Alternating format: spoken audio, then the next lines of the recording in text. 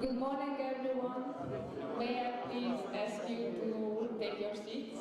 The Congress will start in 5 minutes. Please take your seats. Thank you.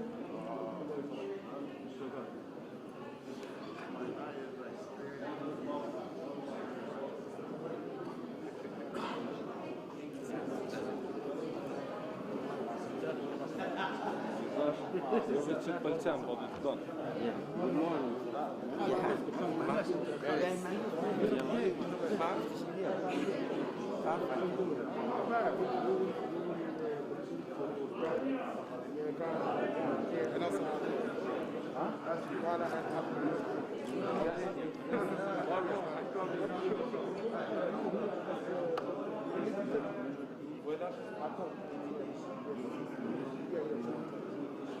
Okay. But also translator.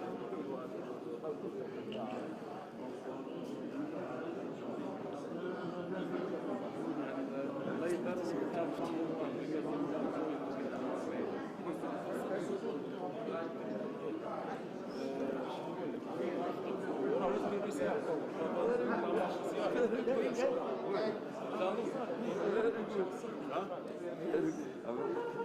Go with you. يا ما انا نمشي ندينا توا ما انا كنت جوا السفر. وين هم؟ ها اللي صار.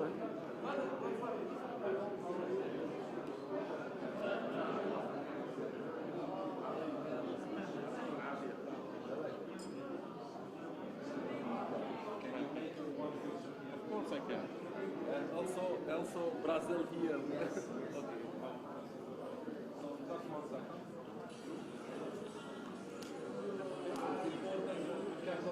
Oh yes, of course.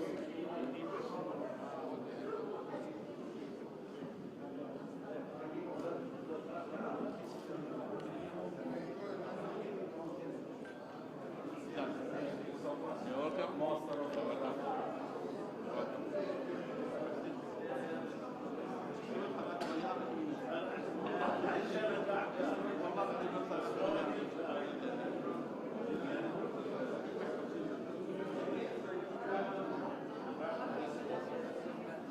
Is Morocco here? Morocco. Algeria? Morocco and Algeria is not here. Not I didn't see them.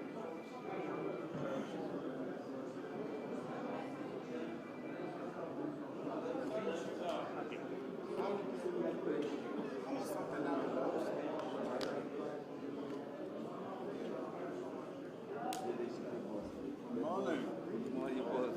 I prefer that.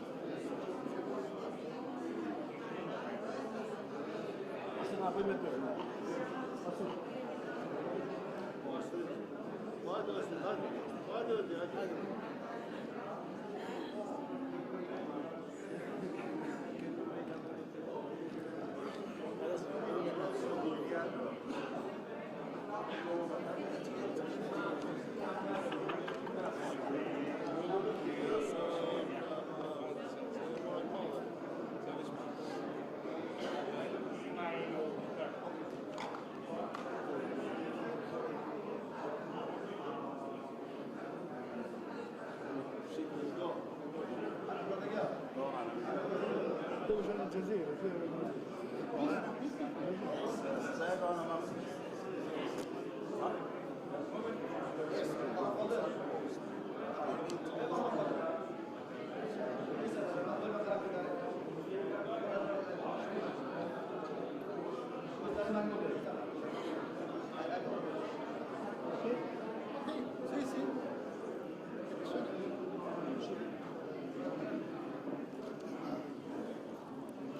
Perché?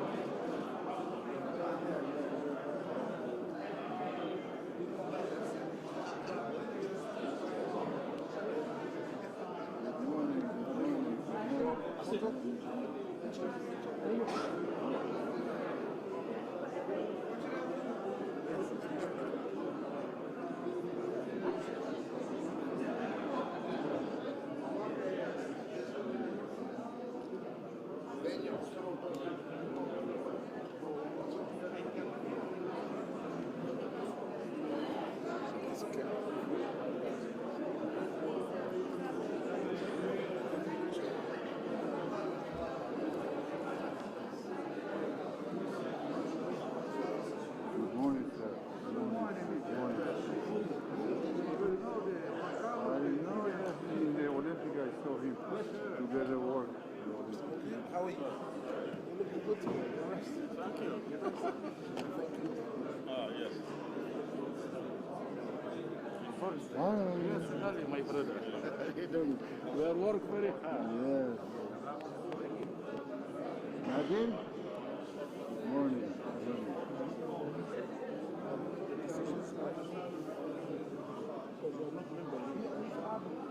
No, I cannot, we are not admin. Give me. Don't matter, don't come out soup, sasa masuba.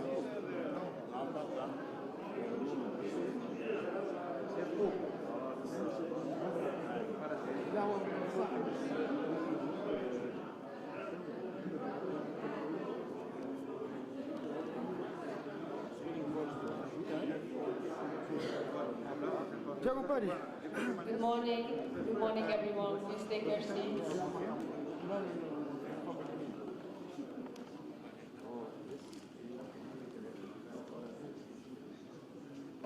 Electoral. Sorry guys,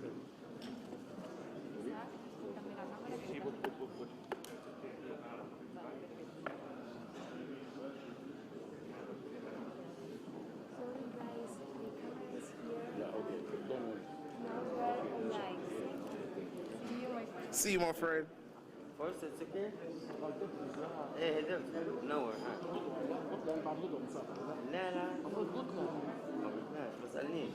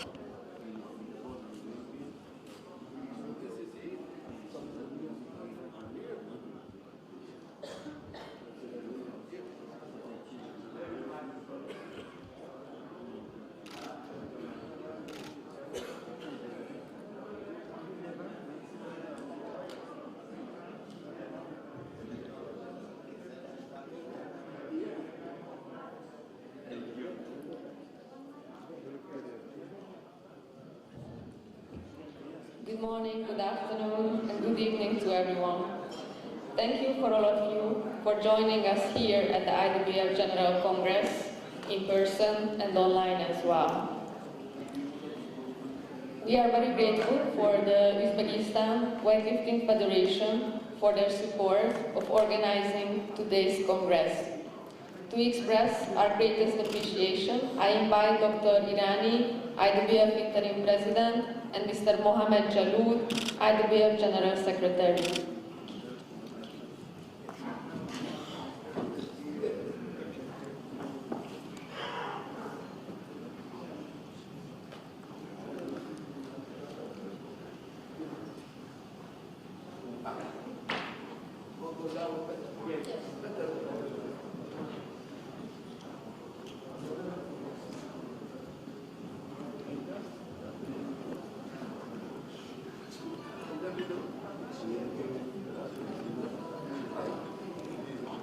Oh, okay.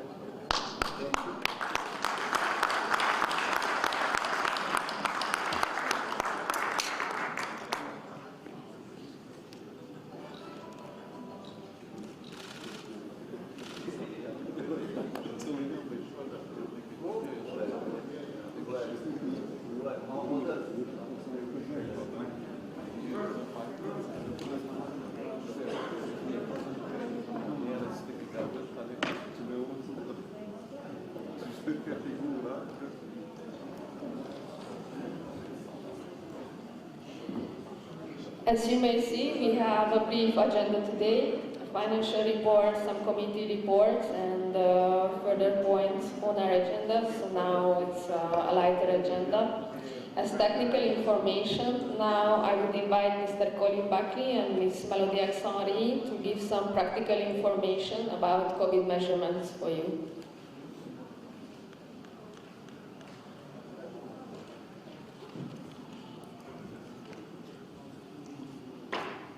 Interim President, General Secretary, President of Uzbekistan Weightlifting Federation and colleagues, on behalf of myself and Melody, we would like to thank you all for your cooperation for the past 2 weeks.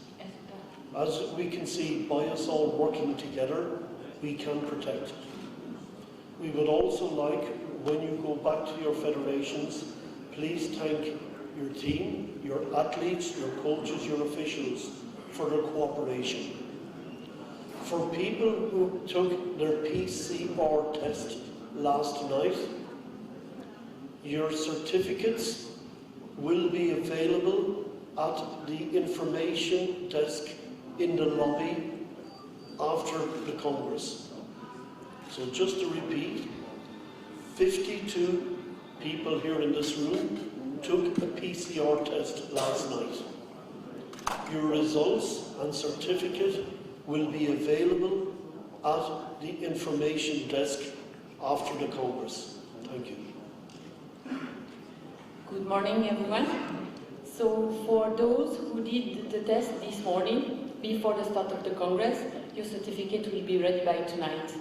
The time will be displayed on the notice board in the lobby from lunchtime. If you are leaving on the 23rd or 24th, please contact the organizers at the information desk in the lobby. Thank you very much. Thank you.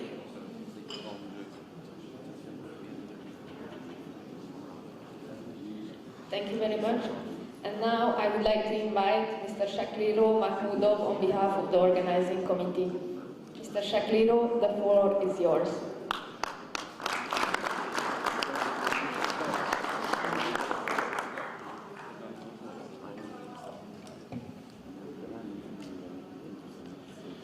Assalomu alaykum, hurmatli xonimlar va janoblar. Xalqaro og'ir atletika federatsiyasi prezidenti janob Michael Irani, Muhammad Jalol Hasan, bosh kotib janoblari va barcha hamkasblar. O'zbekistonga tashrif buyurgan milliy og'ir atletika federatsiyalari mutaxassislari, muhtaram mehmonlar. Xalqaro og'ir atletika federatsiyasining navbatdagi kongresi yig'ilishiga xush kelibsizlar. O'zbekiston poytaxti Toshkentda bugun og'ir atletika vakillarini ko'rib turganim bilan xursandman. Shunchalik epidemiologik murakkab vaziyat bo'lishiga qaramasdan sport turimizdan 2021-yilning eng nufuzli musobaqasi Jahon chempionati Toshkentda har tomonlama yuksak saviyada tashkil etildi. Unda faqat sportchilar bilan ishtirok etgan 74 ta davlatdan 408 nafar sportchi, 627 nafar umumiy ishtirokchilar ishtirok etishdi. Va ushbu jahon chempionatida 13 ta jahon rekordlari o'rnatildi. Chempionat har tomonlama yuqori darajada o'tkazilishida albatta ko'pchilikning hissasi borligini ta'kidlab o'tish lozim. Ayniqsa O'zbekiston hukumati va O'zbekiston Respublikasi Prezidenti muhtaram Shavkat Mirziyoyevning yaqindan ko'maklari uchun barcha og'ir atletikalar nomidan minnatdorchilik bildiraman. Jahon chempionatini va Xalqaro og'ir atletika federatsiyasining navbatdagi kongressini Toshkentda o'tishini qo'llab-quvvatlagan Xalqaro og'ir atletika federatsiyasi prezidenti Michael Irani janoblari, Xalqaro og'ir atletika federatsiyasi ijroiya qo'mitasining har bir a'zosiga, barcha xayrixoh insonlarga, mutasaddi va murabbiylarga O'zbekiston og'ir atletika federatsiyasi nomidan tashakkur deyman. Dunyo og'ir atletikasi bitta oila bo'lsa, O'zbekiston og'ir atletika federatsiyasi shu oilaning bir a'zosi sifatida doimo hamjihatlikni qo'llab-quvvatlaydi. Toshkentda hammamizga cheksiz hayajon baxsh etgan musobaqa, unga o'rnatilgan yangi rekordlar, yangi jahon chempionlari, yangi iste'dodli sportchilarning kashf etilishi bu barchamizning g'alabamizdir. Xalqaro og'ir atletika federatsiyasi ijroiya qo'mitasining keyingi keng qirrali faoliyatiga, sport turizmining rivojiga barchamiz hamjihat va yakdil ekanligimizni alohida ta'kidlayman. Fursatdan foydalanib, kuni kecha mana shu dargohda internatsional mehmonxonasida Yevropa og'ir atletika federatsiyasi rahbarligiga saylovlar bo'lib o'tdi. Ushbu fursatdan foydalanib, ushbu saylovda g'alaba qozongan, saylangan Yevropa federatsiyasi prezidentiga saylangan Antonio Konflitti janoblarini va Ko'pna qit'a federatsiyasi ijroiya qo'mitasi a'zolarini muborakbod etaman. Sizlarga samarali faoliyat, yangi yutuqlar tilayman. Zero sizning muvaffaqiyatingiz bu bizning ham g'alabamizdir. Chunki og'ir atletika sportining har bir vakili axir oila a'zosi. Bu ham qaysi bir ma'noda O'zbekistonda o'tishi barcha yevropaliklar uchun bir uzoq taassurot qoladigan bir jarayon deb o'ylayman. Va shu tadbirni tashkil qilishda ko'maklashganimiz uchun biz ham bundan albatta faxrlanamiz. Zafarimiz bardavom bo'lishiga tilak qilishman. Kirib kelayotgan 2022-yil yaqinlashib kelmoqda. Barchangizni yorqin g'alabalar, quvonch va omadlar tilab qolaman. Toshkentga sizlarni doim kutib qolishdan mamnuniyat bilan kutib qolishga biz har doim tayyormiz. Har doim bitta oila bo'lib ishlashga, og'ir atletika rivojini xalqaro maydonda olimpiya sport turi sifatida saqlab qolish uchun O'zbekiston og'ir atletika federatsiyasi va hukumati har doim o'z hissasini qo'shishga tayyor. Barchaga minnatdorchilik bildirgan holatda O'zbekistonda yana bir bor xush kelibsa deyman va ushbu kongressni chiroyli yuqori darajaga o'tkazib olish uchun bugungi kongress rahbari Michael Iran janoblariga omad tilayman. Rahmat e'tiboringizga.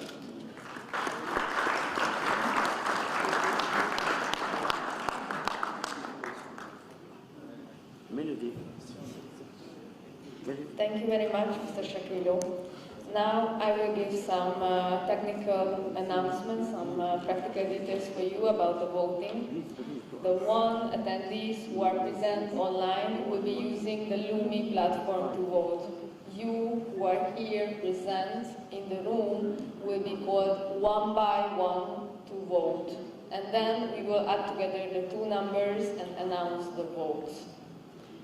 With that in mind, I believe now we are ready to begin with the confirmation of today's agenda. I will invite Mr. President Michael Irani to take the floor. Mr. Irani, the floor is yours.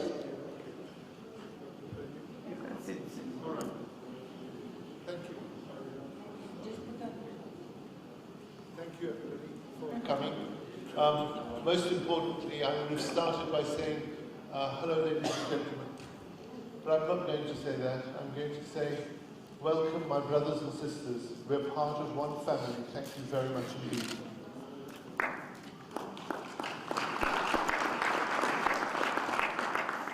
The agenda has been circulated prior to the General Congress.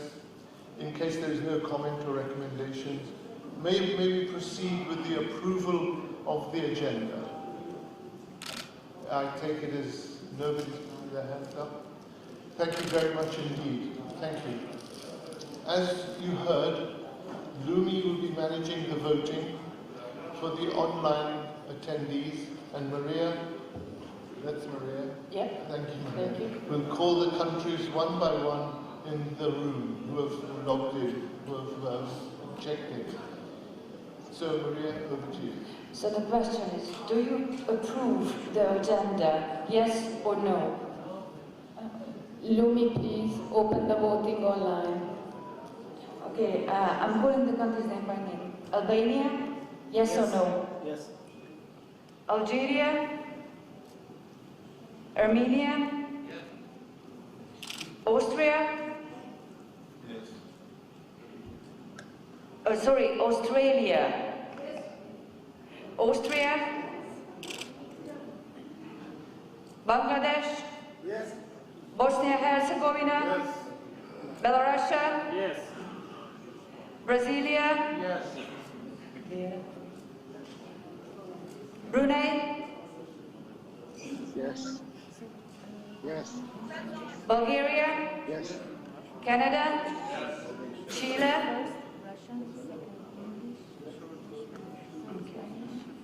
Cameroon? Congo?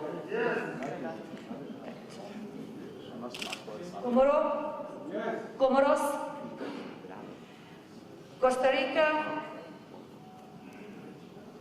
Please say yes or no, don't raise your hand because I cannot look at you. Must be answered. Please answer. Costa Rica? Thank you. Cuba? Yes. Curacao? Czech Republic? Yes. Egypt? España? Estonia? Ethiopia? Georgia? Germany? Ghana?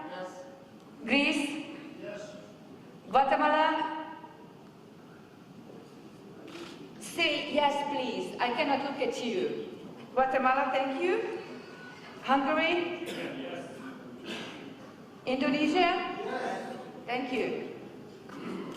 Islamic Republic of Iran? Ireland? Iraq? Italy? They're not here? No. Ah, okay. Jordan? Japan? Kazakhstan? Kyrgyzstan? Korea? Kosovo? Yes or no? Thank you. Saudi Arabia? Kuwait?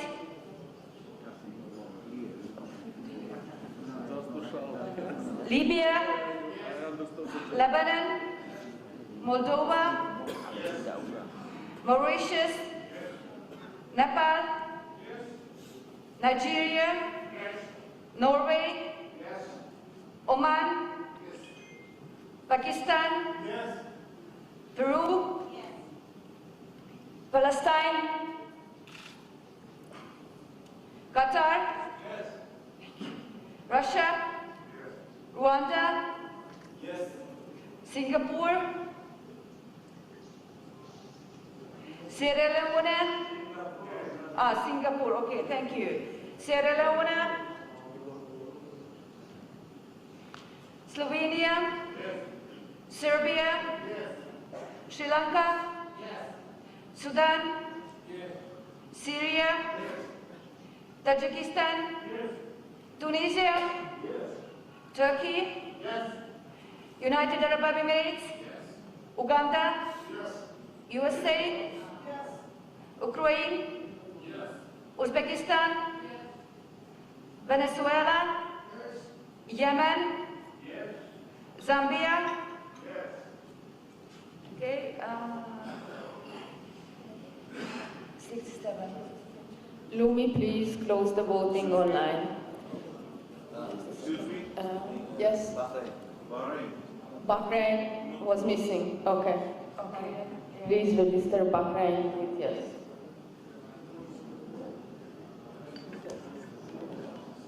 Please give us a second. We will add together the numbers from the online and the in-person candidates, and then shortly we will announce the results.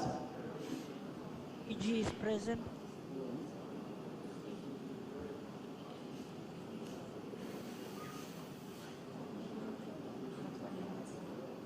Botswana is present.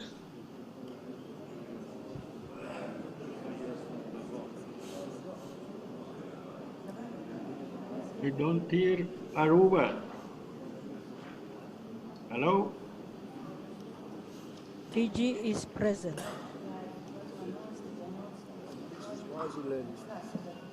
Yes, we have those countries as well. Maria, please announce the results. 100% of the both online and in person approved the agenda of the meeting of the Congress. Thank you very much.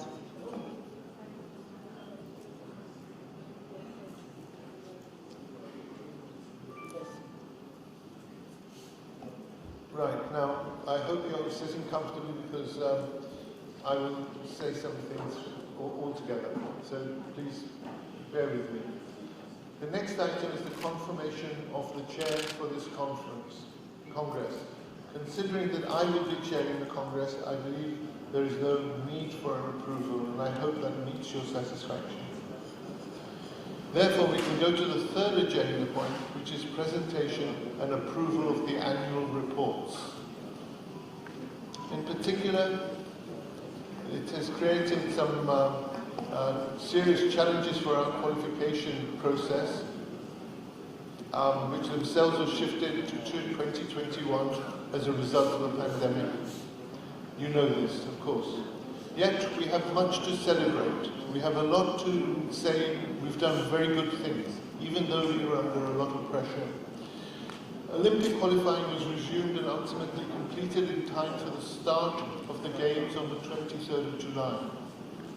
The weightlifting competition at the Tokyo 2020 Games was a great success. In fact, so much so that Thomas Bach, the president of the IOC, wrote a letter addressed to me and Jalud to say how pleased he was with our behavior and our performance and what a success weightlifting was in the eyes of the IOC. It is something for you to be very proud of yourselves that you conformed. The medals that were awarded were to weightlifting, which was clean, and the athletes came from a wide spread of countries. And our new constitution, crucial to the future of our federation of our sport, was compiled and approved by an overwhelming majority at the end of August by you. And it was a fantastic, it was 90%, something 93% that approved it, which was marvelous. So let's take a look at these and some other events and milestones of the year. Let's look at them in more detail. As you know, I became interim president of the IWF in October last year. One of my first actions to extend the IWF partnership was with the International Testing Agency. You know this. And that was till 2024, the next Olympic Games. I also requested it to investigate allegations made in the dreadful McLaren report by the World Anti-Doping Agency. We then created a disciplinary and ethics committee composed of independent experts, nothing to do with the IWF, And we added independent experts to the reform and governance groups. So there were 2 new groups that we formed. Dear relatives, I tell you, let us be in no doubt that until the IWF is seen to be getting a grip on the doping scourge that has corrupted our sport and the other allegations that have plagued our sport, our place in the Olympics will continue to be at risk.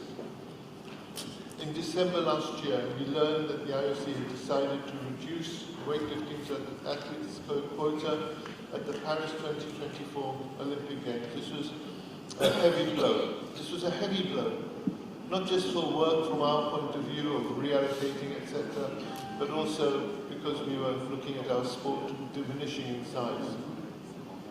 But I still believe, I really do believe with my heart and passion, that we can meet the IOC's criteria for remaining on the Paris 2024 Olympic program, which we were confirmed recently, just a couple of weeks ago, and even reached a point where we restore Olympic weightlifting opportunities for a new generation of clean weightlifters. You don't know how much that means, not just to me, and I hope to you, but the IOC as well. They could not believe we didn't have one positive. When was the last time we had a positive? A long time ago when we had no positives. So we did very well indeed. Thank you all. This was heavy blow, as I said, but I still believe that we can meet the program and the opportunities for a new generation. And the other thing is, Thomas Bach wants 2 things. He wants a clean games, and he wants another thing, and that is he wants young people to be coming along. Because young people will grow old and become seniors. So he wants that to happen. So youth, clean sport, and of course the third is more women and to be inclusive. And having the medals distributed across many nations was a great thing that we did for this Olympic Games. We have already embarked on a journey now. We have already started the journey of travel towards radical governance reform. But we must be under no illusion, no looking this way, looking that way. We have to look straight at this. We must look at the scope and scale of change required. It's not easy. It's not easy. I've been to many of these meetings on the governance, and I tell you it's difficult. Also in December, we asked the IOC for another Olympic qualification extension, which we hadn't finished. It was so difficult. Following the postponement of the IWF Junior World Championships because of COVID, we said we haven't had the Junior Championships, so please, can we have some extra time? And we thank the IOC. I hope they're listening for their flexibility in agreeing to extend further our 3rd qualifying period to finish on the 31st of May 2021, which has happened. In February 2021, we agreed to adjust our new anti-doping and athlete representation rules and our eligibility criteria for elections after concerns expressed by the IOC. So the IOC did say, do it a little bit better, and we did. We also agreed to postpone the electoral and constitutional congresses, which you know about, and to reverse the sequence of those congresses in order to ensure that our elections would take place under the new constitution which you had approved. These moves once again described our flexibility. It showed that we are not old fuddy-duddies that are sticking to the guns. We are also listening, we're also obliging, we're also compromising. And we reverse the sequence of our congresses, which is why you are not here for an election, you are here to try and help you with your election. In order to ensure that our elections would take place under the new constitution. These moves once again displayed our flexibility and safeguarded our future in the weightlifting world. In April, a new host of the 2021 IWF World Junior Championships was appointed, Tashkent, Uzbekistan. And we are very grateful for that. I hope you're all comfortable. I hope the food is good. I hope that you're sleeping well. Jeddah in Saudi Arabia, we mustn't forget that, which had been scheduled to host the World Junior Championships, was chosen to host October 2021 IWF Youth World Championships instead. And it was a splendid occasion. And I would really like to take this opportunity to thank our hosts in Tashkent and Jeddah, and the hosts of all our Olympic qualifying events for their perseverance and dedication in the face of major disruptions caused by the pandemic. So I think they need an applause. Come on, please.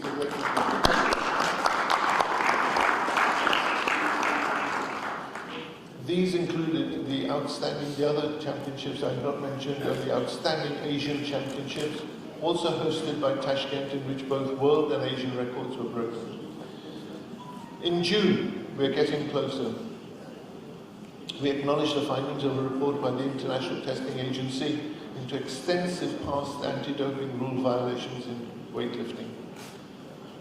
We cannot have a few people or even one person looking after many things. We cannot do that. It's too much for that person, and it's wrong to impose this upon that person. We have to distribute, but then by distributing, we have to ask them these units to meet, these smaller groups. We have a legal department, we have medical department, of course, and so on. There are lots of other smaller groups. I was shocked by what was said in this report, and to have been that was a complete betrayal of weightlifting and weightlifters by those who had been entrusted with the sports leadership. We shouldn't have done that. Nobody should have done that. We don't deserve it. Please, let's not do it again. And I hope by distributing our workload, we may get there. We therefore pledged to implement any further changes and sanctions that are confirmed as a result of the ADRV, the Adverse Drug Report violation, asserted by the ITA against the former and current officials. We said if you had within a limited period of time. In July, once again, we underlined our zero tolerance approach. Zero tolerance. Zero means none at all.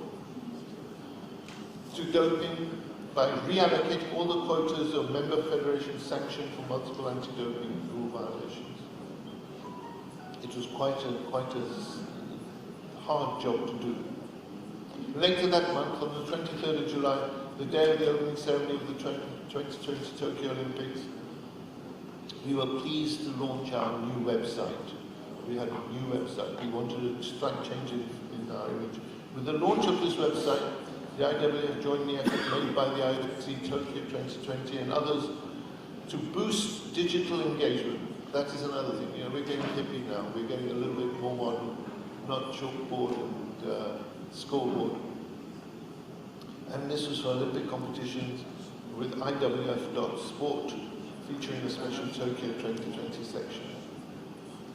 In all, 42 athletes from 24 national Olympic committees took home medals from the Tokyo 2020 Olympic Games weightlifting competition, distributed. Was it Indonesia? Philippines, sorry. And she won the first ever medal for Philippines, and it was a gold medal. It was wonderful. It brought tears to many eyes. In August, the second IWF Constitutional Congress held in Doha, the IWF overwhelmingly approved a new constitution just days before the IOC Executive Board was due to meet to discuss the future of the sport in the Olympics. This was a very disturbing meeting, but we negotiated that. The importance of this decision cannot be overestimated, and I would like to thank you once again and all those federations that voted in favour of the new constitution for their crucial support of our continuing reform. We have not stopped reforming, we shall continue to do so, and I promise you that I will try my best to do this before the end of this year. Not this year, sorry, next year. In September, new dates and a new location for the 2021 IWF World Championship were announced, with both the World Championships and the Electoral Congress to be held here. Once again, I would like to express on behalf of all of us, our sincerest thanks to our hosts for their wonderful hospitality. Dear friends, 2021 was a year of great challenges. I will certainly remember in the history of my life what I did during that year, which was not to sleep. I could not sleep. It was an achievement to have the year 2020 in 2021, which was another strange thing. It served as a shining beacon of hope and a true celebration of humanity, which is what the IOC wants the Olympics to be. Under our new constitution, brothers and sisters, let us continue to provide our weightlifters with opportunities that are worthy of their dedication, of this beautiful sport of ours. Thank you very much for listening. Thank you.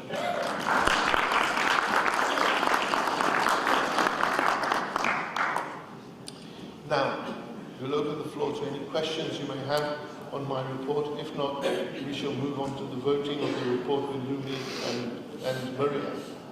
So, please, are there any questions? If there are individual questions and you're shy to ask, let us do so over coffee and then we can run along. I'll be pleased to answer questions that you may have. Thank you very much indeed. May I move on? Okay? Thank you. Let us move on. Lumi, please open the voting platform. Dear members, you are kindly requested say yes or no, not raising your hand, but say loud yes or no for the following question.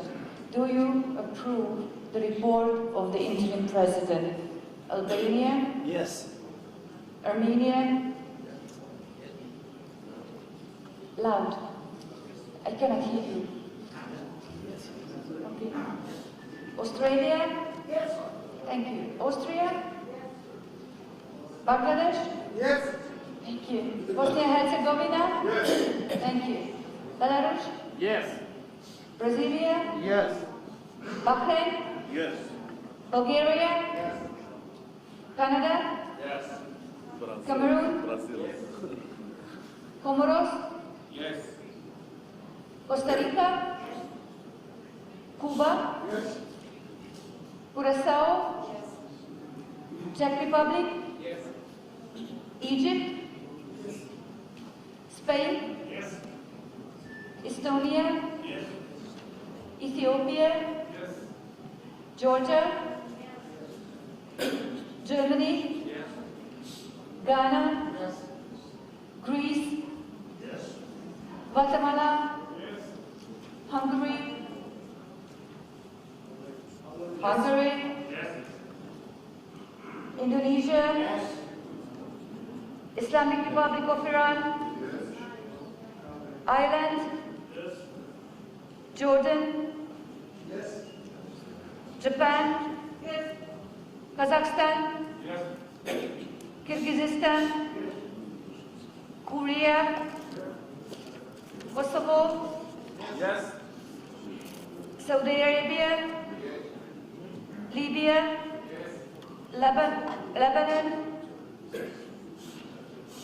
Lebanon?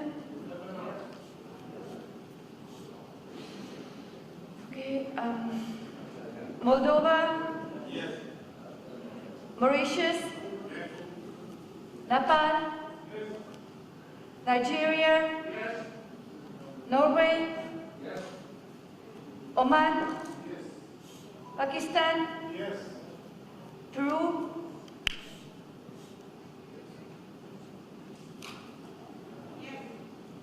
Thank you. Qatar? Russia? Rwanda? Singapore? Slovenia? Serbia?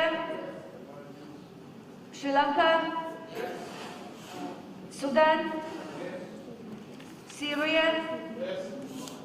Tajikistan? Tunisia? Turkey? United Arab Emirates? Uganda? USA? Ukraine? Uzbekistan? Venezuela? Yemen? Zambia? Thank you. Lumi, please close the voting.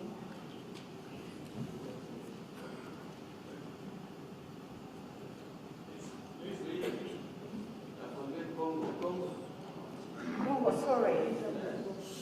Okay, sorry. Is it yes for you, sir? Yes. Thank you very much.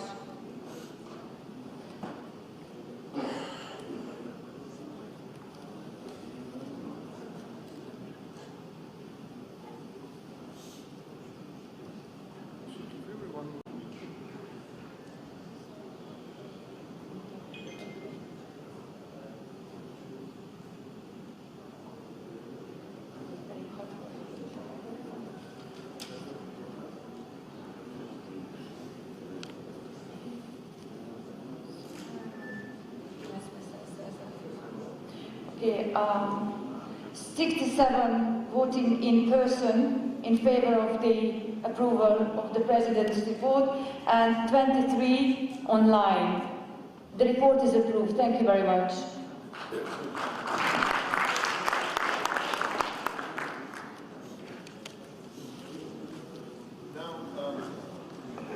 Now I invite General Secretary Mohammed Jalud to present his annual report. Mr. Jalud, over to you, mate. Good morning, everyone. First, I would like to thank Dr. Mike. I would like to thank Dr. Mike to give me this opportunity to talking with all our brother and delegation.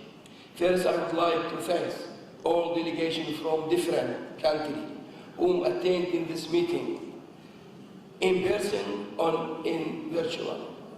In this critical time with COVID-19. Number one, with the new Omicron. And this is reality, brave family. Brave weightlifting family can challenge this COVID-19, number one. And at the same time, we are near Merry Christmas. Many of our brothers here, far from family, in these holidays for our brother Christian. For this reason, from my heart, say to all people here from our brother Christian, Merry Christmas, and every year you are safety and you are in good health.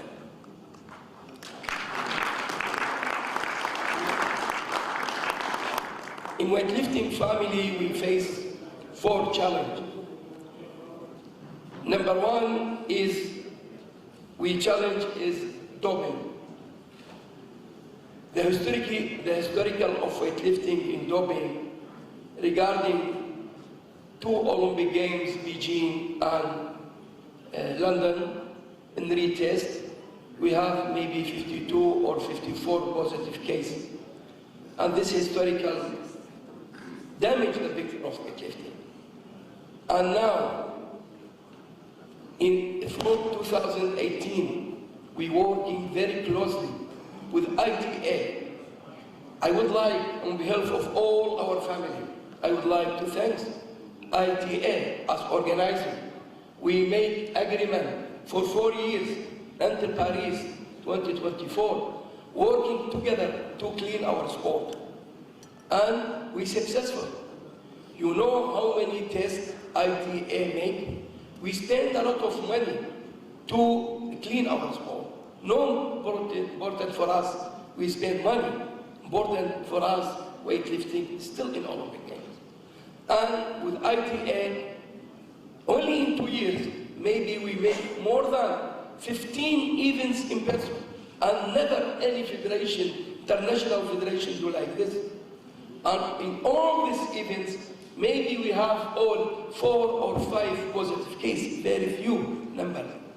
And very important things, Olympic Games. In the Olympic Games, we are 0 doping. Weightlifting in clean, in the Tokyo 2020. And this is good message to IOC, good message to all the national federations in the world, that is we are now in the area is not look like in the past.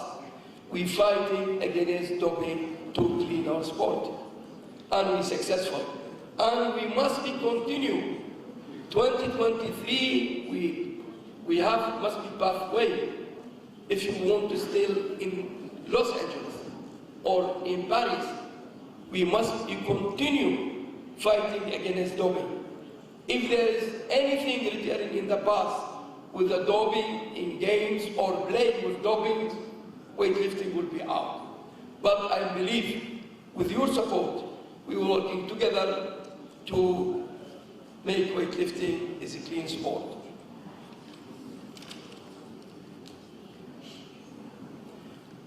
Another challenge is constitution. You know, in the past, our constitution is written, can the president stay long time, general secretary stay long time, and for me, in the past, our constitution is no good governance. We're working together very hard to approve a new constitution, and we're successful in Doha. We make a new constitution. In this constitution, if you compare with any other federation, you found maybe we are the best. If you see the female, we put 4 or 5 female in the board. And you find any federation, international federation, maybe not like weightlifting. If you see the representative of Athletic Commission, we put 3. Cannot found many federations, only one, the chair of Athletic Commission as ex-officio. But in weightlifting family, for the executive board, we put 3. If you see the term limit, we cannot allow to president or all executive board to continue forever. We put 3-term limit. Also, we put age limit with a special requirement, 50+1, if no, receive only for 3 people. All this in our constitution. That means our constitution is perfect. This is second. The third challenge is Corona and delay the Olympic Games in the past. When delay Olympic Games, because we're planning to 1.5 years, the qualification period. When delay Olympic Games, our qualification period, 2.5 years. Long period for qualification. And in the end, we successful. We keep all the quota. We have 196 athletes participate in Olympic Games. We lose only 1 quota because from Algeria, because COVID in the airport, we have positive.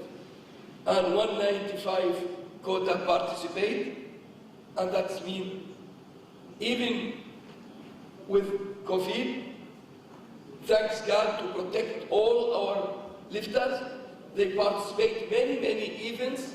We open and participate in many competitions in person. And everything, we also would like to thank all continent and special Colin. Our protocol for COVID, he working very hard to make everything is safety to follow anyone if you know wear mask. The fourth challenge is election. Election, we prepare to make election fair for anyone. We need this election, as I mentioned. We are one family. Who will win, we must be congratulated. We must be working like in united, and not anyone attack each other in media, because only weightlifting will lose. If you attack anyone in the media or he attacked you, that is mean weightlifting in the media, each one talking each other. What is family? waiting until election in democratic way. If you no need sin or acts, you can no voting for him and finish. And believe me, we have very talented and clever federation members can recognize Jalud is good or no, because each one know each other. Long time working together. I cannot cheat you, you cannot cheat me. For this reason, please, my request must be working together to save our sport. If we fighting only, maybe I win against another, but weightlifting will lose. If two people fighting, weightlifting, maybe one win, another lose, but in any case, weightlifting will be damaged because this put in media, and after that, people look for us, weightlifting all time fighting. And now today, we are here to approve the next step for election. I hope we approve all this step. We starting a new election from next year to be fair for anyone, and as we are family, to finish the fourth challenge, and must be support who believe he is leader, can working very hard to clean our sport from doping, to clean our sport from corruption. That means this is last one waiting after a few. In the end, I would like to thank Uzbekistan, because in this year, Uzbek saved 3 competitions. 3 competitions. First, saved Junior World Champion. If no Uzbekistan, we cancel this and our new generation lose this opportunity. Number 2, save this World Champion here. Wonderful World Champion, 13 world record. If the competition no here, no world record. Number 3, save Commonwealth qualification champion. And this is, as we brother, we held Commonwealth here in Uzbekistan, even Uzbekistan no from Commonwealth country, and save this. This is thanks for save 3 competition to Uzbek, and special to Shukrullah and government, how working together to make everything easy to enter in this country, and wonderful hospitality. Number 2, I would like to congratulate Europe Federation, choose Antonio Confliti to be president of Europe in 18 in here in Uzbekistan. Congratulations to Antonio Confliti to be Europe president. I hope Europe will be working together and to development weightlifting. Because you know, weightlifting is starting in Europe. From Europe, go to Asia, go to all continent. The Europe established weightlifting. Yes. And also, I would like to thank Saudi Arabia for organizing Youth World Champion in Jeddah with wonderful competition, with wonderful hotel hospitality. And also, I want to later congratulations all yesterday the country went to organize it. World Champion, Albania will organize a Youth World Champion 2023. And congratulations to Albania. And also, we would like to congratulate Mexico will organizing Junior World Champion 2023. We would like to congratulate Saudi Arabia to organizing the 2023 qualification in Abu 2024, congratulations to Spain to organizing 2020 Junior World Champion. And for Youth Bureau will organizing 2020 Youth. And last, congratulations for Norway organizing World Champion 2025. Congratulations. You see this very, I'm so happy you see all this competition. I hope in the future we will working together, forgot any misunderstanding between us. And again, I would like to thank all my brother and sister here. Thank you so much.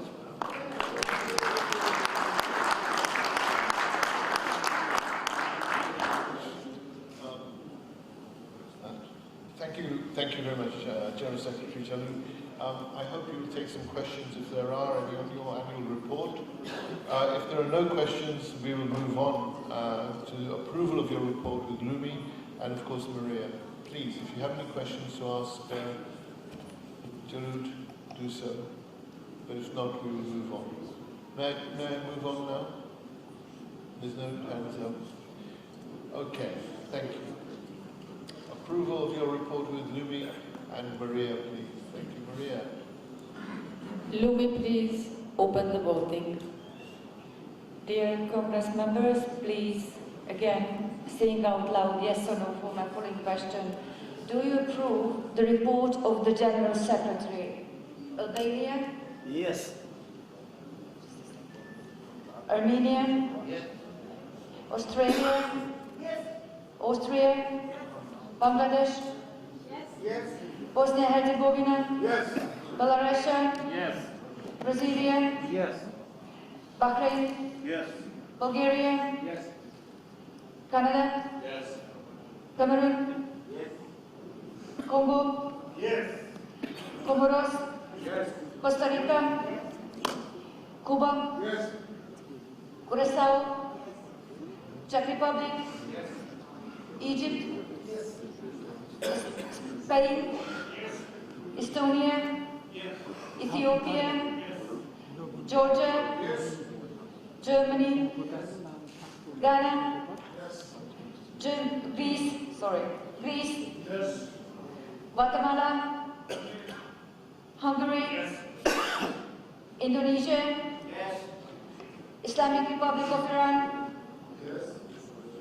Ireland? Jordan? Japan? Kazakhstan? Kyrgyzstan? Korea? Kosovo? Yes. Saudi Arabia? Libya? Lebanon? Moldova? Mauritius? Nepal? Nigeria? Norway? Oman? Pakistan? Peru? Qatar? Russia? Rwanda? Singapore? Slovenia? Serbia? Sri Lanka? Sudan? Syria? Tajikistan? Tunisia? Turkey? United Arab Emirates? Uganda? USA? Ukraine? Uzbekistan? Venezuela? Yemen? Zambia? Thank you. Chile. Okay, sorry. Just a second. Yes. Okay, thank you very much. Lumi, please close the voting.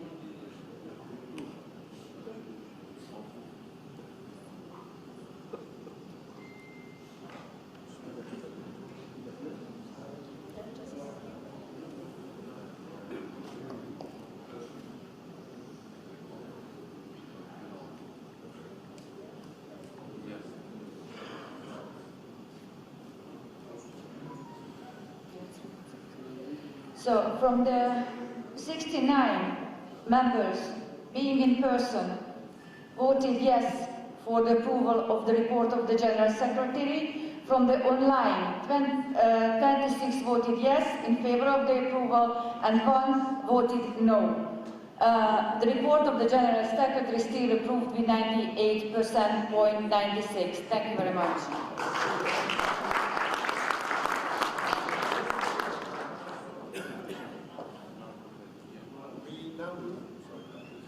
We now move on to the item 4 on our agenda, and this is the presentation and approval of the audited financial accounts. So it's quite important.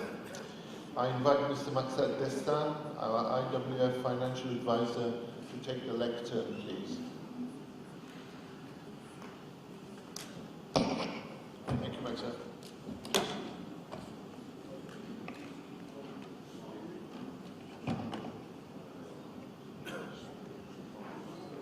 Hello, dear Congress members.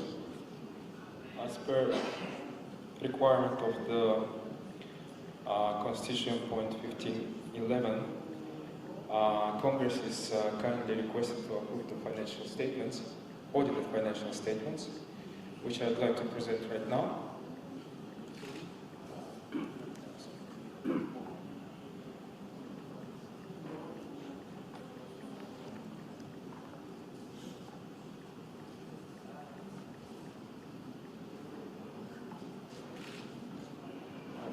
Before I have the slides, after the events which happened in 2020, the previous auditor, KPMG, who were auditors of IWF for the past 10 years, they resigned, and then we've done some work on searching and finding another auditor. It took us quite some time. In October last year, we started auditing 2019 accounts, which is, let's say, 10-month delay because of the events. And then the process of restoring and auditing was a quite cumbersome process because accounting was not done in accordance with usual accounting practice. Nevertheless, in 2020-21, this year, in April, we finalized the audit. The audit report was issued. So can you go to the next slide? Next.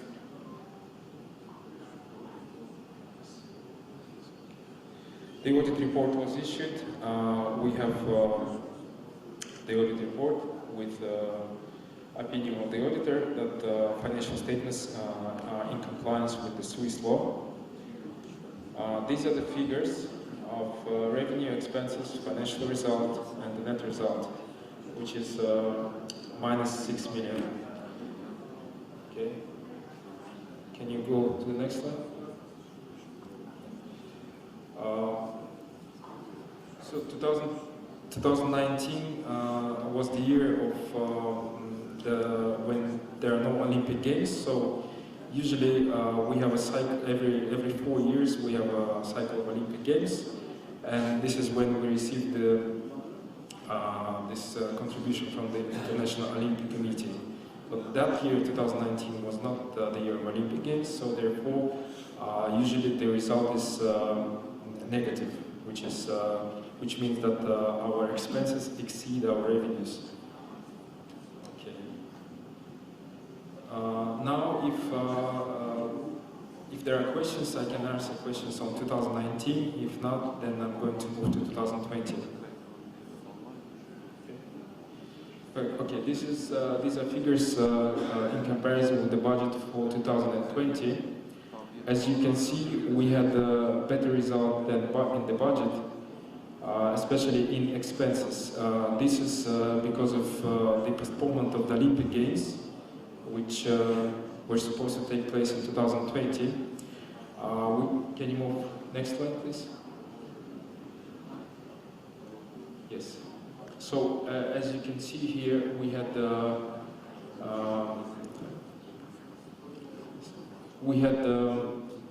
now this is revenues. Can you move to the next slide?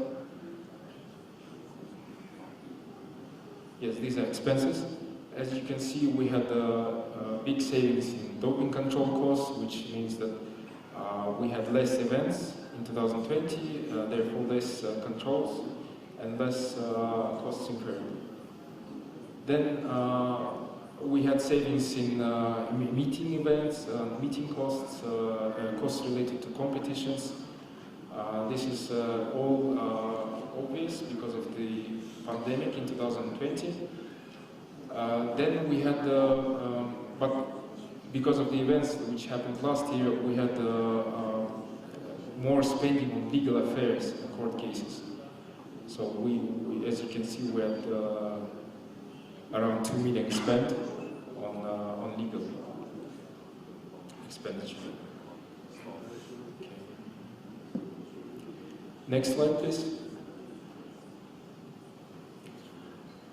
This is to give you a picture of our current situation with regard to the funds available to the Federation as of at the moment, as we speak. So at the end of at the end of November, the performance of the portfolio, cumulative performance of the portfolio, is around 6.7 million. As you all aware, we have excess of funds that are distributed to us by the IOC. We keep these funds in UBP. It's a bank. It's a private bank in Switzerland. So in order not to in order to earn interest, we invest funds in various instruments.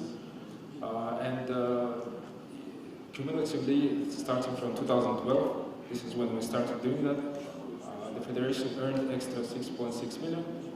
In 2020, the earning made was 1.6 million. In 2019, 3.3 million. This year, so far, for 11 months, the earning was around 300,000. Sorry. Next slide, please. Right, this is the asset allocation, asset balance as of 17th of December this year. So we have overall 29 million as investments, and we have around 900,000 as cash in our OTP bank account. So all in all, we have around 30 million of funds available for the activities of the Federation, and next year we expect to receive another installment of around 3 million from IOC. So these funds, with our average spending, our average net result of 7 million should be sufficient enough to support the activities of the Federation for more than 4 years, until another Olympic cycle. Next, please. Next. Okay. Well, these are the movements which took place this year in our UBP bank account. I had a question yesterday during the executive board meeting about the receipts and the installments from the IOC. As you can see, we received 7.7 million in October, and in December 7.8 million. And the cumulative performance is 294,000 positive on the portfolio. Okay. Next. Next. Next. Next. No. If there are any questions, I'll be happy to answer. If not, then I'm finished with my report.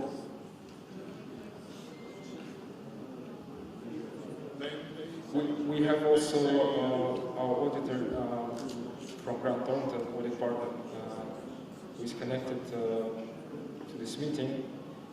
And if there are questions to our appointed auditor, you can ask. If not, then Congress is kindly requested to approve 2019 financial statements. Only 19? Only 19. 2020 is currently being audited, and we should finalize the audit early next year, January, February.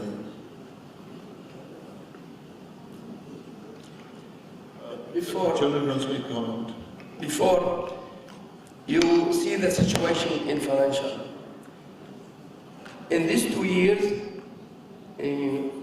International Weightlifting Federation support all continents with $250,000. 5 continents, 1.250. We support majority of country with development program near 1 million.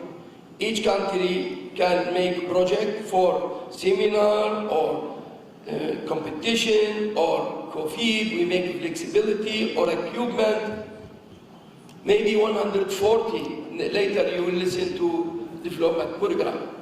And in the end, after all the support, maybe this first time happened, we IWF support 140 region, country, 2 years, 6,000, a region more.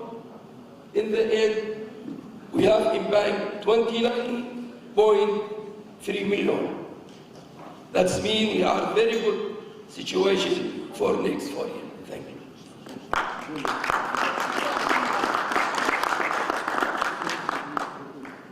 I'm finished. Thank you very much. I just want to stress one thing that Jalud has said just now. Without the Olympics, we don't get millions. We get tens of hundreds or thousands or something like this, but not millions. We need the Olympics. They may need us. Now, thank you very much, Indeed, Maxa. We have to approve the auditors and the work, so we ask for votes, and therefore Lumi and Maria, please.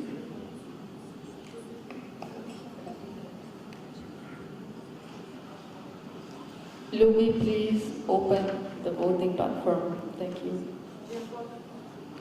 Dear Congress members, you again kindly requested to say out loud yes or no for the following question. Do you approve the audited financial accounts of 2019? 2019, yes or no? Just a second.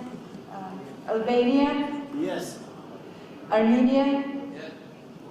Australia? Yes. Austria? Yes. Bangladesh? Yes. Bosnia-Herzegovina? Yes. Belarus? Yes. Brasilia? Yes. Bahrain? Yes. Bulgaria? Yes.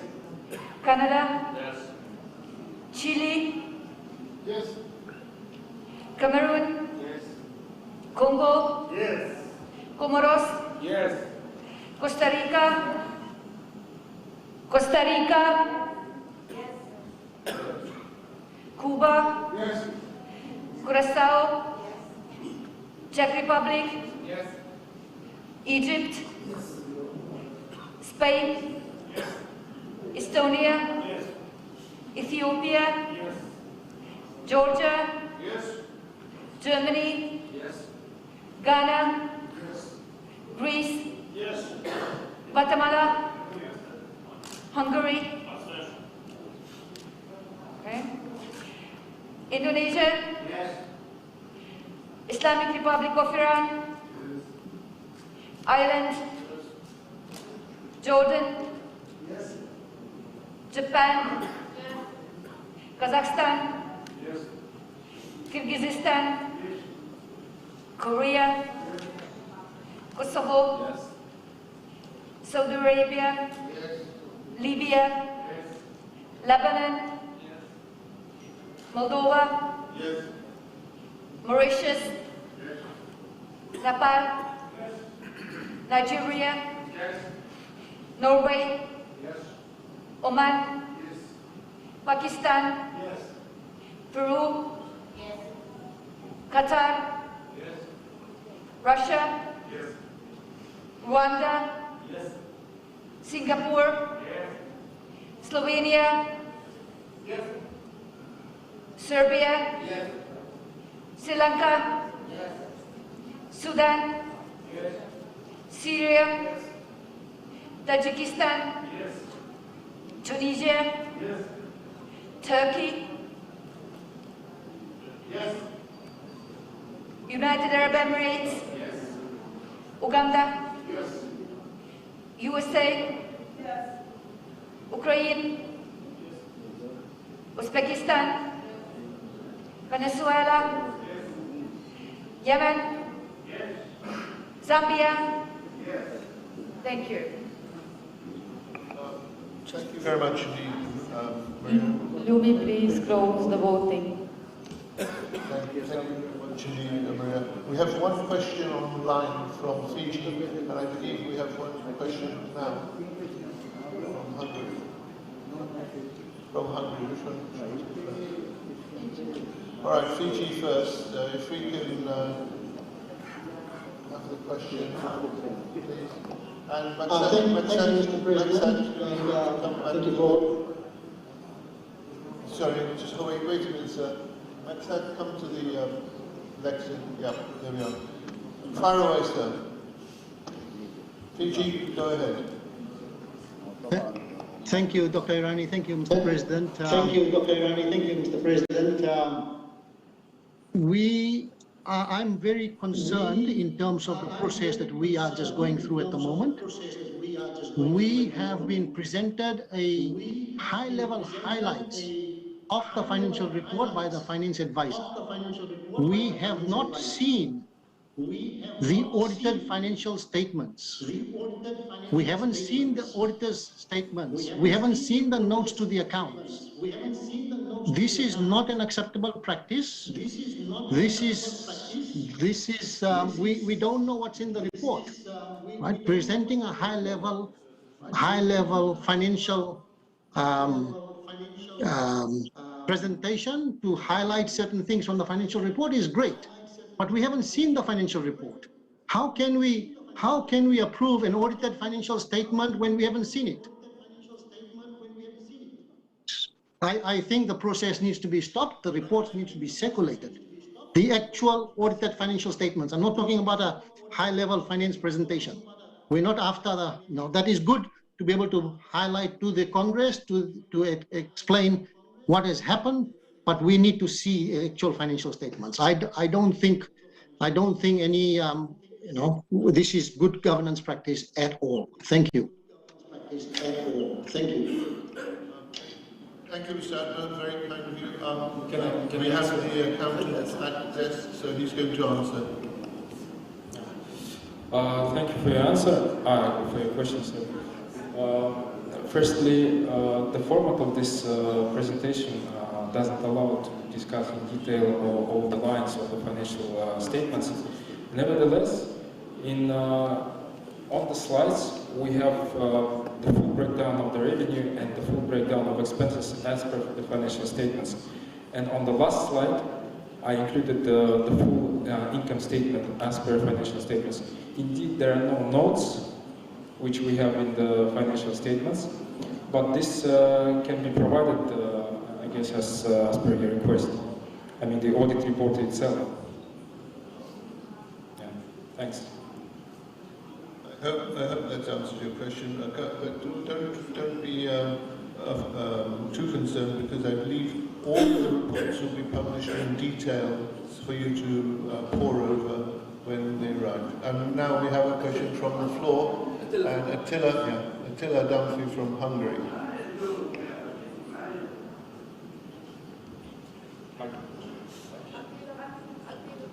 Attila, it's a microphone in the front. Please, if you have an intervention, come forward. There are 2 microphones, so you can choose. Thank you very much.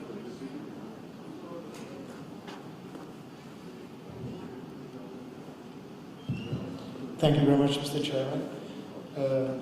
Thank you very much for the report. I tried to raise my questions before the vote, but unfortunately I didn't have the chance. Just an additional information why Hungary abstained is just before we had no time to evaluate, to analyze the report. And I would like to kindly propose for the future to submit the report to the members in advance of the vote, if it's possible. That would help definitely transparency and for all the members to understand the financial operations. That would increase good governance and transparency. Thank you very much. Yes, thank you. Sure. Yes. Any other questions? Okay. Now we're voting. We are voting now this time to approve The following, the dear Congress members participating in person and both online, you are kindly requested to vote about the approval of our auditor for the next year. Please say out loud, the ones who are here, yes or no? Sorry. Lumi, please open the voting platform. Albania. Yes. Armenia. Australia. Yes. Austria. Bangladesh. Yes. Bosnia-Herzegovina. Yes. Belarus. Yes. Brasilia. Yes. Bahrain. Yes. Bulgaria. Yes. Canada. Yes. Chile. Yes. Cameroon. Congo. Yes. Comoros. Yes. Costa Rica. Cuba. Yes. Curaçao. Czech Republic. Egypt. Spain.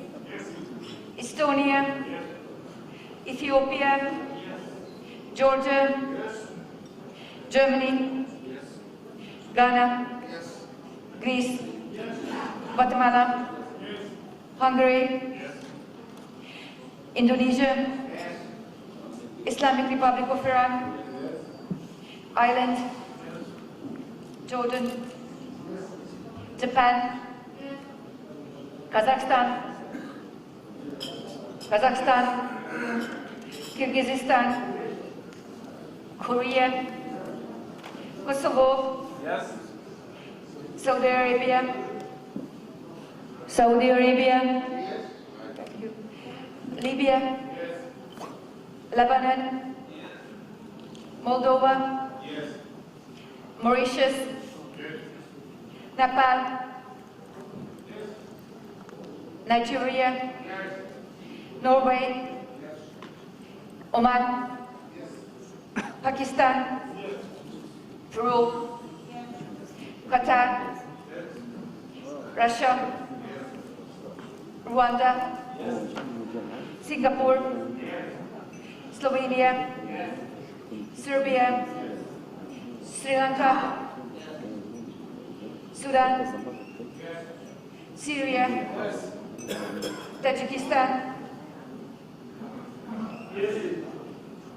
Tunisia. Turkey. United Arab Emirates. Uganda. USA. Ukraine. Uzbekistan. Venezuela. Yemen. Zambia. Thank you.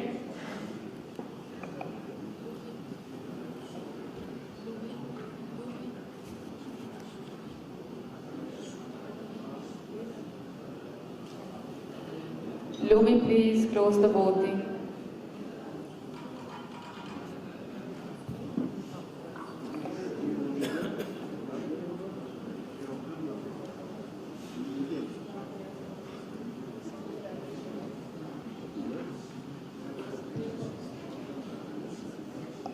Takes a while for them to close. So, approval of the auditor is approved with 100 votes. 100% votes, sorry, 69 in favor and 29 online. Total 98. Thank you very much. Right. We're now ready to proceed with the agenda again. And as part of the agenda, item number 5, we will hear 4 separate reports from the IWF committees and commissions. After each of the reports, there will be a question and answer session, allowing you to ask any questions to the presenting party. Be sure to only address the topic that is being presented. Please don't bring in other, and make it simple for everybody to listen to and for the person answering to grasp what it is you're looking for. We will then take 4 votes in succession to approve each of these reports. Now, are you taking 4 reports, 4 opportunities to ask questions, and then 4 votes in succession? First, I invite the technical committee to take the floor, and that's Mr. Sam Coffer from Australia. Sam.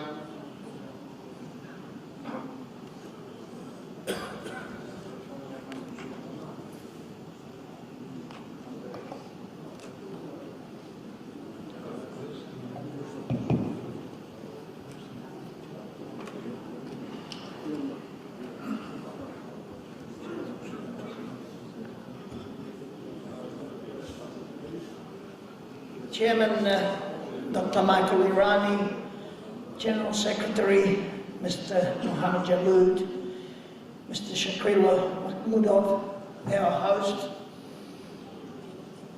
colleagues and friends. In the short period since my appointment by the Executive Board to the position of Chairman of the Technical Committee, my main task has principally been taken up with dealing with COVID-related issues as it impacted on world events, but more particular, the Tokyo Olympic Games and the work associated with adapting Olympic qualification system to the new COVID normal and the running of the events. Speaking about the Olympic Games, I'm sure we can say they were enormously successful, both from the technical perspective and the presentation, and of course, importantly, from the athletes' performance. In fact, despite all the difficulties, the Games rank highly on the list of games I have worked and or attended. For this, we owe a debt of gratitude to all who worked incessantly to bring on this success, and in particular to Reiko Chinen, the competition manager, who managed all in a most professional manner. And now she is in the audience, and I would like you to express gratitude, please.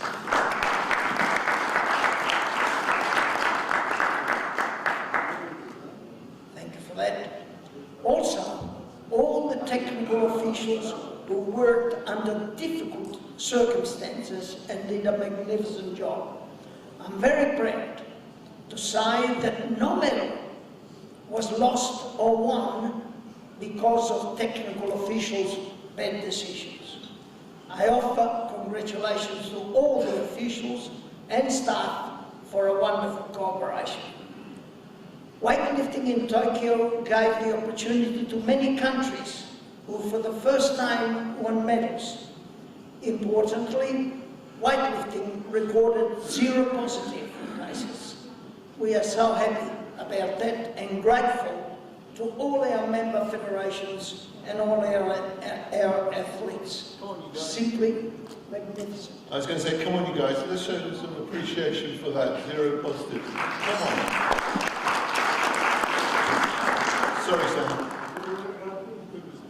Unfortunately, we have not had the luxury in this Olympiad of relaxing for a year or 2 before embarking on the next Games. Instead, no sooner Tokyo finished, we had to turn our attention to Paris 2024, which presents us with the additional task of selecting 5 new categories, as well as elaborating the Olympic qualification system, which has to be submitted to the IOC by the end of this year for internal discussions, after which to be approved by the IOC at the end of February 2022.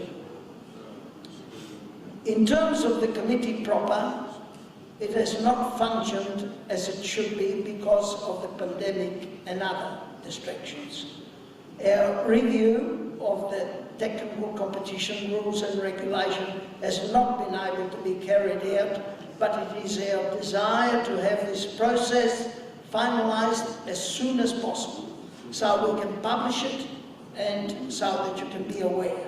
It is not envisaged that there will be major changes, but there will be minor amendments and additional clarification to the existing text. So we are currently at full speed to agree on the Olympic categories and the Olympic qualification system. I'm not too sure as to how many times the committee has met or, for that matter, work done before coming to the role of chairman. But I want to thank Nicolai, my predecessor, for his efforts, and of course the members of the committee, most of whom worked through electronic means, and through this medium we elaborated the online rules and regulation which permitted events to take place worldwide. I also want to express my thanks to Jose Quinones, Pedro Sanchez and Matthias Lenz for their personal assistance to me and to all the members of the committee for their endeavours. We are all hopeful that by this time we would have had a new technical committee appointed, but circumstances beyond our control did not permit this to happen. My special thanks to our General Secretary, Mohammed Jaloud, for his personal support and his trust in me, what I consider to be a most important role. Now let me just briefly touch on the Olympic qualification and the Olympic categories. Over the last few months, the Technical Committee, the Coaching and Research Committee, and many member federations and individuals have worked towards a collective resolution to establish the 10 Olympic categories, that being 5 men and 5 women.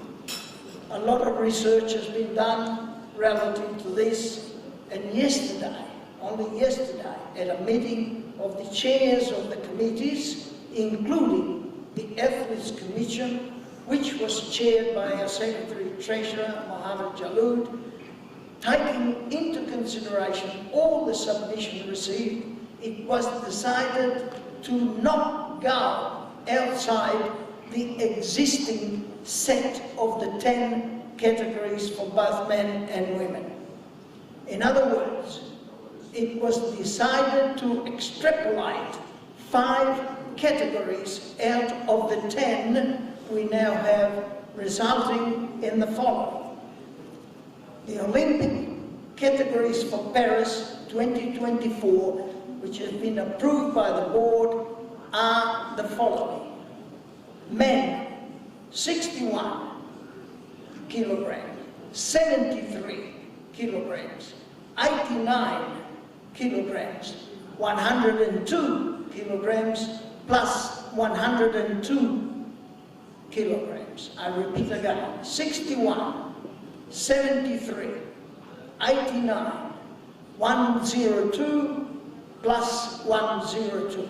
For women, we have 49 kilogram, 59 kilogram, 71 kilograms, 81 kilograms, plus 81 kilograms.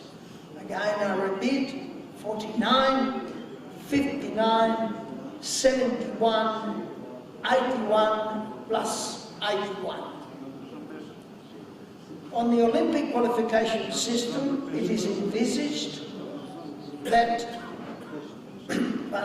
we will have 7 qualification events, 18 months period, commencing November 22 and concluding at the end of April.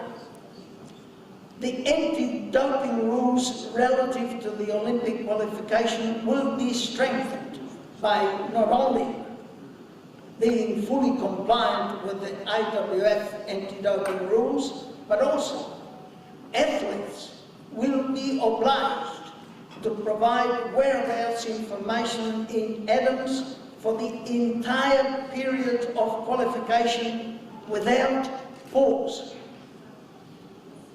2. Member federation registering an international positive case shall have a quarter place removed. 2 quarter places, 2 quarter places, 2 positive, 2 quarter place removed. 3 positive cases, you're off the Olympic Games. All the details of what I've been speaking to regarding the Olympic qualifications are being worked out as we speak, with the intention of submitting such to the IOC before the end of the year for internal review, followed by mutual discussion and hopefully approved by the IOC by the end of February. Thereafter, it will be published. Thank you, Chairman. Thank you very much indeed. Significant changes, you agree. Significant changes and really professionally dealt with sympathy. Thank you for your attention. Now we have some time for questions and answers on the presentation. If there are no questions, we will proceed with the approval of the report. We have many questions. I'm going to Hungary, so can we do it in alphabetical order? Remember how to turn the phone on. Thank you very much. Thank you very much, Mr. Kofa, and also congratulations for the wonderful Olympic Games in Tokyo, especially during the very, very difficult conditions. Thank you very much for the information regarding the hard work that the committee and some individuals are doing regarding the Paris qualification system. I only have one question. Do you consider to involve the member federations in this process? Which means, would you be so kind to send the draft proposal to members as well to have an idea on that and comment? Thank you very much. Thank you, Attila. Indeed, incidentally, I would have been surprised if you hadn't asked the question. It is our intention to communicate with the member federations just to get the idea from your side. Don't forget, we need to work on the world categories. There are questions about that, but indeed, yes, it is our intention to provide, but I think you will know that before we do that, we need to communicate with the IOC. I think when they are satisfied that we can go ahead, we certainly will. Thank you, Mr. Kofa. And now we have Georgia. Is that right? Yeah. Would you like to come to the...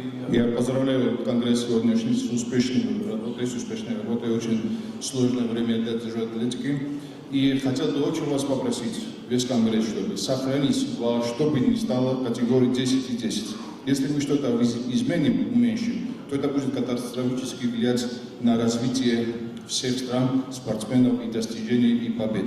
То есть будет намного меньше. Я очень прошу, мистер Кофа, чтобы сохранили 10 и 10.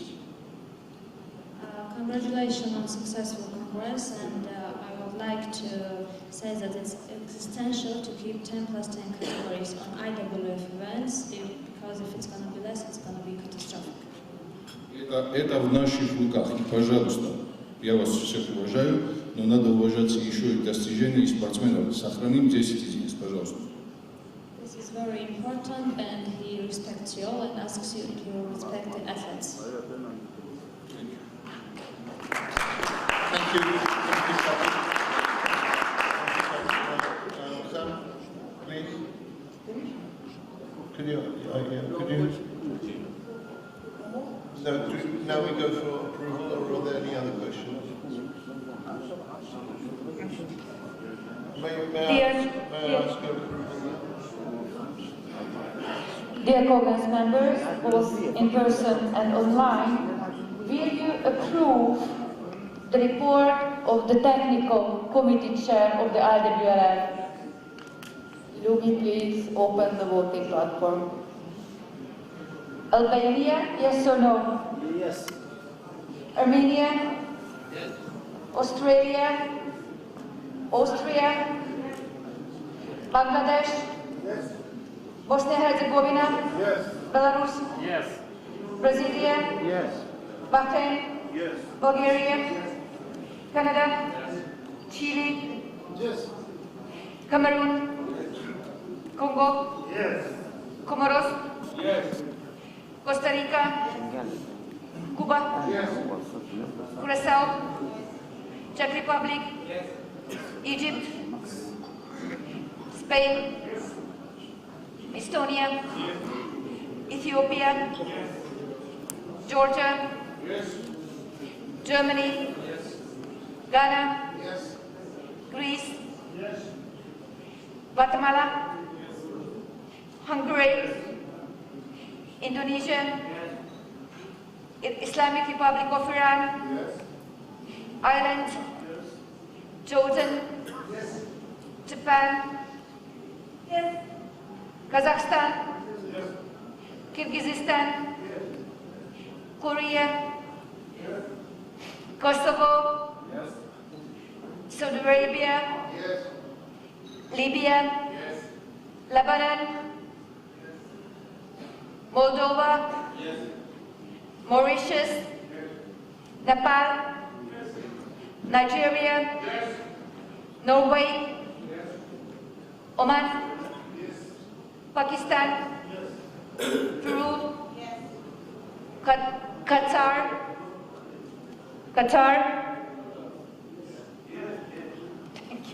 Russia? Rwanda? Singapore? Slovenia? Serbia? Sri Lanka? Sudan? Syria? Tajikistan? Tunisia? Turkey? United Arab Emirates? Uganda? USA? Ukraine? Uzbekistan? Venezuela? Yemen? Zambia? Thank you. Lumi, please close the voting. Thank you.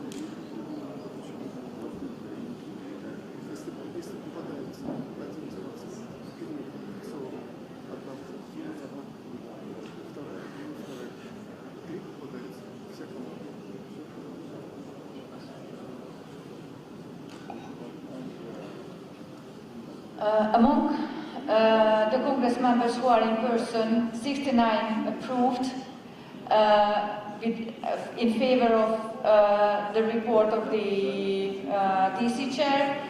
From the online, 27 approved and 1 no vote. Thank you very much. It is approved. Thank you. Now I invite the Coaching and Research Committee representatives to present the report. And it's Mr. Magub from Egypt. Thank you. Thank you, Mahmoud. Thank you, Mr. President. Mr. Jadot, Mr. Chitara. Thank you. Good morning, everyone. After a long time, at least, we meet again. In this meeting, 8 members are present, and also the Athlete Commission was presented by Mona Nassi, and the chair of the European Coaching Research and Scientific Committee, Colin Beckley, was also presented. Our agenda was very long. For this reason, we appoint the urgent points on the urgent items. Of course, the urgent one is the Olympic categories and the Olympic qualification system. Take very long discussion, and at least we have two opinions, and we forward it to the technical committee and executive board members. And after that, as Mr.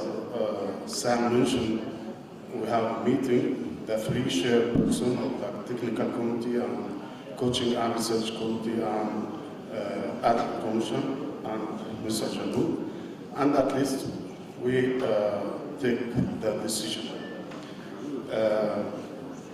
Only one point, Mr. Sam forgot to tell you about it. The maximum quota for each country is 3 and 3. 3 men and 3 women. And of course, he mentioned if any countries have one positive case, we reduce this quota 1 man and 1 woman. If you have 2 reduced, and if you have 3 during the qualification period, they will be out of the Olympic Games. Of course, in general view was that it's impossible to make everyone happy.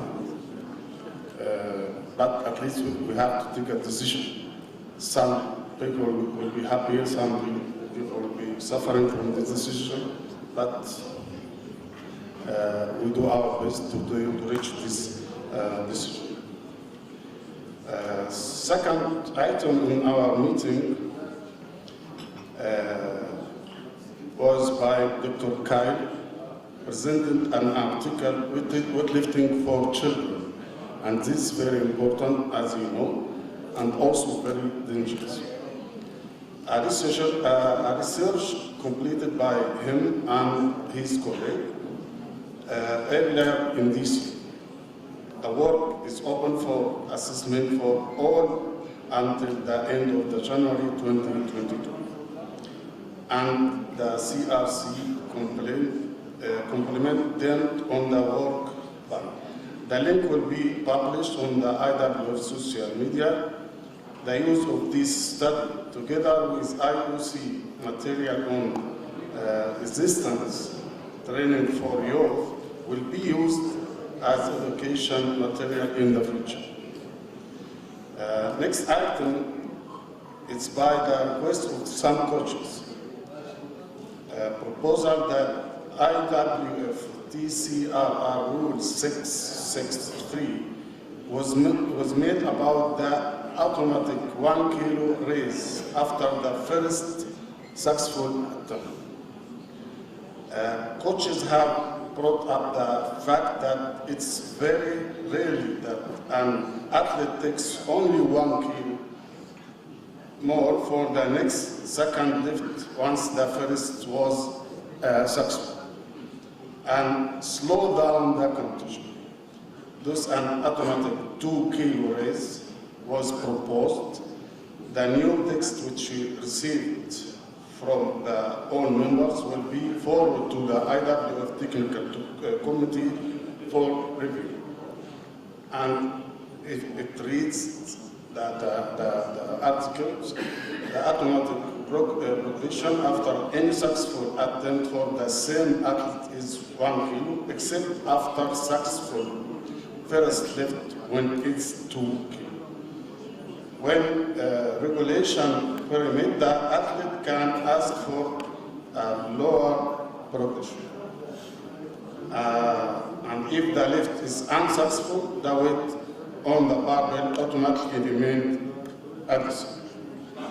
The last topic was by the member of CRC, Bambu, was about the challenge cut. He proposed that every lifter have 2 challenge cuts, not only one for himself. He can challenge his lifter for any lift, and the other challenge for the other lifters.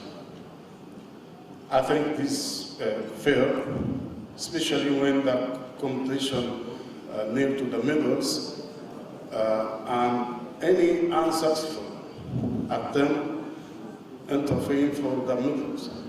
For this reason, we propose this article to the lifter have two challenge cards. Of course, it's need discussion, more discussion about this point, how we can use it. Maybe we can give the lifter only one card, but he can use it for himself or for the other lifters. Of course, we forward this proposal to the technical committee to study it. Then we will see if we can change it or not. In fact, in the other items about the coaching education, we'll move to the next meeting in January. Thank you for your attention, and if anyone has questions.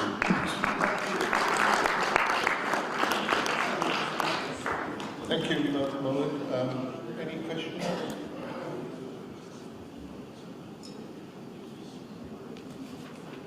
Thank you very much indeed. There are no questions. Mullen, you can sit down.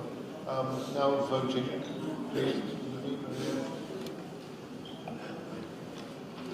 Dear Congress members, do you approve the report of the Coach and Researching Committee Chair? Please vote yes or no. Lumi, please open the voting. Albania, yes or no? Yes. Armenia? Yes. Australia? Yes. Austria? Yes. Bangladesh? Yes. Bosnia-Herzegovina? Yes. Belarus? Yes. Brasilia? Yes. Bahrain? Yes. Bulgaria? Yes. Canada? Yes. Chile? Yes. Cameroon? Yes. Congo? Yes. Comoros? Yes. Costa Rica? Cuba? Yes. Curacao? Czech Republic? Yes. Egypt? Egypt? Spain? Yes. Estonia? Yeah. Ethiopia? Yes. Georgia? Yes. Germany?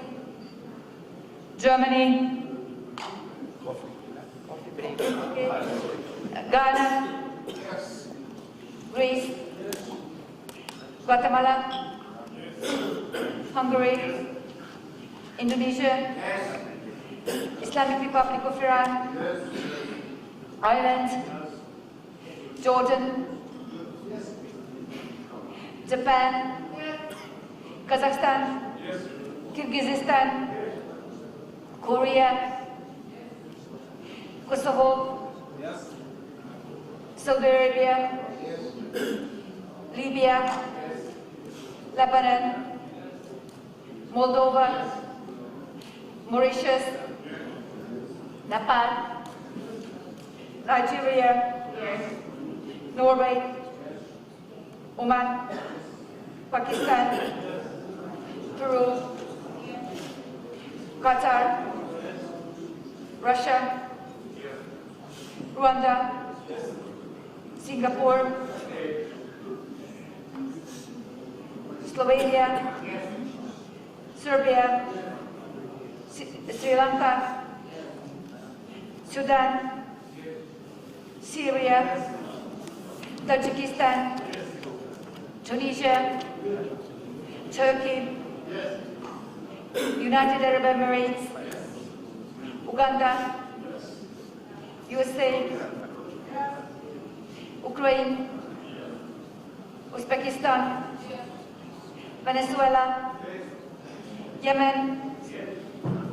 Zambia? Germany? Thank you. Lumi, please close the voting. Let's wait for the results, just a few minutes.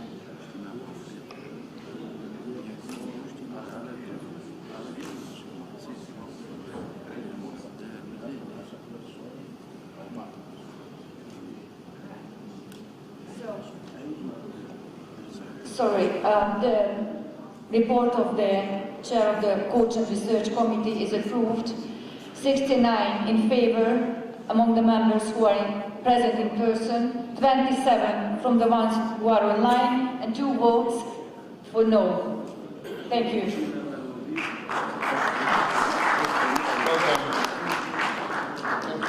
Now, I believe there's a medical committee chair to proceed.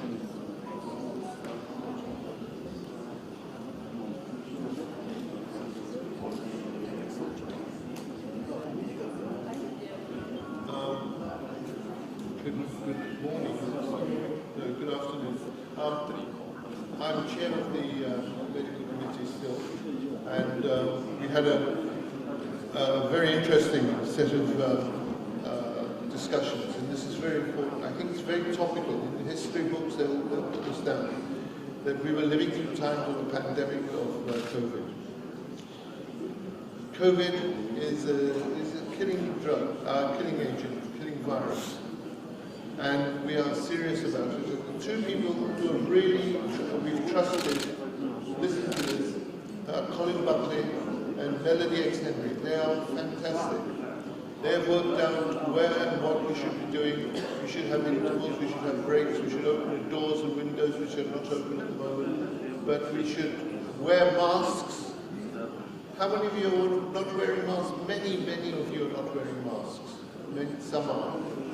And just generally looking after your health, washing your hands, using the spirit sprays that are everywhere. You carry one in your pocket and nobody's going to mind. So we talked about that, and we talked about the gracious Melody and Colin who have helped us. We decided, rather than having a discussion in the round, that we would section now. And we would play to our specialties. So if we've got an orthopedic surgeon, we would ask the orthopedic surgeon. If he does knees or elbows, then we're not going to ask him to look after spinal injuries. And so we divided into sections of orthopedics where they look after fractures, dislocations, and then the treatment of that, immediate treatment. And this is where I want your help. Please do this. Your coaches and your athletes must remember that when a doctor goes up to look at them, don't say no. Please don't say that. We're not doing it for fun. We're not doing it for just enjoyment. We're doing it because it's our job and our responsibility. We have to help the athlete, remember that. And please, just tell them that we're not doing it just because we want to, but because we have to. So we had sections on fracture dislocation, but there are 2 sections. There's the peripheral joints, and then there's the spine and head injury. And the great question is, what happens when when somebody drops a bar or fractures a bone in your gymnasium, and there's nobody there to look after it? It will take at least 5 minutes, 10 minutes, 15 minutes for the ambulance to come. What are you going to do in that time? We want to ask you to perhaps come to the classes which we will try and set up, to learn what to do in those cases, and perhaps seminars and symposia that you would like us to attend and teach. We will be pleased to do so. So remember that. The other thing is that reorganization and resignations. We've had some resignations, so we've had to change and we are reorganizing. We've got, I hopefully, another lady part of the committee. More women are going to be involved, and we will try and get at least one woman, and this is where we would ask the selectors to remember this, that we will have one woman for each women's section. It's no point having 2 men for a women's section, so we're going to try and include a woman, at least one, for the section. There's another thing. We've got now a women's group. This women's group will discuss things like pregnancy, monthly cycles, contraception, oral contraception, what to ask for a TUI if you're taking something that shouldn't be taken, and so on. And we would also like to ask about the effect of pregnancy on lifting, because many people are worried that their pregnancy may affect them adversely and when they should return. This is being looked at by Dolores Rubio from Spain, with now we have another addition Chogimpian, I can't pronounce it, but Cesar from Armenia. Another question which you are fed up, I know you are fed up of this, it's transgender. What do we do about transgender? We were the first sport that had an open discussion about it, that we will think about transgender, and I look at the back of the room for that. And we are now going to seek the other women that are lifting weights, their opinion. What do they think about lifting with a transgender athlete within themselves? There are other questions as well about transgender, and I just want to spend a minute and a half with you. Listen to this. Why are we worried about transgender? We're worried because the woman who is now a woman was once a man and had muscle and strength. So we are hoping that we can prevent that muscular strength. And when do we do that? That happens at puberty, when you change from a child to an adult or a teenager. And there are classifications of how to do that, blood levels that are being taken, and urine samples that are being taken, and we can analyze that and show this person is not yet masculinized with strength tests and say, perhaps this lady now can compete. But this is just conjecture. The IOC have no answer at all to this. Finally, a very serious point. This is really serious. It's topical, it's news in the news, and that's the behavior of coaches towards the athlete. Kissing and hugging and slapping their bottoms and things like that. You can't do it now. You just can't do it. It may be tradition in your country, but it may not be for one of the 50 million viewers that are going on. So please, let's be sensible, let's be dignified, and let's look after our athletes. Let's treat them with respect. Thank you very much indeed. I'm open for questions. Thank you. Any questions to Dr. Mike regarding medical committee?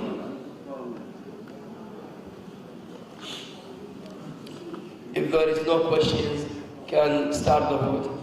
See me over lunch. Thank you. Lumi, please open the voting. Dear Congress members, please be so kind to answer the following question. Will you be so kind to approve the report of the medical committee chair, yes or no?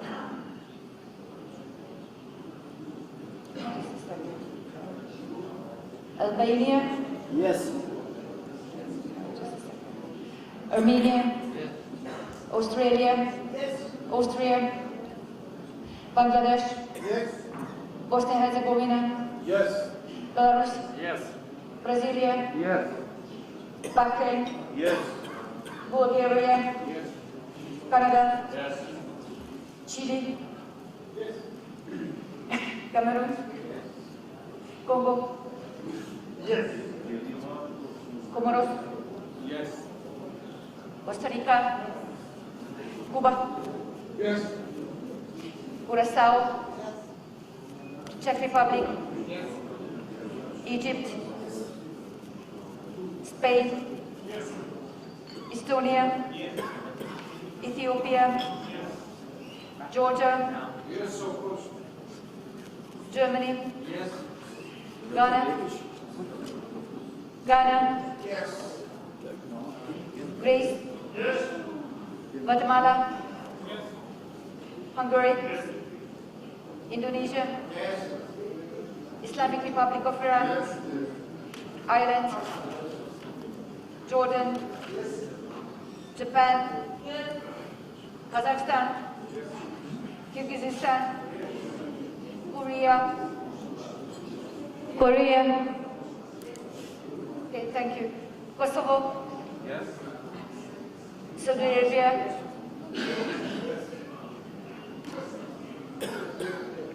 Thank you, Simsi. Libya? Yes. Lebanon? Moldova? Mauritius? Nepal, Nigeria, Norway, Oman, Pakistan, Peru, Qatar, Russia, Rwanda, Singapore, Slovenia, Serbia, Sri Lanka, Sudan, Syria, Tajikistan, Tunisia, Turkey, United Arab Emirates, Uganda, USA, Ukraine, Uzbekistan, Venezuela, Yemen, Zambia. Okay, thank you. Lumi, please close the vote.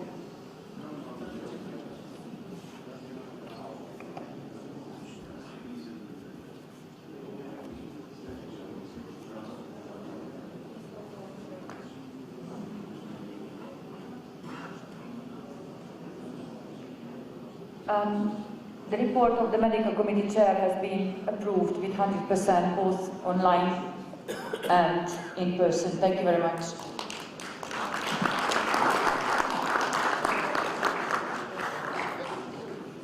Thank you, Maria, and thank you all. Now I invite the Development and Education Commission to present their report, and to do it is Jose Quinones. Jose, you know how to switch the microphone? Oh, you're doing it. Excellent. Good man.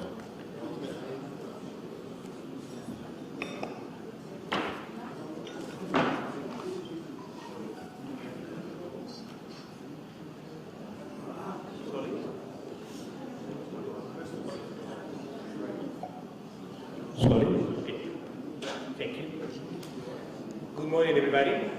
It's a pleasure always to be here with all you good friends of the Weightlifting family around the world. Let me present you in a very short way what was happening regarding the development and education programs during the last 2 years. Because, well, as we all know, last year we didn't have a Congress, so I will have some figures about that year and this year, please. In 2020, we received 141 applications from members, federations, and regional federations. Remember, we are taking both. 123 were assessed. Why not 141? First, because some of the applications were referred to travel expenses for competitions, and that never happened. Second, some of the countries, a few, but important also, always, have doping fines that they haven't paid, and for that reason, they cannot receive, by our rules, any type of grants. And at the end, also, a few number of countries that never answered the requirements from our manager, Timmy Horvath. So never complete the application properly, and that's the reason that unfortunately we cannot help them in 2020. Please. There are some photos of some of the seminars, and equipment donated, please. Okay, so to understand the figures, the budget was 850,000. The expenses went to equipment, almost 480,000, and for seminars, a little bit more than 230,000. Giving a total of 711,000 and peanuts dollars. Okay, of course, the balance goes back to the IWF. So that's what we did that year. And then for 2020 budget. Next, please.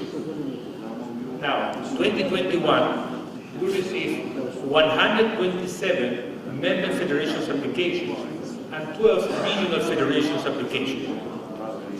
We already ordered equipment for 44 member federations and event support for 31 member federations and 8 regional federations so far. Next equipment orders are 6 and project 6 in the way. So far, till today, 101 federations have been, let's say, attended. Okay?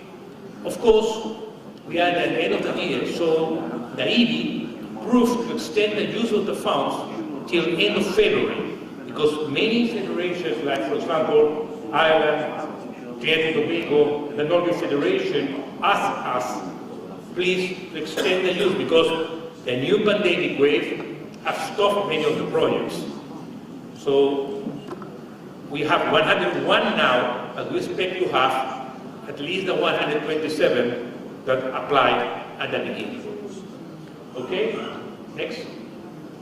So far, please, so far, remaining at least 2 months to finish the period of use of these funds, we have already spent $562,000. So we are in line with the budget, no problem with it, and we are receiving all the applications trying to help everybody. Unfortunately, again, some countries that ask for some type of service, like travel expenses, external camps, competitions, stopped because of the pandemic. And we are talking with them if they want to change it to equipment or online projects, whatever, or COVID related. Because remember, you can apply for equipment, seminars, training or competition, and COVID-19 related projects. Some photos. By the way, I was part of the event in Guatemala online, where they gave all the support because they asked technique bars. So it was a lot. Okay, and they put together the founding of the Pan American Federation and the IWF. So it was a really good event, and I saw all the national associations, the regional associations inside Guatemala receiving at least one equipment. So it shows how small amount of money can have a big impact in the life of our lifters and of our national federations, of course. Next. Now, IOC gives every year $70,000 to different international federations, of course, including IWF. This year, the EB decided to focus in humanitarian projects. And for that reason, every continent, or member federations in every of the 5 continents, receive help for humanitarian reasons. And give you an example. In Europe, Greece, because, as you may know, Greece is the door of entrance for many of the migration waves.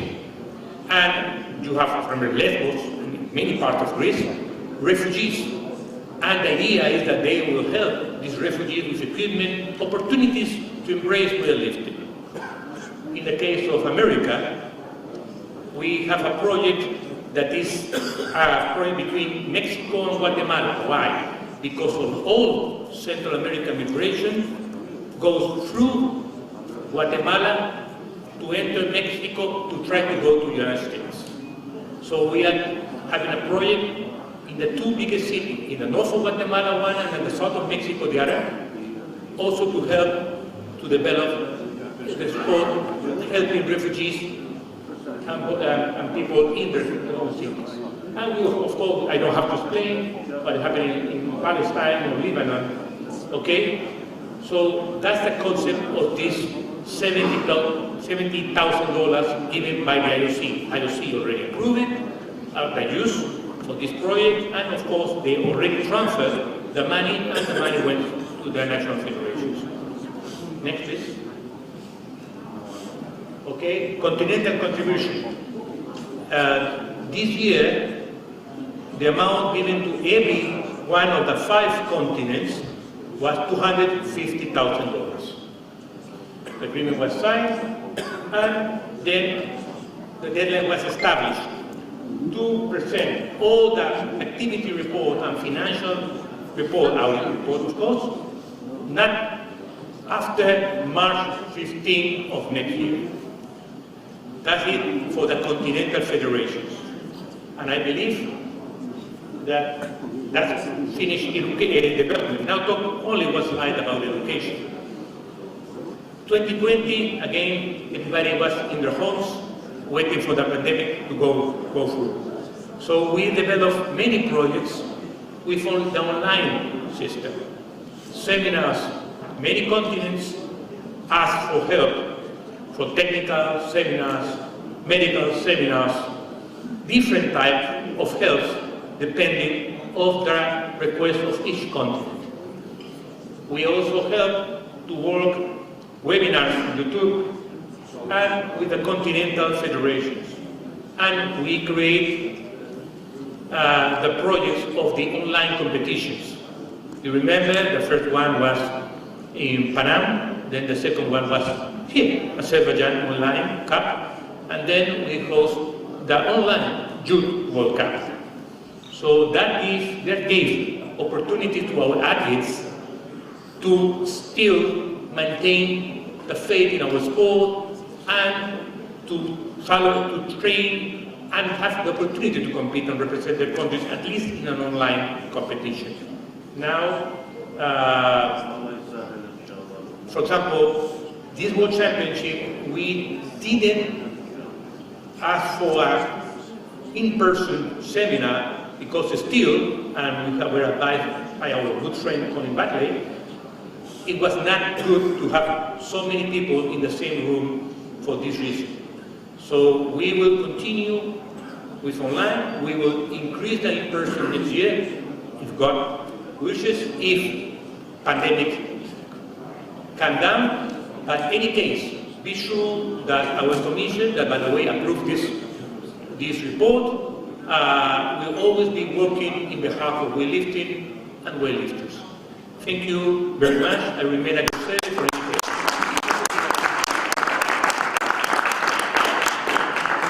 And thank you, Jose. Thank you very much. Question time. We have a question from Reiko. Reiko, yes, Reiko. Reiko, come and switch it on the microphone. Here. Yes, my dear. There's a switch on the top, you know, this handle.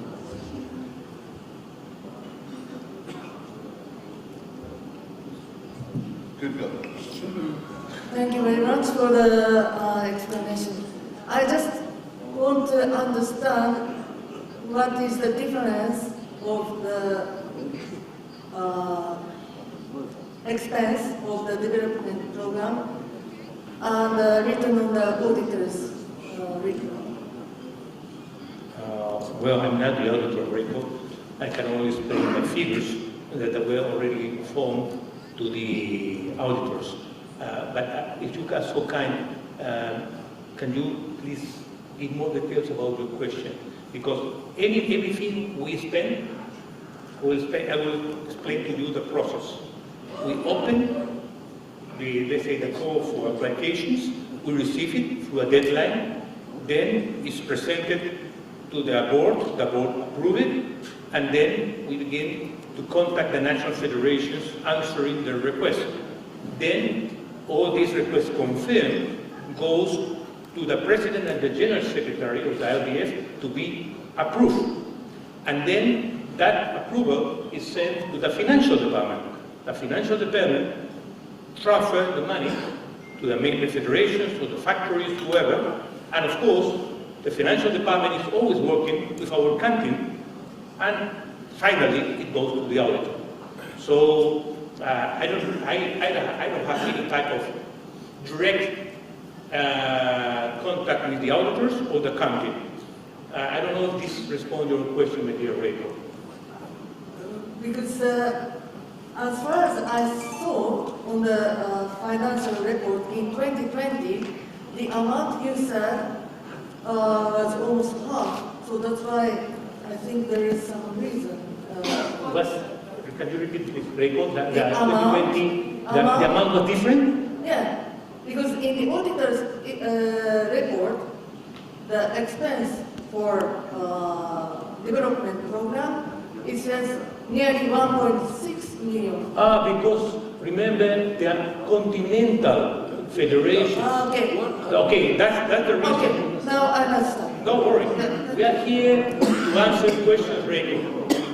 Thank you. Thank you, Thank you Reiki. for clarifying. Only to repeat, the numbers that are in the other reports consider that member federations and regional federations plus the continental federations.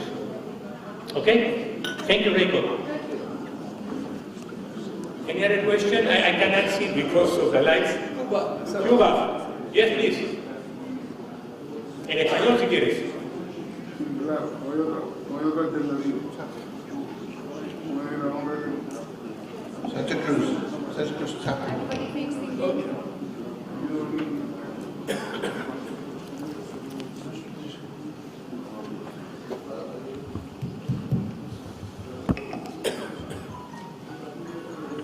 Sí, buenas tardes a todos los presentes, presidente, secretario, y a usted, Quiñones, felicitarlo por la exposición muy gentil. La preocupación concreta de la presidencia de Cuba, es decir, de halterofilia, es que en este proceso de beneficio que ha tenido la Federación Internacional y la Federación Panamericana, en la cual estamos muy agradecidos, hemos sido afectados para la participación en diferentes eventos, diferentes congresos, donde lamentablemente hay 243 medidas que afectan al deporte cubano, y en este caso al levantamiento de pesas.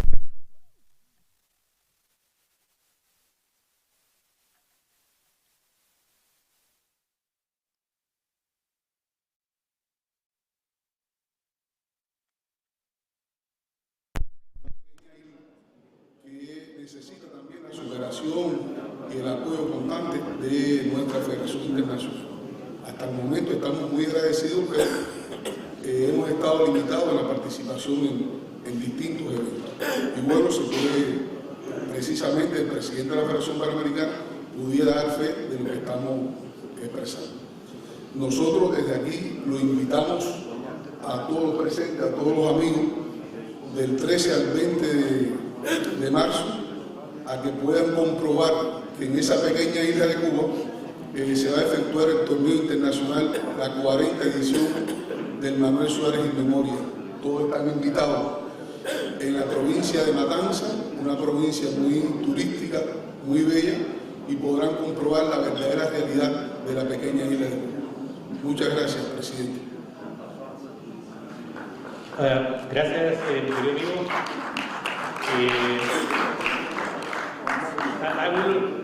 I will only translate it in English because people following on Zoom have no translation, but our friend Marcelan, president of the Cuban Federation, referred to some political measures from some country that affect the development of weightlifting specifically and all sports in Cuba, affecting the attendance to Congress or to competitions, highly increasing the cost of participation in any type of event, and also blocking sometimes the resource.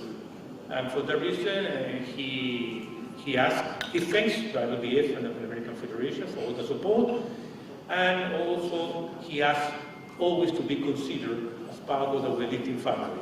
And he invites all of you to the Manuel Suárez 40 edition next year, okay, to Cuba, so you can enjoy and see the reality of our Cuban brothers.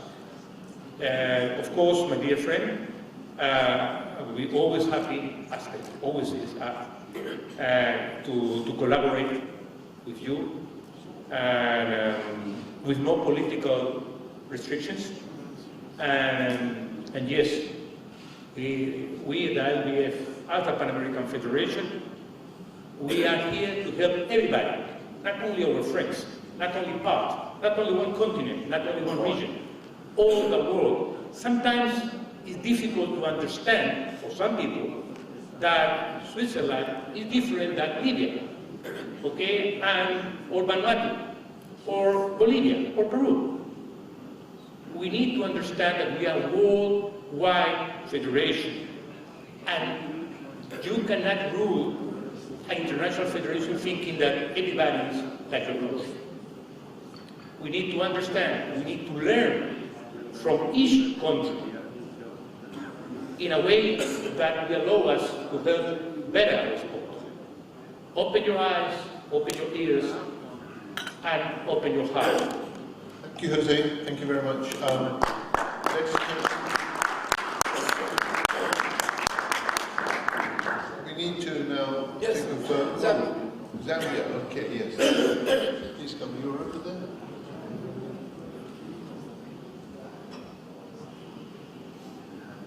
No, turn it on. Press the button.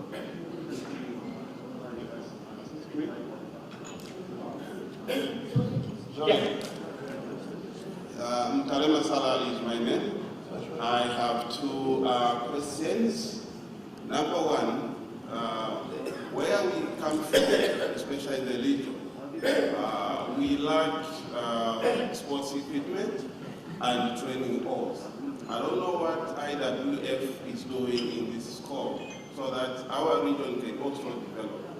Then another question, I followed you keenly in your presentation where you talked about the funds that you disbursed for COVID relief funds, which my country also applied. And if my country, Zambia, cannot be given, then which country can be given? Because we lack a lot of these resources. And I am made to know that the year is coming to an end. When are you going to disburse the funds that we requested? I raise my case. Thank you. Take it. Don't please. Wait for the answer. Or maybe you want to answer again. I will ask it again. Okay. I will let the floor to the women that have been treating this specific issue. Okay. Thank you very much for your question. I would like to inform you that Zambia is on our list, but as you can imagine, we were quite busy with the World Championships and also Tokyo Olympic Games, so we were in a big delay, but you are on the list of our next transfer. As we received from you the documents, as you know, and after we transfer you the first installment, you should send us the final invoices. And we are helping the African region as well.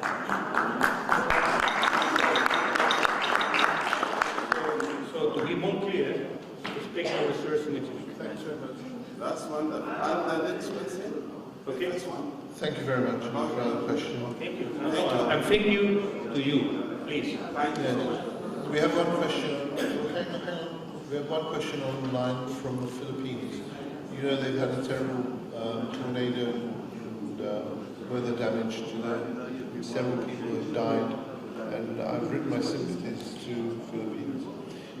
Would you like to ask the question?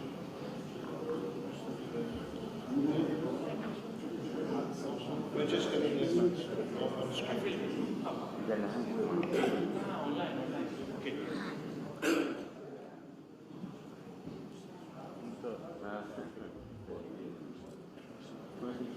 Monaco, good morning. Yes. Am I coming in very clear? Am I coming in very clear? Yes. Thank you, and good to see all of you again. I have just a little comment. Maybe the executive board can give a little reply. You see, I had the impression in Doha, in the last Congress, that we were going to be having a friendlier relationship with the IOC. Now we have received this report that in the 2028 Olympics, we might not be able to enjoy the Olympics anymore. So I want to know what is the course of action.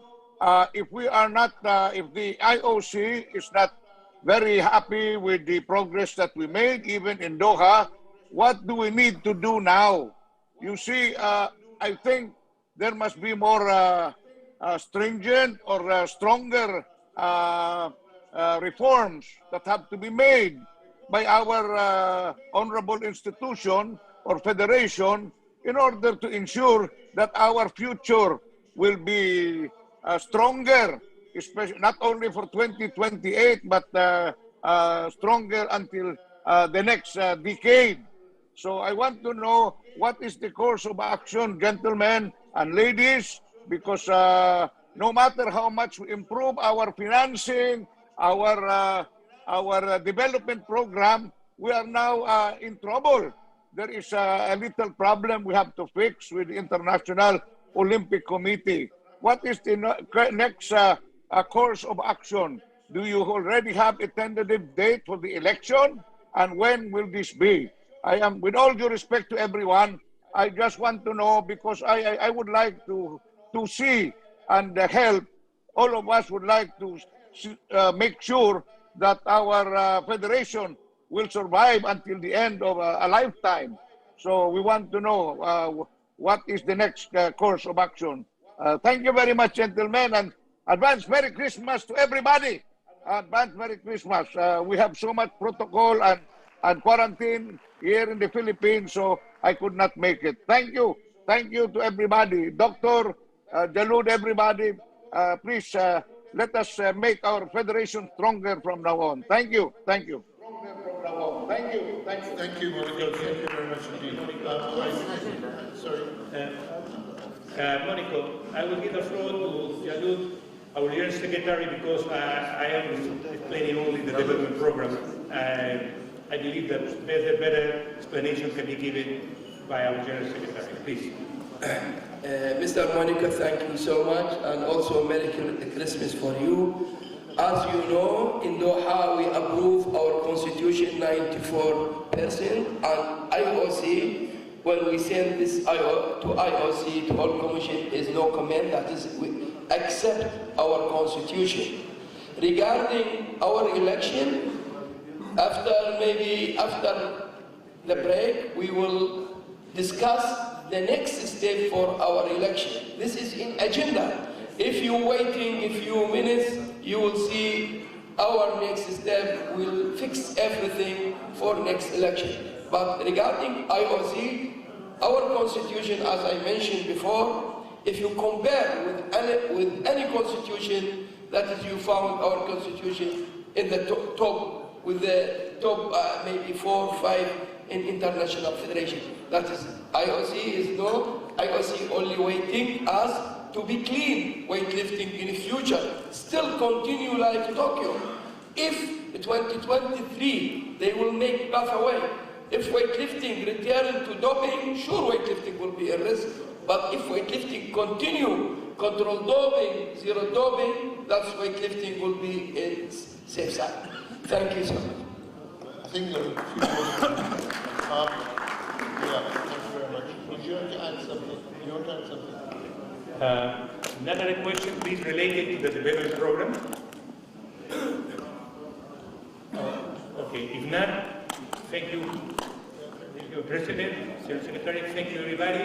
And as always, Tini and I are at your service. Please, 24 hours every day.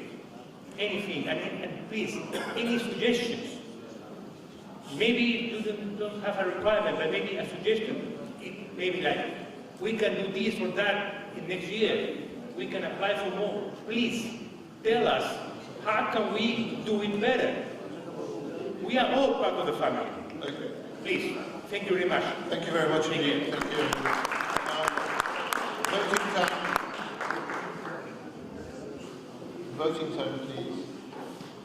Lumi, please open the voting. The question is, will you be so kind, dear Congress members, both in person and participating both in person and live, to approve the report of the IWF Development and Education Commission Chair? Thank you very much. Yes or no? Albania? Yes. Armenia? Yes. Australia? Yes. Austria? Bangladesh? Yes. Bosnia-Herzegovina? Yes. Belarus? Yes. Brasilia? Yes. Bahrain? Yes. Bulgaria? Yes. Canada? Yes. Chile? Yes.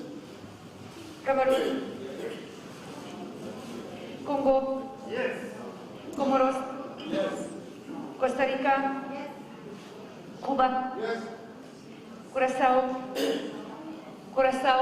Yes. Thank you. Czech Republic? Yes. Egypt? Yes. Spain? Yes. Estonia? Yes. Ethiopia? Yes. Georgia? Yes. Germany? Yes. Ghana? Yes. Greece? Guatemala? Guatemala? Hungary? Indonesia? Islamic Republic of Iran? Ireland? Ireland. Colin? Yeah. Thank you. Jordan? Japan?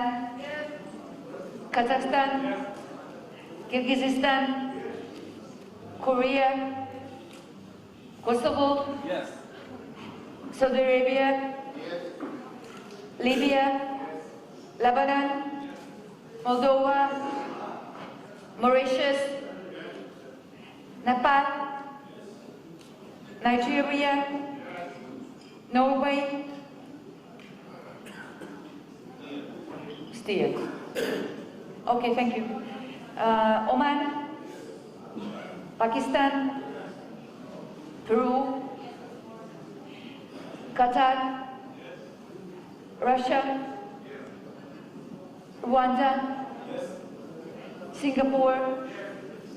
Slovenia? Serbia? Sri Lanka? Sudan? Syria? Tajikistan? Tunisia? Okay, thank you. Turkey? United Arab Emirates? Uganda? USA? Ukraine? Uzbekistan? Venezuela? Yemen? Zambia? Thank you.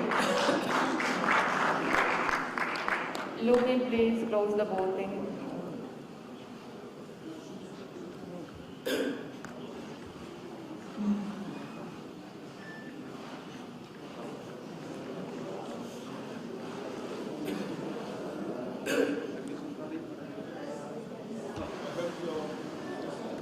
I hope you're not too hungry because we've got a very, very interesting talk coming up. This is a future. Now the results. Thank you. So 100% of the participants, both presenting online and in person, approved. 60-90 from the participants in person and 32 online. Thank you.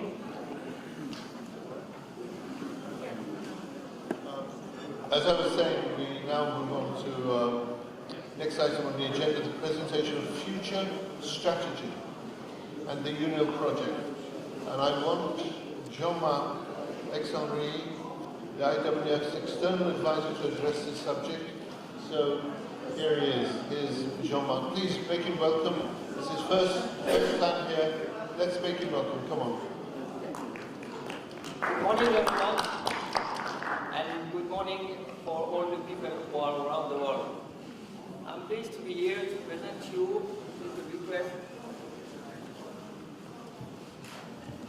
at the request of Mr. the President and Mr. Jalloud, the next generation and the next future strategy. What we need first is a change. And to have a change, we need courage, and we need also to work together. And to work together, we need to have trust. And then we can build the new strategy.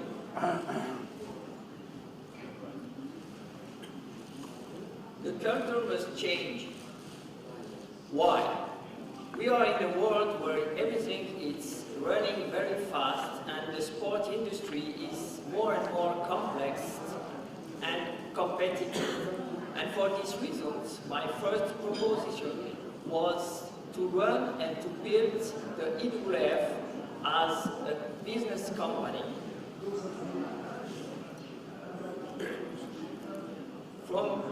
From the beginning, we start to develop a strategy that you can easily implement or use as a backbone in all the national, regional, and also continental federation.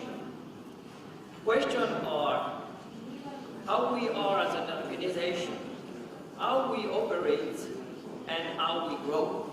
This is the basic question that we have asked.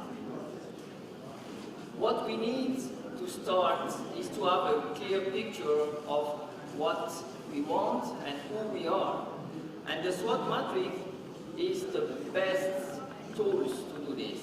It will give you all what is your strength, your weakness, and from outside what is the opportunity and what is the threats that you are facing. We have 4 major pillars that we will address. The first is the governance. And in the governance, the approval of the new governance was a really good step to go forward. Meanwhile, we saw that in the IWF governance ranking, we are still at the bottom. And we have really all in our hand to go from the group C to the group B, and that will be a really good case to show to the IOC and to all the other stakeholders that we are really improving. In this governance, we saw that 3 points are, I will say, missing, is the lack of mechanic and control, and we can really easily address this in implementing in enterprise risk management. We need to have more strict rules and control in order to be more efficient. Next, we have transparency and also integrity. What we need is to build a stronger image, more credible for the IWF. And for this, we have started, and Lila is leading a project with the University of Lausanne, who is an incubator of the major project of the IOC. And this will give us a very, very good position to show that we are transparent and we are here to make not only IWF moving forward, but also all the international federation. Lila will explain you after what is this project. And we really need to improve or to adjust our constitution.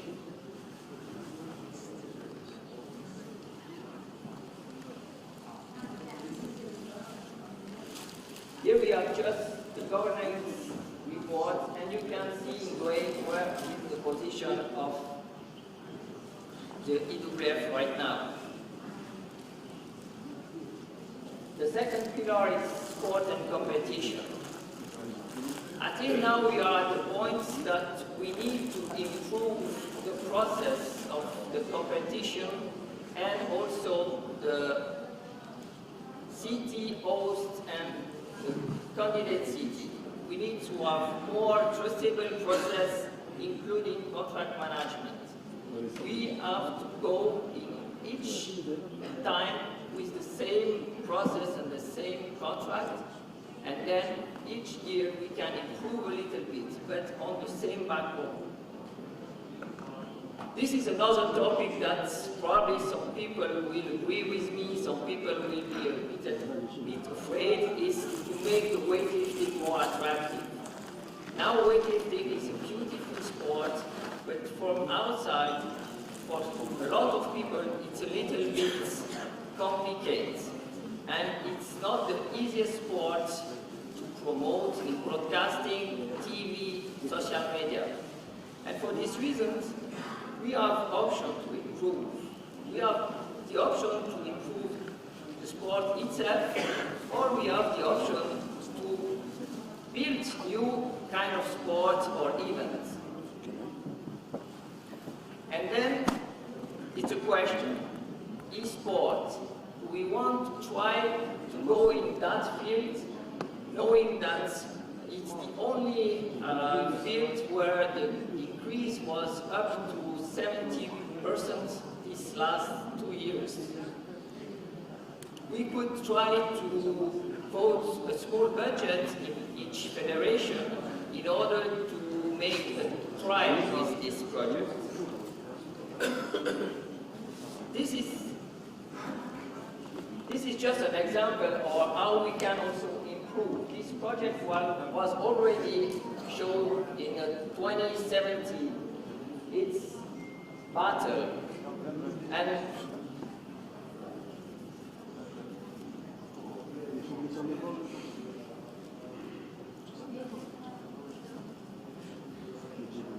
and the battle or street event could be something that we can add.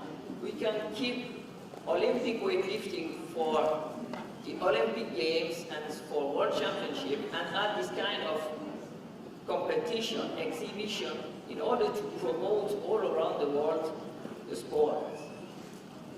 Marketing. I would truly suggest, as I mentioned before, is to run the organization as an enterprise company, and for this we have to make sure that IWF is seen as a brand, and we will communicate around the brand. And weightlifting should be the product, and we have to sell weightlifting as a product. We have another great opportunity, is to use success story. You have amazing athletes, and all these athletes could bring a lot to your community. I will specifically speak about the young generation, and we can launch kind of ambassador project like they already have in NBA, NFL, with a give back. IWF is giving a lot for them in order that they are successful, they reach a goal, and we can ask them to come with IWF to see the young generation during events and just make the inspiration for them. The coverage, this is also something that we see is increasing this last 2 years in the rating. For example, we were 2 years ago at the 13th position in the ranking in all the international federations. This year, even with the Olympic game, we dropped to the 13th to the 28th position. The last topic in marketing for me is to challenge our sponsor and to increase drastically the income from sponsoring. Now we have, since 2 years or 3 years, a very, very big new panel of sponsors who are, I'm sure, really glad to work with us, including using the social media platform with influencer and this kind of brand to make I will say, the loss that we didn't receive anymore from the IOC compensates by this new sponsor.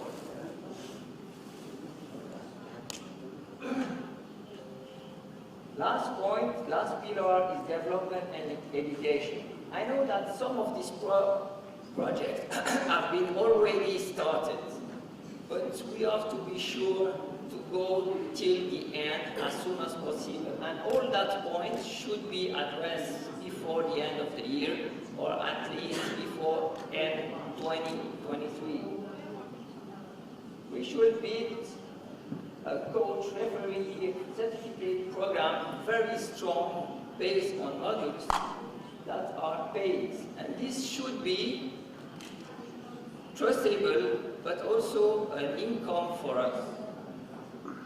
Specific prevent education program for youth, I think this is absolutely necessary. And it should cover all the topics, including beyond the sport, because a lot of these young athletes are not surrounded by parents, friends, who are really close to what is the sport, what could be the future for them, and what are also the threats. And we have to go also in that direction to help them. we could also, and we have also to build an e-learning platform with exam and credit. And this is important. Everyone should go or could go on the internet website and in his home try to achieve some modules and reach some level. And after this, we can set up a kind of awards who will help these people to go on this project. And here we are with the partnership with University of Lausanne. I will ask Lila to explain you. Thank you very much.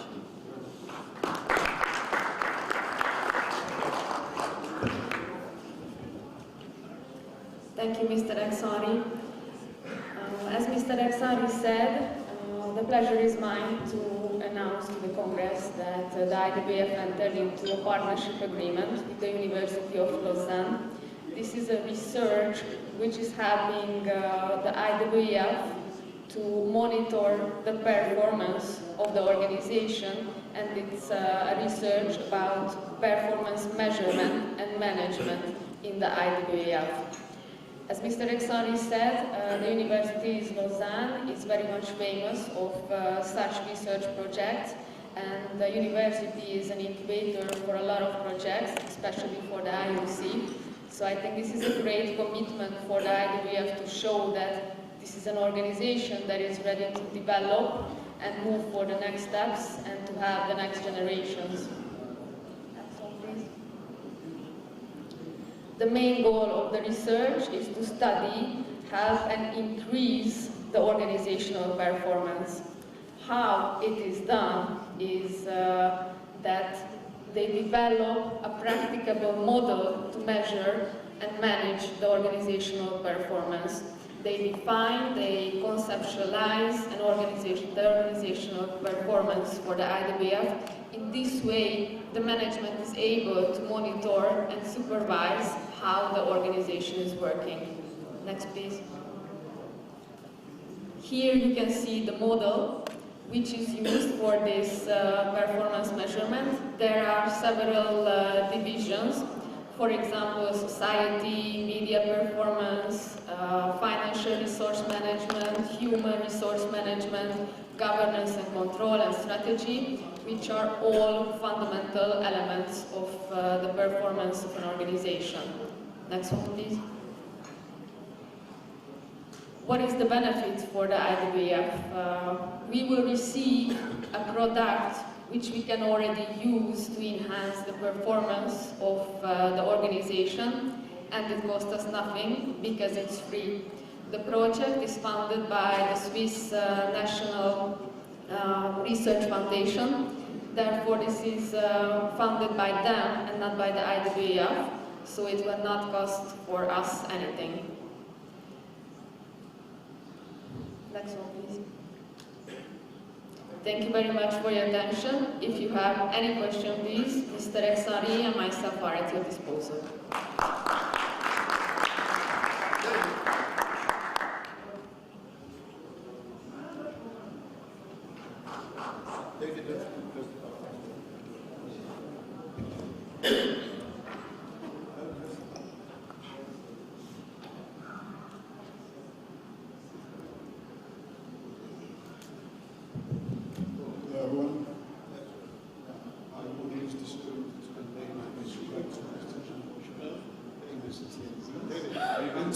and too many other friends that we both share. So first off, I want to take the whole presentation with a sort of criticism, but friendly criticism. So I think that we just witnessed quite basic but common knowledge. The slideshow that we saw, the messages that we had, that are quite basic and common knowledge, I would say, which is very good to have, right? To start with it. But I think that we as the Weightlifting family have a lot of specialists in place, and I think that before running any project, I think that it would be very good to just, just to spread the news that this is what we're up to. So me personally, I'm seeing myself as a very good contributor to a project like that, because I just done it like 2 years ago, correct? Oh, okay. Okay. So I would first say that I appreciate this opportunity presented by you in front of us, but I think it would be more effective to decide first if anyone from the family can contribute. So I'm saying something that are not very much applicable to our context because we are weightlifters and we have our way of doing business. And unfortunately, in my research, I have proved that the systems and the techniques are not transferable. And I've done my research with University of Lausanne, and you can find it in the library. So just to be effective, I would suggest for the future to be as open as possible to see all the opportunities that we have together. That's my thing, just to be effective and not to show off. My best regard to Thierry and to Jean-Paul. Thank you very much.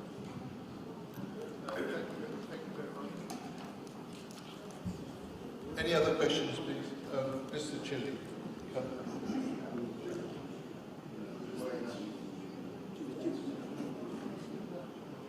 Escuchando, sí.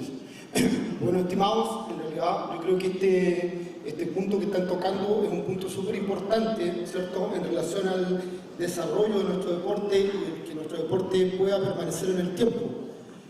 Bueno, yo felicito a la gente que está a cargo del desarrollo y de la planificación para poder defender las pesas de nuestro deporte para los próximos Juegos Olímpicos 2028. ¿Ya? Acá hay mucha gente joven y también mucha gente que practicamos levantamiento de pesa hace muchos años atrás, Taperos Dima y otros campeones del mundo y campeones olímpicos. Pero tenemos que entender que, bueno, acá pueden haber dos temas por qué el Comité Olímpico nos pueda sacar del 2028. Una, ¿cierto?, por el tema netamente de gobernanza, dopaje, temas técnicos, que eso en realidad se puede solucionar. Pero un tema bastante complejo, ¿cierto?, es de que yo creo que todos nos damos cuenta que nuestro deporte está siendo poco atractivo para los jóvenes en general en el mundo. ¿Ya? Yo tengo 52 años, yo partí en las pesas del año 1982 cuando no tenía celular, cuando no tenía un tablet, cuando no tenía absolutamente nada. Y yo creo que muchos de los que levantaron pesas también obviamente partieron en esos años, cuando estos deportes para nosotros eran una diversión. Nosotros sabemos que nuestro deporte no es fácil practicarlo porque no es un deporte juego, no es un deporte que cuando yo entreno me voy a divertir. Tengo que amar mucho este deporte obviamente para sentir eso. Y los muchachitos de hoy día en realidad ya no quieren estos grandes sacrificios. Can I ask you, Mr. Chili, can I ask you to get to the point, please? There's questions, not statements. Thank you.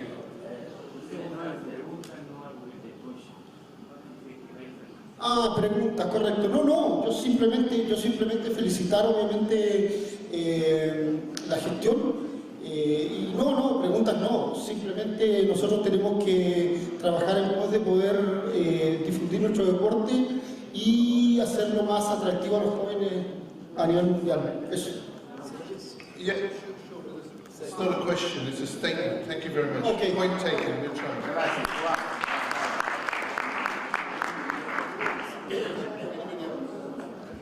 Anybody else? No, thank you. We'll take it. You don't need to take it. Good news, lunch. Be back before 2 o'clock. Please, no, the second part is more important. Why? Because the next election, we explain everything in the go to now to lunch, 2 o'clock, please return, and not too much. We have only 2 points or 3 points we finish. But please come on time because next is talking about the election.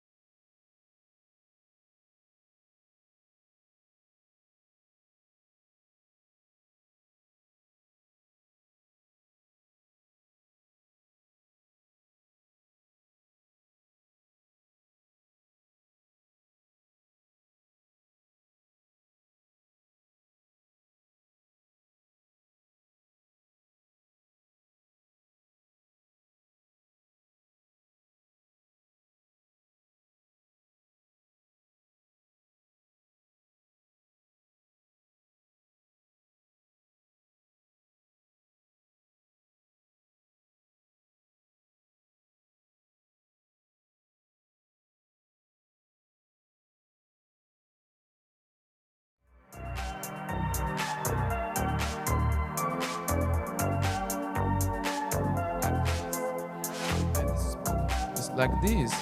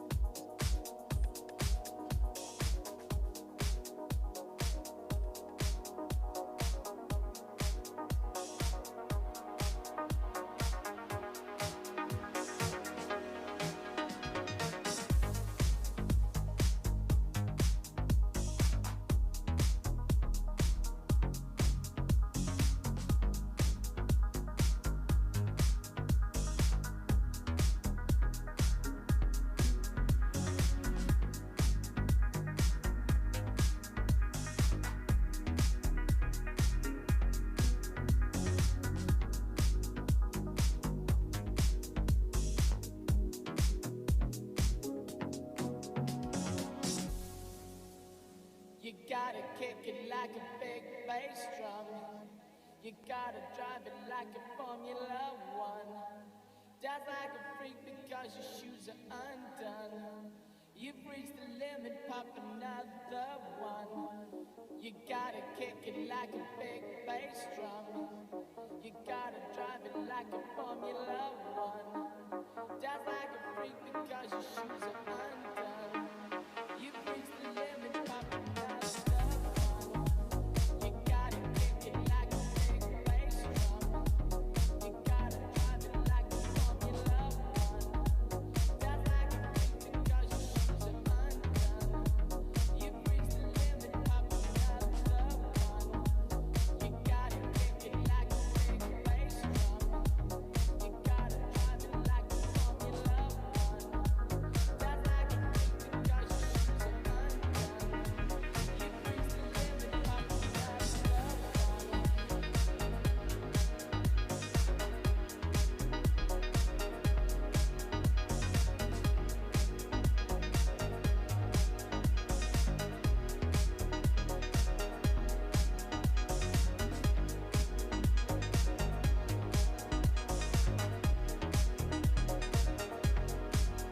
limit,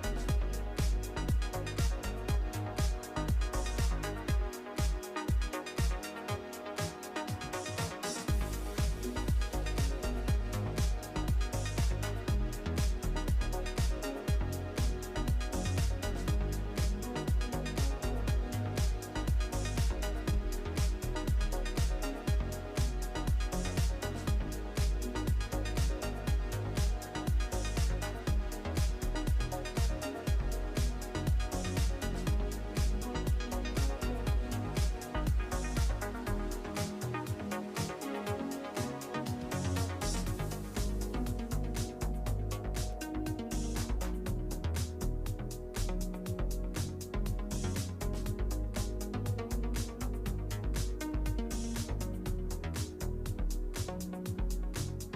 another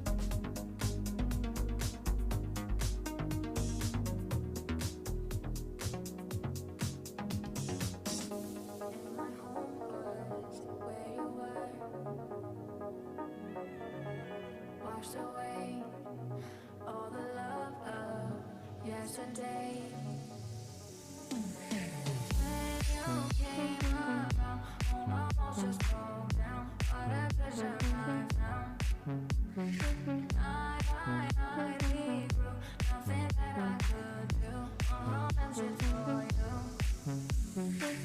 Your love in every moment, never-ending story. You're mine.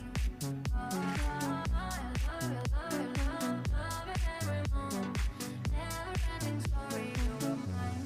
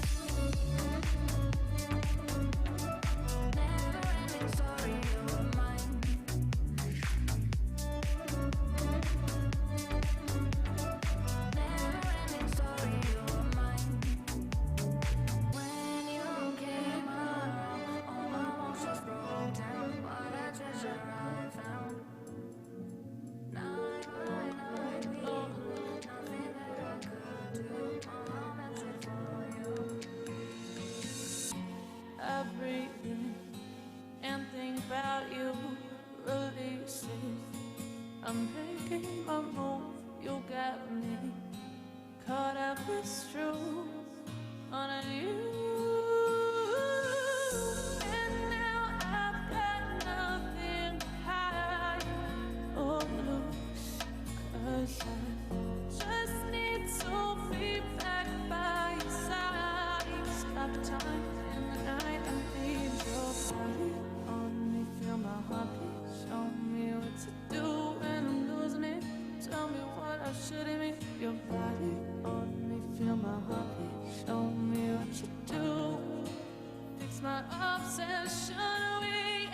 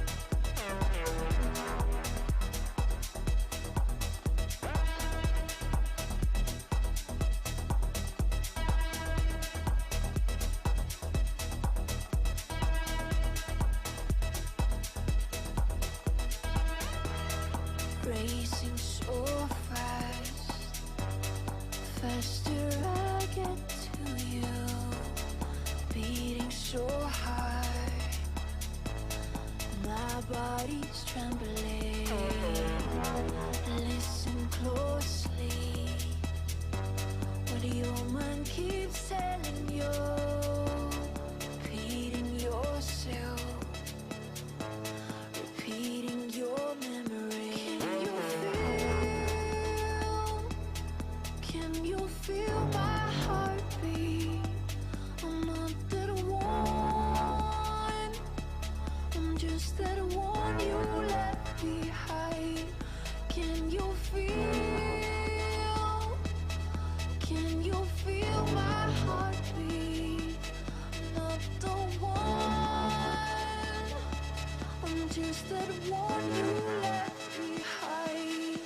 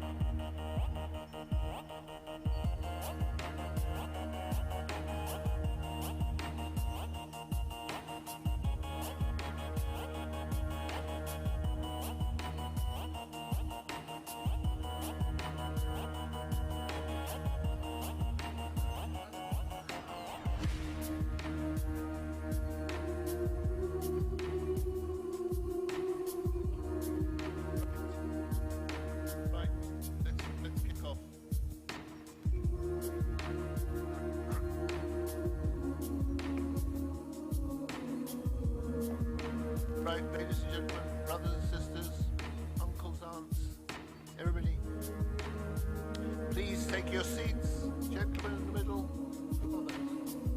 David. Antonio.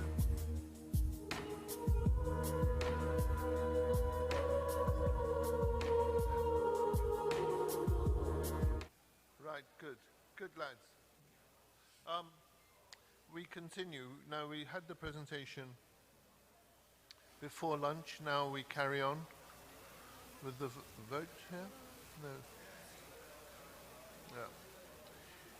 I hope you enjoyed your lunch, and the next agenda item is particularly important, and it's on the next steps related to the IWF electoral process.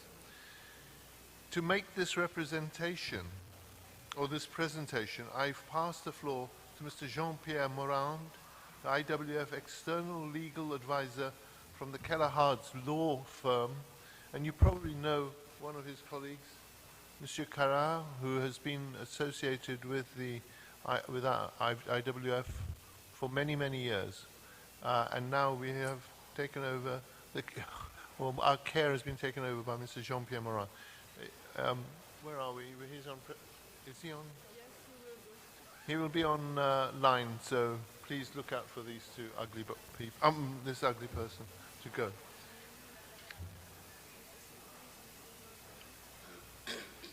Mr. President, member of the Executive Board and dear representative of the Member Federation, first of all, I am very honored to welcome you and to be able to present this this point of the agenda, which is indeed a challenging and an important one for the future of the Federation. Can I have maybe my presentation on stage, because it could support the presentation. Thank you. Voilà. As a preliminary observation, I would like to say that in last August, you adopted a new constitution, which has been prepared by my friend Darren Kane, whom I saw is also online. It's a very thorough and long text, which brought the Federation up to speed with, let's say, very high standard of governance. However, it's also a complex instrument, and it became into use for the first time, really, in respect of this electoral process. And as often in life, you learn by doing, and you learn to, when you have especially complex legal texts, when they are confronted with reality, then you see issues which come up and must be addressed, and in a way it's a natural process.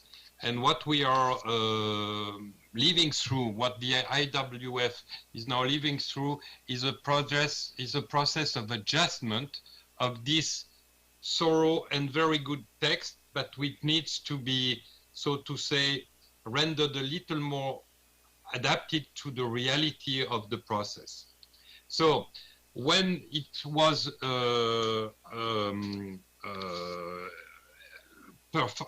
put in action for the first time, then some issues became apparent with the application of the process as was provided and projected by the original text. And I will now go through those issues because they led to the fact that the electoral process had to be postponed. Can I have the next, voila. So I have tried to identify the issues which came up as the three main ones. The first one, which led to the decision made by your board to postpone the election, was the so-called, what I would describe as the ratification issue. Actually, the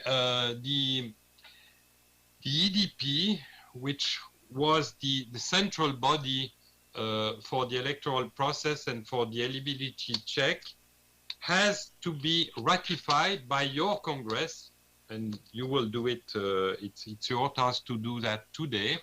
And a question arose whether a body could already make valid decision before ratification. We'll come back to that, but this was the first issue. The second issue, and this is probably the most delicate one, was the issue of justiciability. The idea was to say the eligibility would be evaluated by a panel, and then the decision should not be subject to any review, should not be reviewable. Now, this, as you will see, has its challenges, especially under Swiss law, because it is not obvious that you can decide, even for good reason, that a decision is not subject to any review. Finally, in the system provided by the Constitution, the ethical and disciplinary panel could delegate the full responsibility of the eligibility decision to a third party. This was a decision made under the Constitution as done, but it also raised a question of control and of also legitimacy of the let's say of the decision-making body. This is a third issue which is not so essential, but which has appeared and must be treated now. So if we go now in more details in these three issues which have arisen and which have appeared in the implementation, can you please put up the next slide? Voilà. First issue linked with ratification. The EDP body, the body to which the decision, and therefore the body to which the EDP has then delegated its decision, has issued decision before the EDP itself was ratified. And there is an issue, there is a question as to whether a body which has not been yet ratified can, if you want, and put in simple words, support a decision. This, and I'm putting it in my own evaluation as a Swiss lawyer, is a complex issue under Swiss law. It's not necessarily one where you have a black and white answer, and I have to say that this is often the case in legal issues. You have the opinion of your legal commission, which thought it could not be made. I think it is a possible opinion. There are also certain situations where ratification comes as a kind of approval of a decision which still is valid, but needs to be, so to say, approved. In any event, it's a very complex issue. And it's also a very complex issue in regard to whom can decide whether it's valid or not, and with what consequences. What is very clear is that the opinion of the legal commission is not a decision on the validity, because the legal opinion can only give opinions and is not, according to your constitution, a decision-making body. Therefore, the consequence of that issue is that there is now an uncertainty in respect on the process which was followed and the validity of the decision which were already issued. I will come back on the solution of how this uncertainty can be resolved today, because I think this is what you need today, is to resolve the uncertainty. Can I have the next slide, please? The second issue, and this is the most central issue, and it has already had very clear, concrete consequences, is that the present constitution deems all the decision on the eligibility of candidates as being non-justiciable, which means that they could not be reviewed. They would be final and nobody could put them in the challenge. However, this is a challenge under Swiss law, because the possibility of a legal recourse against a decision which affects a person's rights may be deemed imperative according to Article 75 of the Swiss Civil Code, which deals with decisions formal decisions of association. I have to say that it's not a clear-cut case again.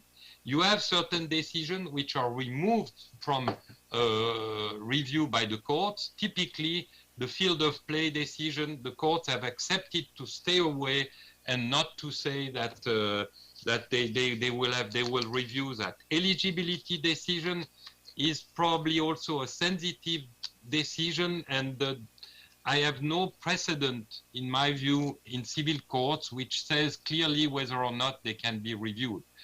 As a matter of fact, however, the people who are affected by that decision will naturally try to seek protection from the law. And as a result, and despite the fact that the Constitution provides that no appeal can be filed against these eligibility decisions, when the first decisions were issued, this resulted in 4 proceedings in front of the CAS and 1 legal action in front of a Swiss civil court. In this case, even the court has issued provisional measure which effectively blocked the election, which means also that the decision of your board to postpone the election was finally, I would say, was anticipating something which would have come anyway, because you could not have held the election today based on this provisional decision of a Swiss court. And so the consequences of that uncertainty regarding the justiciability of a decision is that it's an uncertainty on the process, but now it's almost very concretely a blockage of the elections which has occurred. The third issue, if I may have the next slide, is the scope of delegation to third parties. In Article 37, paragraph 4 of your Constitution, which addresses the eligibility determination panel, it is mentioned that a delegation is possible. There is the possibility is open. In the procedural rules in the schedule, however, you have rather a position of third parties supporting possibly the EDP, but then the EDP would render the decision. What is striking in here, and this is a reflection which can be made today, is that the delegation, contrary to all the other decisions to be made, would not be subject to any ratification by the Congress, which means that the third party would take a very essential decision in regard of eligibility, would not be at all under the control of the supreme body of your association, that is your assembly, the Congress, whilst all the other nominations are under your control through the ratification by the Congress. For example, the investigation chamber, who is not making decision, has to be ratified by your Congress, but not the third party who would make a decision on the eligibility. Therefore, this raises a question of legitimacy of the decision issued in regard of eligibility. And as we have seen, and the challenges show that they are very sensitive. So it seems to be commendable that there is some kind of a democratic control over the determination of the body who is deciding on that. May I have the next slide? So, given those issues, the proposal which your executive board has now approved and decided to do are the following. First of all, and I said this was the most sensitive issue, it's the justiciability. I think whilst the hope to have a process which would be lean, quick, and therefore would escape justiciability was a commendable one. It is unfortunately a risky one, because that very exclusion of justiciability can be brought in front of, in this case, even the civil courts, because if you exclude justiciability, then you don't necessarily have the competence of the CES.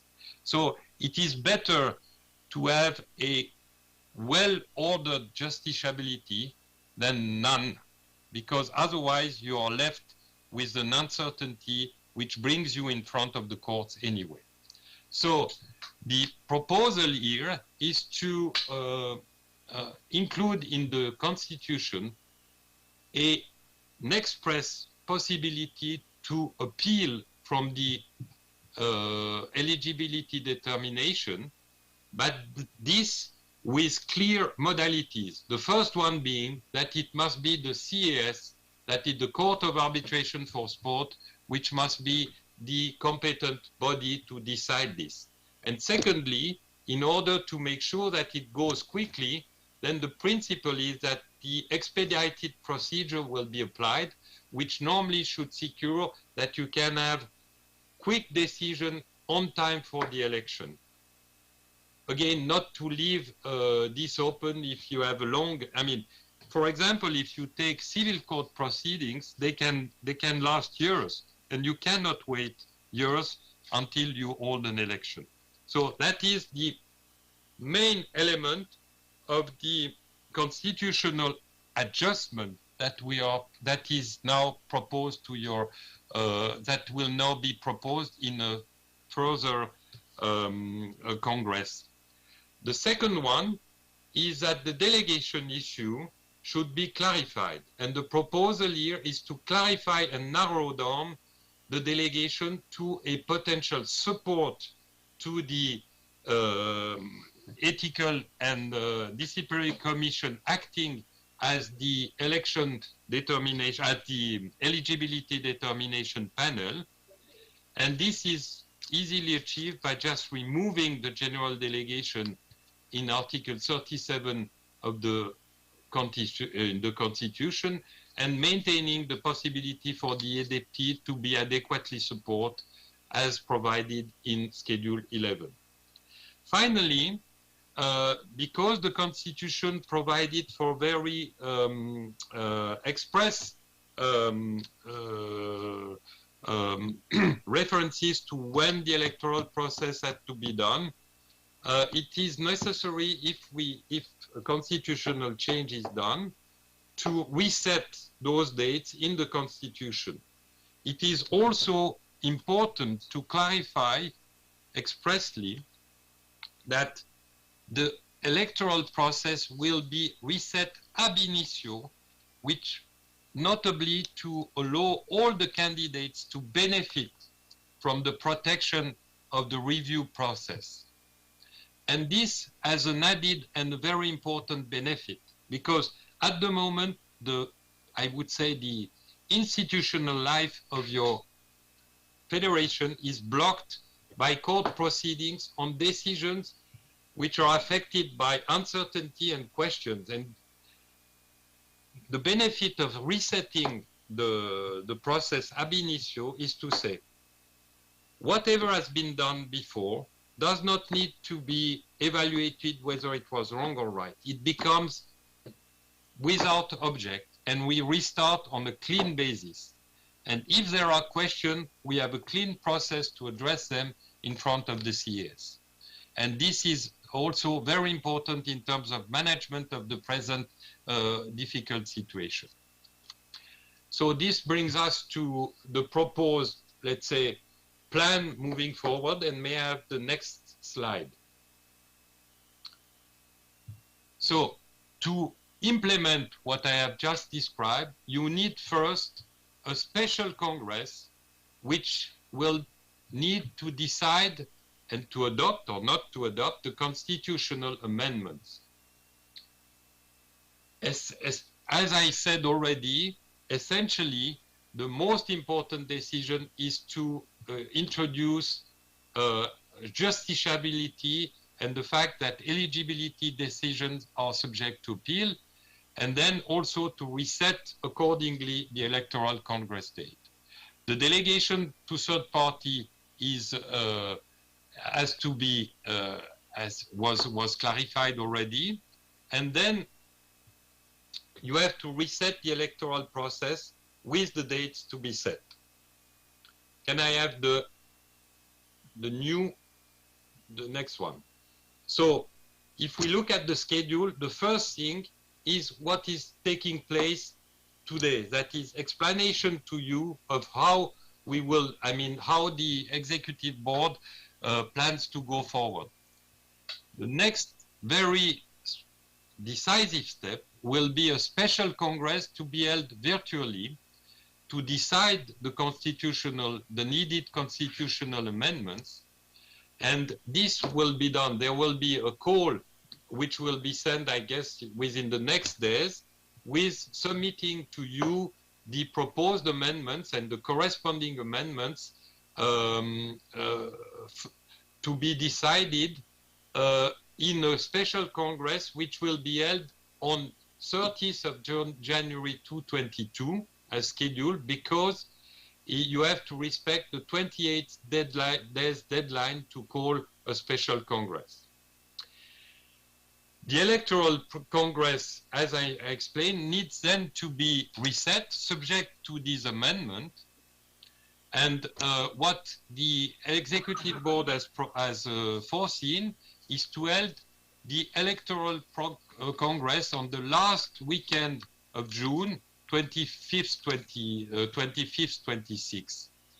These dates are set in regard of the necessity to allow in between the eligibility review process to be conducted, including, if needed, the review by the CAS of decision which might be challenged. To do that, the candidate's announcement deadline is 2nd of March.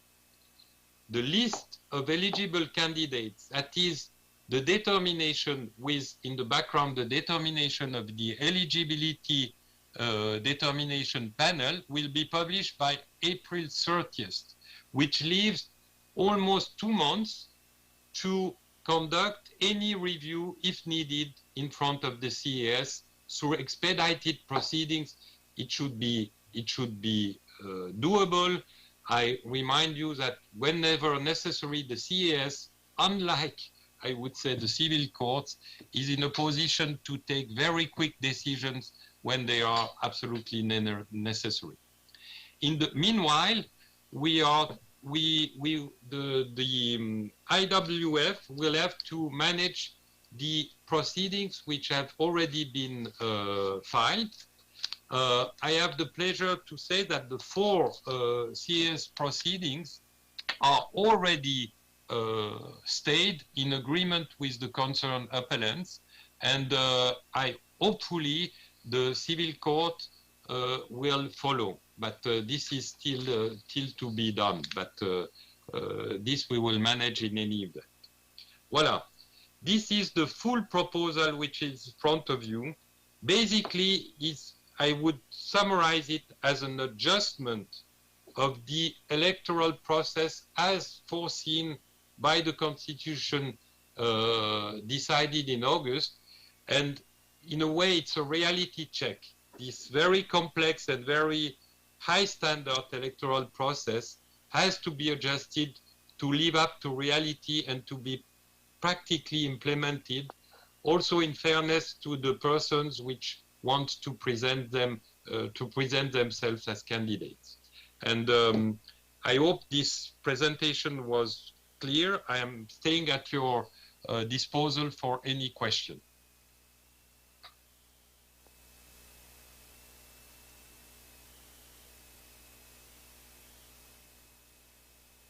Well, thank you very much indeed. I must say that legalese is very difficult for me to follow, but the question time. So, any questions, please? I hope you're all awake. Okay. No questions. Any online? Any online? No, no questions online either. All right, we're waiting. Okay. How much longer do we wait? We can go for voting now. We'll go for voting now. So over to Neela and Maria.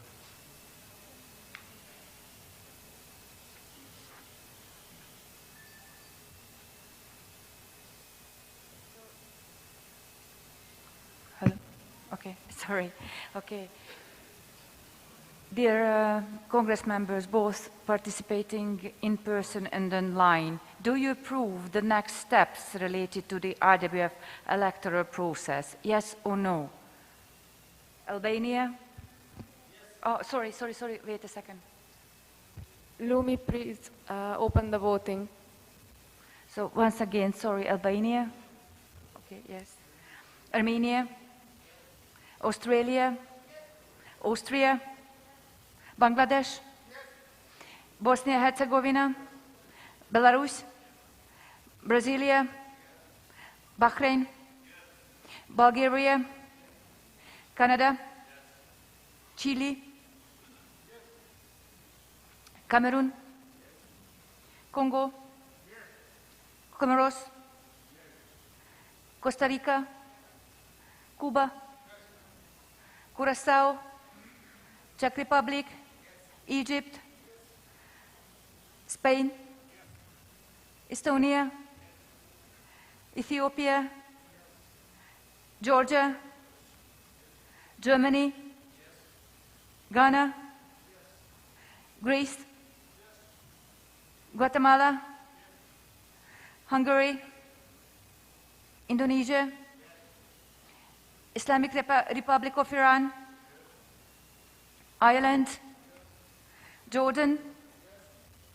Japan? Kazakhstan? Kazakhstan? Online he will vote if he departure. Ah, sorry, okay. Kyrgyzstan?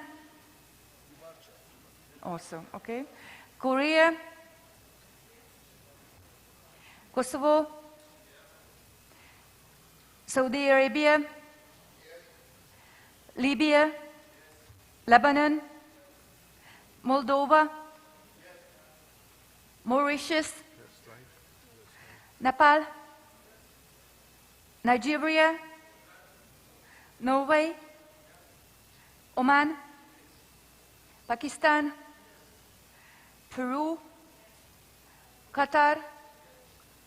Russia? Who was that? Sorry. Who was that? Who said that? Okay, sorry. Russia, once again. Thank you. Rwanda? Singapore? Slovenia? Serbia? Sri Lanka? Sudan? Syria?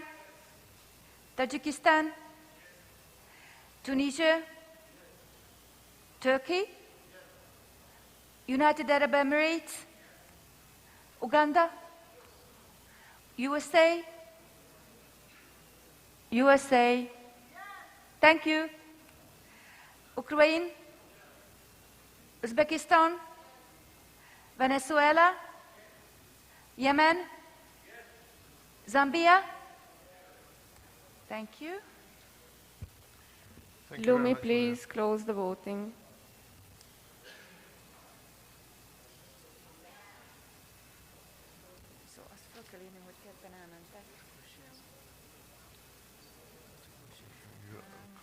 Get presentation of Mr. Jomaro. Next step. No. Voting.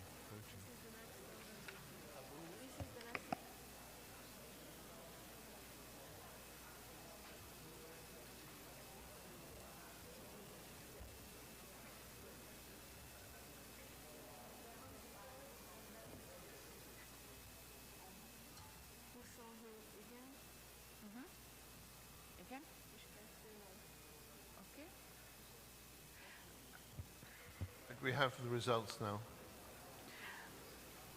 The motion is approved, 97.92%.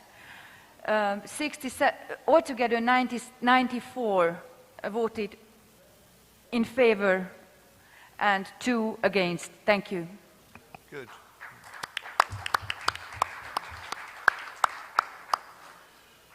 Thank you.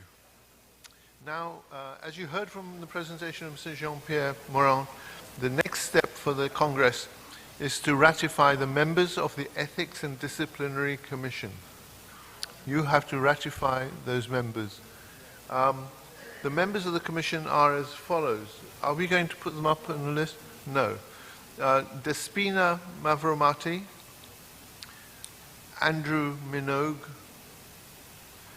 Beatrix Marino, Moni Wekisa, and Yoshiro Takatori. 5. And with your consent now, I'm going to hand the voting to Lumi and Maria. So let's wait now and see what goes on. Thank you, Maria. Lumi, please open the voting. So the question is, as mentioned, do you approve the appointment of the 5 members of the Ethics and Disciplinary Commission? Ms. Despina Mavromati from Greece, Andrew Minogue from Australia, Beatrix Marino from Peru, Mr. Moni Wekesa from Kenya, and Mr. Yoshihiro Takatori from Japan. Yes or no? Albania? No. Armenia? No. Australia? No. Austria? No. Bangladesh? No. Bosnia-Herzegovina? No. Belarus? No. Brasilia? No. Bahrain? No. Bulgaria? No. Canada? No. Chile? No. Cameroon? No. Congo? No. Comoros? No. Costa Rica? No. Cuba? No. Curacao? Curacao? Louder, louder, please. No. Thank you. Czech Republic? No. Egypt? Yes. Okay, sorry. Spain? Estonia? Ethiopia? Georgia? Germany? Ghana? Greece? Guatemala? Hungary? Indonesia? Islamic Republic of Iran? Ireland? Jordan? Japan? Kazakhstan? They are not here, sorry. Kyrgyzstan left already. Korea? Kosovo? Saudi Arabia? Libya? Lebanon? Moldova? Mauritius? Nepal? Nigeria? Norway? Oman? Pakistan? Peru? Qatar? Oh, sorry, just a second. Russia? Rwanda? Singapore? Slovenia? Serbia? Sri Lanka? Sudan? Syria? Tajikistan? Tunisia? Turkey?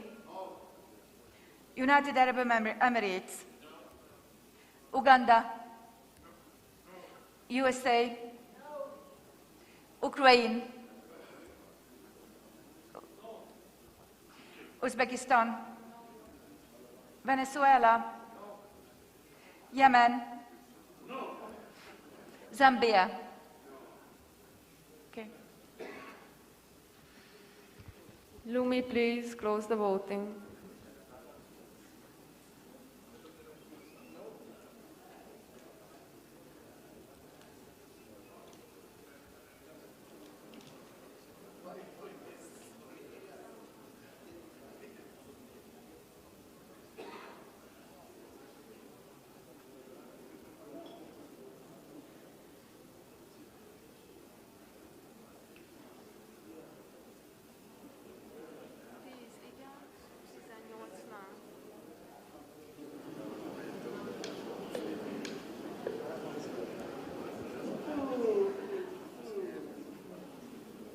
Dear Congress members, let me kindly inform you that the motion was not approved. 88.42% against the nomination of these members. Those who were here in the room, 66 noes, and online, 18 noes. In person, yeses, 1, online, 10. Altogether, 95. Thank you.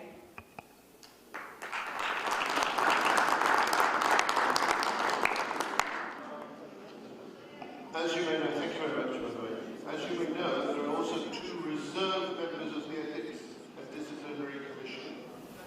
And they are Brian Lewis. Where's he from? Trinidad and Tobago. And Miguel Cardinal from España, from Spain. Brian Lewis, Trinidad and Tobago. Miguel Cardinal from Spain. These reserve members also have to be ratified by the Congress.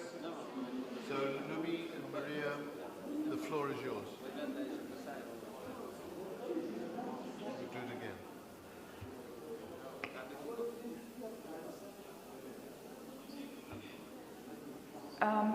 Dear Congress members, both participating in person and online, do you approve the appointment of the 2 reserve members of the Ethics and Disciplinary Commission, Brian Lewis from Trinidad and Tobago and Miguel Cardinal from Spain? Lumi, please open the voting. Again, name by name, yes or no? Albanian? No. Armenian? No. Australian? No. Austrian? Bangladesh? No. Bosnia and Herzegovina? No. Belarus? No. Brazilian? Bahrain? No. Bulgaria? No. Canada? No. Chile? No. Cameroon? Congo? No. Comoros? No. Costa Rica? Cuba? No. Curaçao? Czech Republic? No. Egypt? España? Estonia? Ethiopia? Georgia? Germany? Ghana? Greece? Guatemala? Hungary? Indonesia? Islamic Republic of Iran? Ireland? Jordan? Japan? Kazakhstan? Oh, sorry, Kazakhstan, Kyrgyzstan left. Sorry, Korea? Kosovo? Saudi Arabia? Libya? Lebanon? Moldova? Mauritius? Nepal?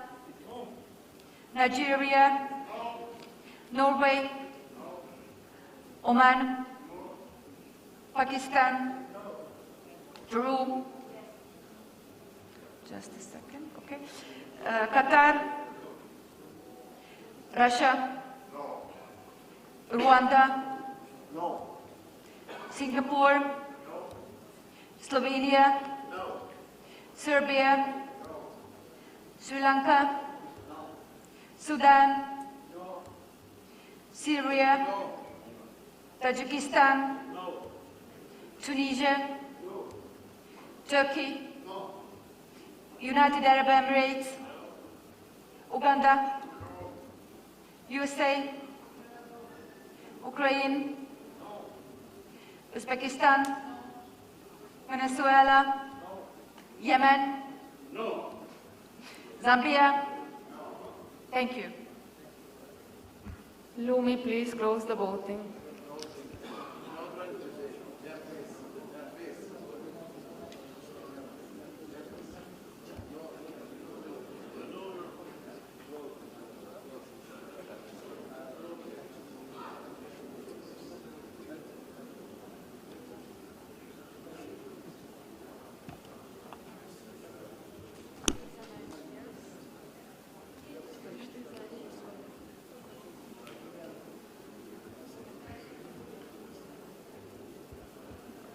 And the results are,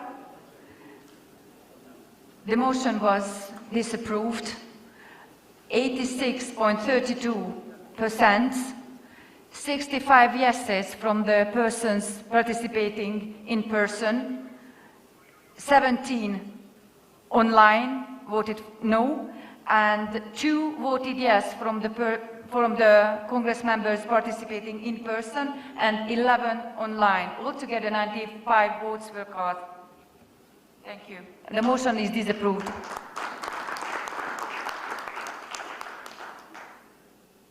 Thank you very much, Maria.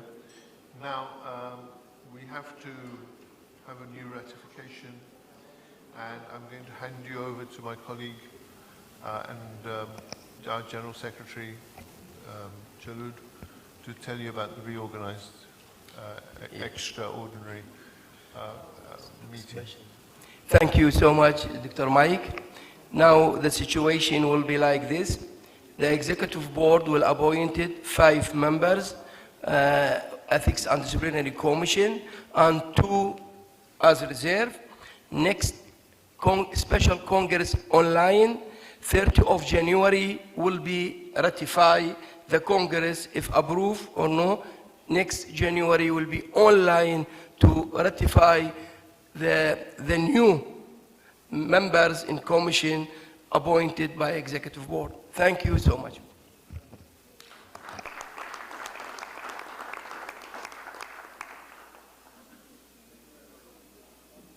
Thanks, Jalud.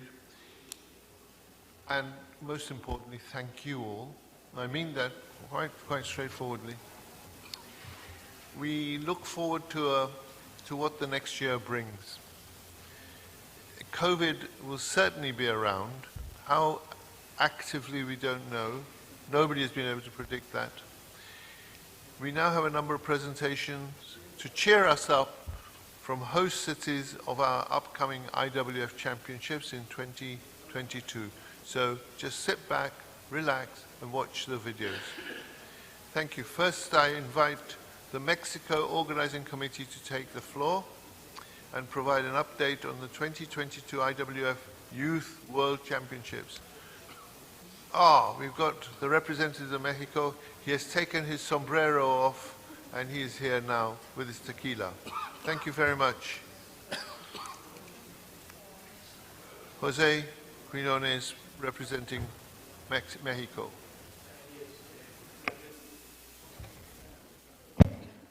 Good afternoon. Mexico asked me to present the presentation today because they were unable to come or to connect. So I will ask Soli to put in the screen, please, the Mexican presentation. Okay, first of all, the city was changed from San Luis de Potosí to Guanajuato. Guanajuato State, City of León. It's a high improvement because León is one of the main cities of Mexico. It's exactly in the middle of Mexico City. You have access by 3 different airports to León. The León Airport, Guanajuato, and Mexico City. So Guanajuato is one of the sports centers in Mexico. Go ahead. Please. In the last years, they have organized international rally championships, volleyball world championships, basketball world championships, FINA swimming, diving Grand Prix, and sport games 2021. And other qualifying events for national soccer, basketball teams, world leagues, road cycling, and hockey. Please. As I mentioned, Guanajuato is in the center of Mexico. Around Guanajuato is almost 70% of the Mexican population. So it's also considered, by the way, that the world capital of the shoes. They are the biggest exporter of shoes. Good leader shoes, by the way. Next. The international airport of Guanajuato, okay, León, okay, have 1.2 million passengers per year, but they can connect with only one stop to 65% of the world's main cities. Again, they have the capacity to connect to all around Mexico, and is a main tourist destination. They have three cities declared World Heritage: Guanajuato, León, San Miguel de Allende. León, Guanajuato, and San Miguel de Allende are like no more than 45 minutes each one, and we are planning city tours and guide visits for all the athletes and participants for these cities around. Guanajuato is a beautiful city, a small Spanish heritage city in a creek. You can't imagine how beautiful it can be. León, where the competition will be, is around 45 minutes there, and also considered one of the best cities in Mexico. Okay, they have 10,000, more than 10,000 beds in León. So it's enough, I think, it's enough space for all the competitors, friends, relatives. Okay, please. Now, Mexico has host Olympic Games, 4 times Pan American Games, and multiple World Championships. Even then, with León never organized the Pan Am Games or the Olympic Games, he's still considered one of the best, the top 5 cities in sport infrastructure. So they have, and you will see the video and the pictures, where they are proposing to host the event is amazing. All the hotels will be not more than 3 blocks from the venue. You will see, please. Okay? They have, and you are seeing at the upper right, it will be the convention center and then the arena. All is 100 meters distance. Go ahead. Okay. We are estimating 50 countries, 300 participants, but we are booking hotels for more than double of this. The 4 hotels that are near to the entrance of the arena can receive more than 800 in total. So they are booked by the government, but we are estimating a 300 participants or athletes for this event. Next. The arena, remember I explained to you that they celebrate here volleyball and basketball world championships. This arena, it's a modern one, has a capacity of 5,000, but we will cut it to the half, 2,500. These have fiber optic and all the facilities for international broadcasts. Remember again, world championships, volleyball, basketball, they broadcast around the world, the 5 continents, 145 countries. So these 2 events, they have their own satellite. They have their own national or government or state broadcast company. So that the coverage of this event is guaranteed. Please.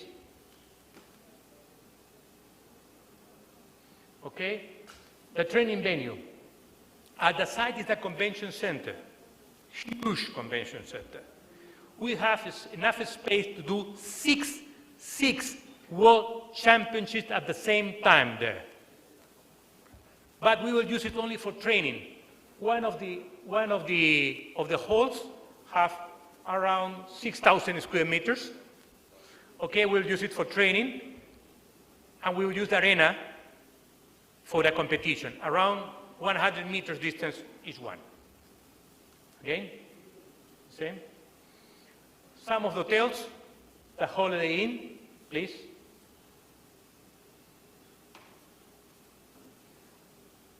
The Holiday Inn Plaza del Zapato is another one. Plaza del Zapato is the shoe square. because very near to this hotel, that is 100 meters from the convention center, are all the factories, all the outlets for shoes. Ahead. Imperio Ángeles Executive, go. And we are waiting for you. I will leave you with a video of Leon. Please, Soli, can you play the video?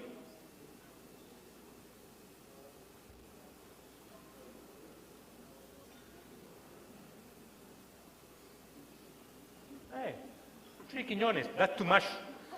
4 more, my God. They are cloning me. I am mutation. I am a mutation. I am a virus. Yeah, I know 1 is bad enough. 4, no chance. Yeah, for bad reasons. Can you put it? Just a second, please.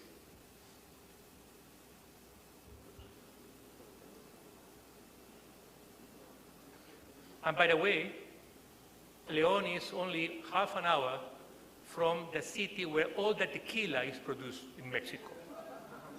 I'm not telling you to get drunk, but if you want to see how tequila is produced, that's a good place to be. Yeah, I'm talking. Yeah, I like it. What happened with the video? Ah, now it's a video. Good volume, please. Volume.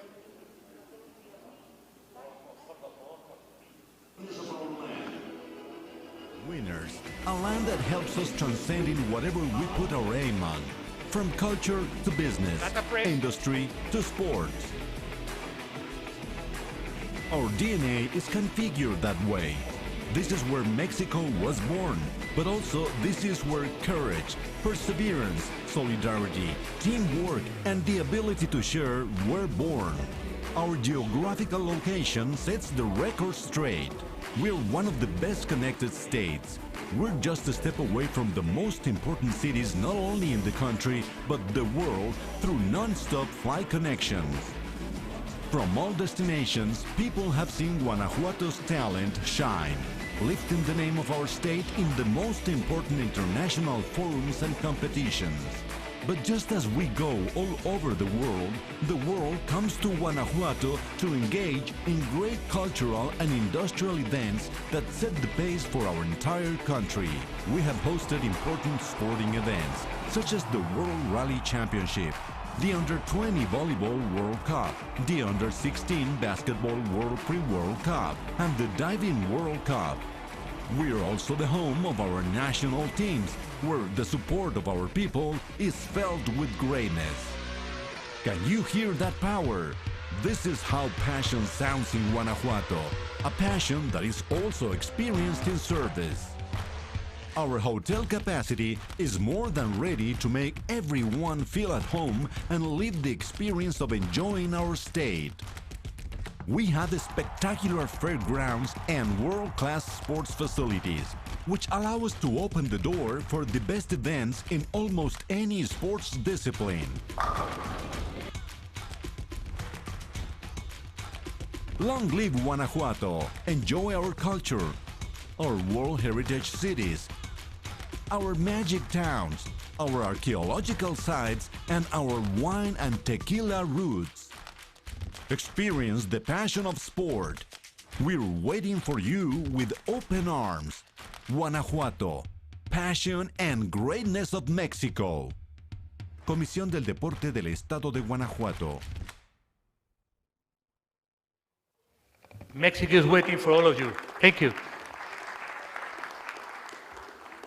Thanks, Jose. Now we move on to the presentation of the Greek Organizing Committee and the presentation of the 2022 IWF Junior World Championships. Now here we have, you know this guy? You know this guy? No, I didn't know, just come off the street. Yeah, come on, mate. Hello. Come on, let's hear you, Dimas. Hello, everyone.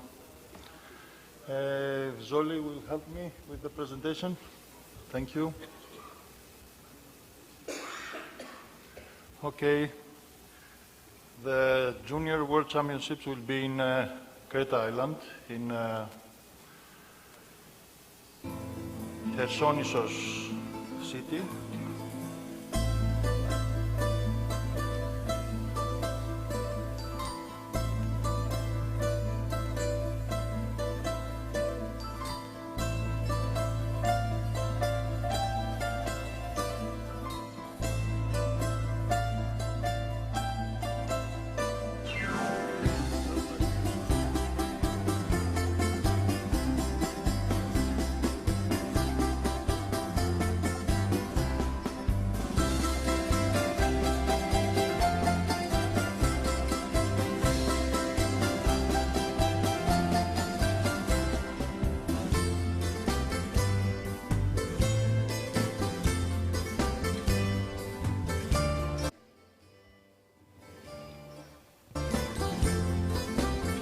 Problem.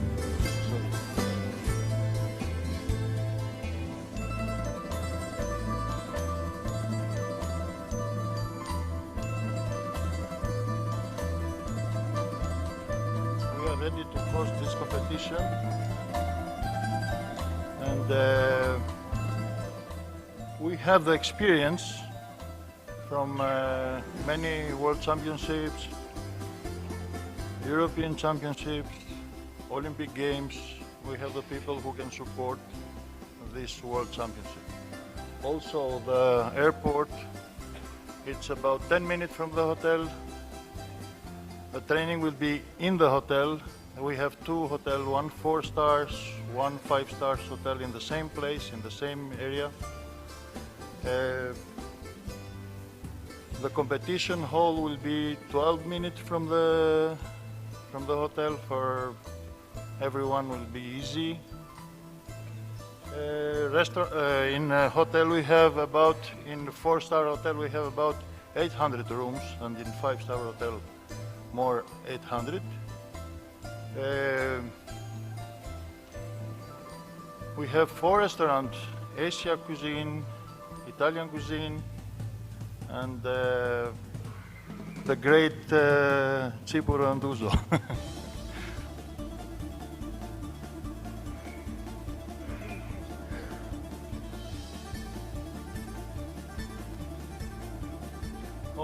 Also, you can enjoy the old Asian museum in Crete Island.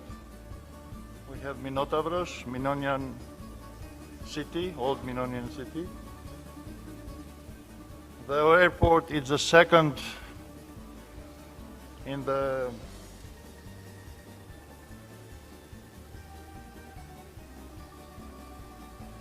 second busiest airport in Greece with tourists. We have direct flight from Frankfurt, from England, from France. We have two hospitals in Heraklion, 2 big hospitals.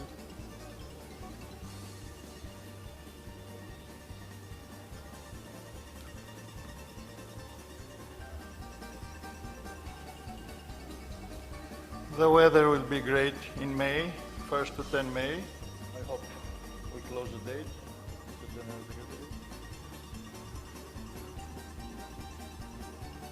This is the hotel, Litos Hotel, close to the, near to the beach.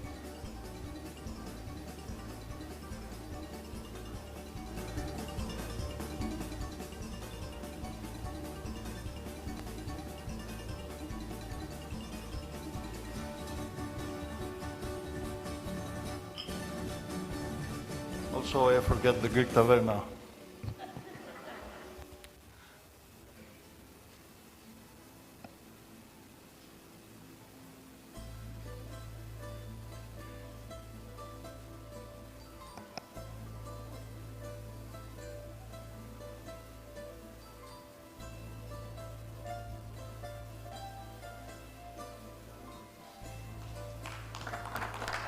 Looking forward to see you in Greece. Welcome.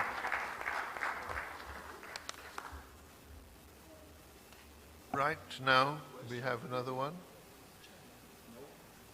and that is from the China Organizing Committee with an update on the 2022 IWF Senior World Championships. And we've got it online, so can we tell, Zoe, when are you ready? This competition will be maybe first competition qualification for Paris. She will organizing this competition after 1st of November in China. Very important. This is first competition, first step to the road to Paris. And we can only hope that COVID will be less active. Okay. Hello. Welcome, Mr. Joe. Now, welcome, Mr. Joe, to the President of China Weightlifting Federation. Thank you. Dear President, Dr. Mark Rani, dear Secretary General, Mr. Muhammad Jalud, dear representatives at IWF member federations, dear friends, good afternoon. It is my great pleasure to present you the progress report on the preparation of the upcoming 2022 IWF World Championships in China. The preparations of this event have all been progressed in all aspects, including but not limited to competition, transportation, accommodation, anti-doping, as well as epidemic prevention and control. Now please enjoy the report in the forum video presentation.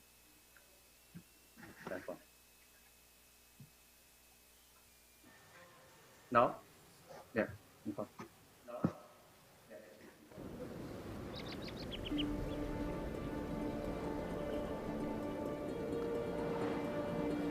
Chongqing, as a famous historical and cultural city in China, is the birthplace of Baiyu culture.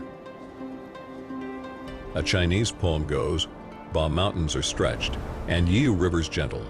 Through thousands of years of historical ups and downs, it has bred open, tolerant, forthright, and upright Baiyu people.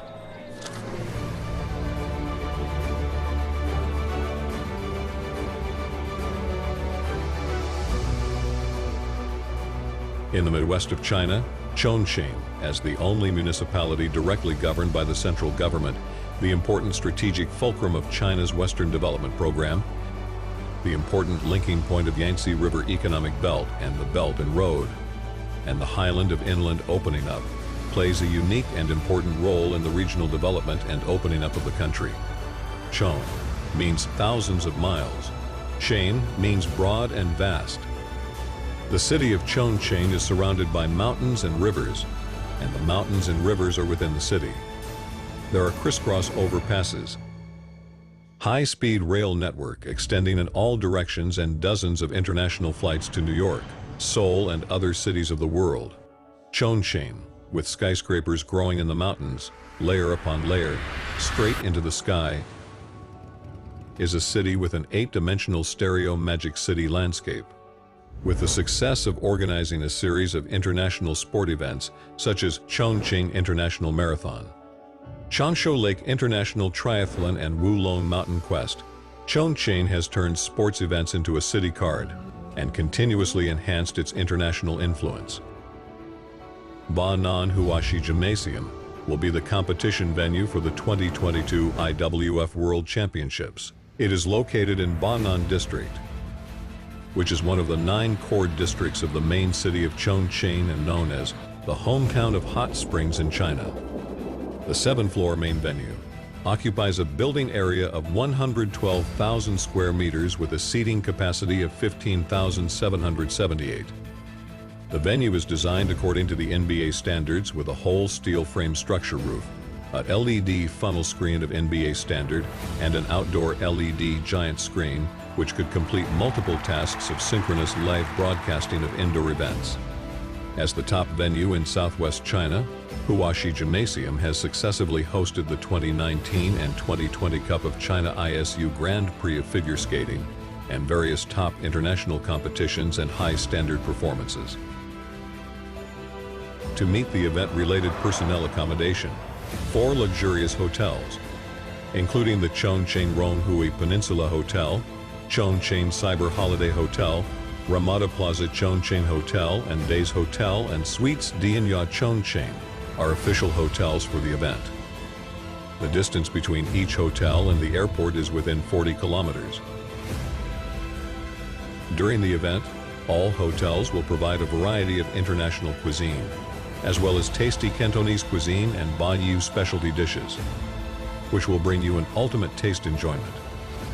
The Banan district, where the competitions will be organized, enjoys a 3,000-year history of Ba culture,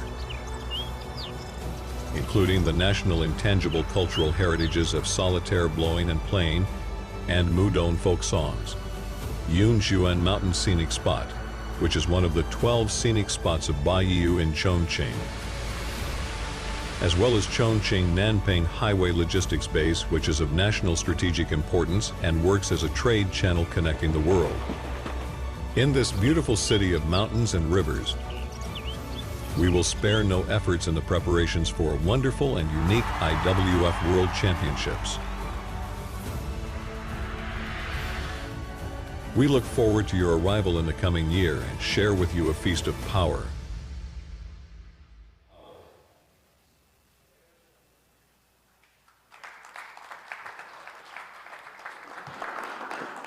Okay, dear friends, see, the last time China organized the World Championships was in 1995. It has been 27 years. So we are willing to do something for our sport in this difficult time. And we are thinking about that we organize a version of a kind of organization for international weightlifting tribunal during the World Championships. Besides the World Championships and the Congress, we are planning to integrate it with other activities, including Chinese National Championships, International Training Camp, International Referee Seminar, International Coaching and Training Seminar, International Anti-Doping Seminar, International Weightlifting Development Forum, and International Weightlifting Equipment Expo. For our effort to promote our sport and seek more marketing possibilities for weightlifting, Chinese Weightlifting Association is confident in organizing a spectacular IWF World Championships in 2022 and present weightlifting feast for worldwide weightlifting fans. So welcome to Chongqing, China next year. Thank you very much.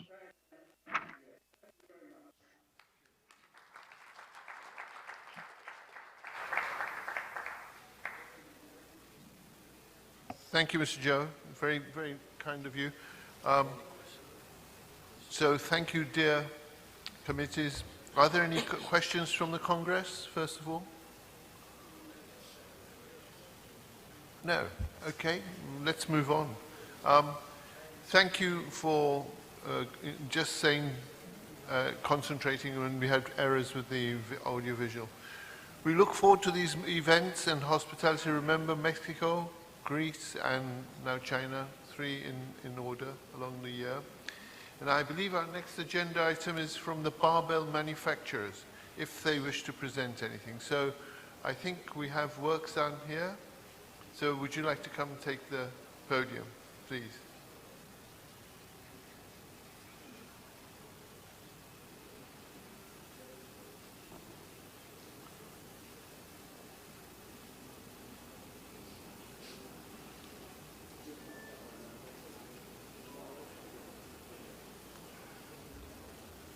Thank you.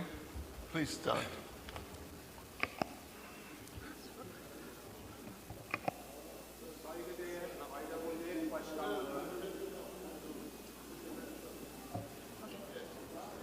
Saygıdeğer IWF Başkanlığı, Genel Sekreterliği ve ailesi, tüm katılımcı ülkelerin federasyon başkanları, genel sekreterleri ve temsilcileri, sizleri saygıyla selamlıyorum. Dear International Weightlifting Federation Presidents, General Secretary and his family, Federation Presidents, General Secretaries, and representatives of all participating countries, I respectfully greet you. Bizlere bir buluşma imkanını sağlayan ve bize tanışma fırsatı veren ve hepimizi bu büyük yarışmalara davet eden saygıdeğer Özbekistan Halter Federasyonu Başkanlığı'na, Genel Sekreterliğine ve görevli personellere teşekkürlerimi ve saygılarımı ayrıca sunuyorum. I would also like to express my gratitude and respect to esteemed Presidents of Uzbekistan, Weightlifting Federation and General Secretariat, and the personnel who have provided us the opportunity of meeting and invite all of us on these great competitions. 7-17 Aralık tarihleri arasında gerçekleşen Dünya Halter Şampiyonası'nda başlangıç tarihi itibariyle çok harika ve saygın müsabakalar geçmiştir. Umarım katılımcı ülkeler başkanları, temsilcileri, antrenör ve sporcuları bu geçen süreçten memnun kalmışlardır. In the World Weightlifting Championship, which held on between 7 and 17 December, many wonderful and respected competitions took place at the start date. I hope that the presidents and representatives of all countries, trainers and athletes were satisfied with this process. 7-17 Aralık tarihleri arasında Özbekistan'ın Taşkenti şehrinde gerçekleşen Dünya Halter Şampiyonası'nda IWF onaylı Veksan barbelleri kullanılmıştır. Firma başkanı olarak Veksan barbeli ekipmanlarının son derece kaliteli ve seçkin bir marka olduğunu gururla söylemek istiyorum. Umarım sizler de benimle aynı düşüncelerdesinizdir. As you may know, International Weightlifting Federation approved Veksan barbells as were used in the World Weightlifting Championship, held in Tashkent, Uzbekistan between 7 and 17 December. As the president of the company, I would like to proudly say that Veksan barbell equipment is an extremely high quality and distinguished brand. I hope you think the same way as me. And now we would like to watch a short presentation about our factory. Run the video, please.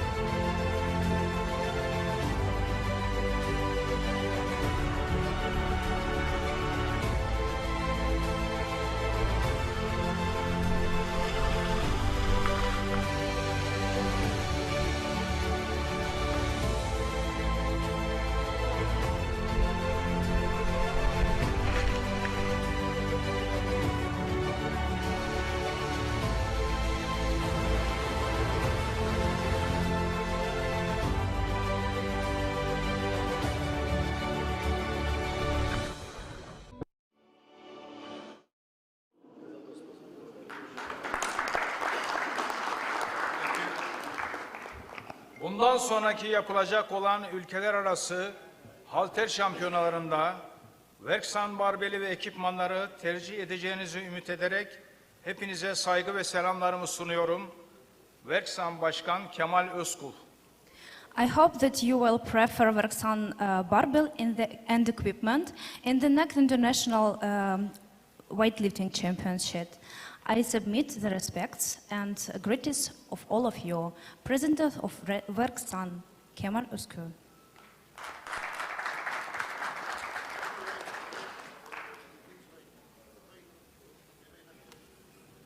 Have you any questions? We've got time, so... No? Okay. Thank you. Okay. Thank you.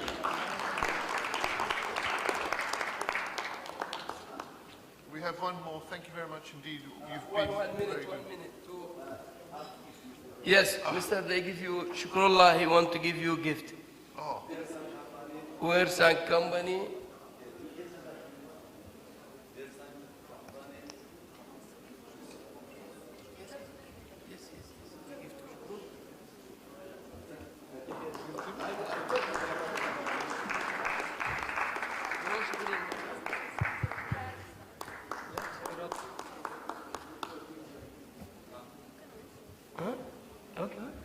Okay. Now we give a present to, also from us, International Weightlifting Federation, to Werksan.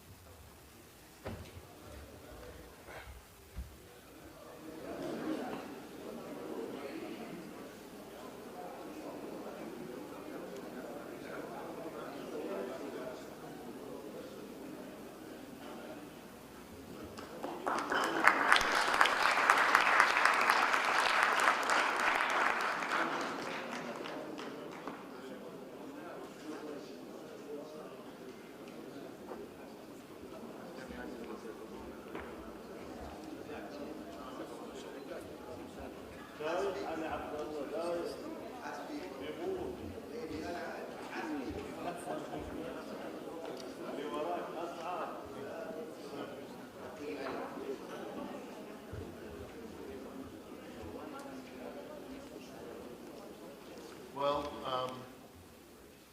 the time has come when we have to say goodbye to each other. And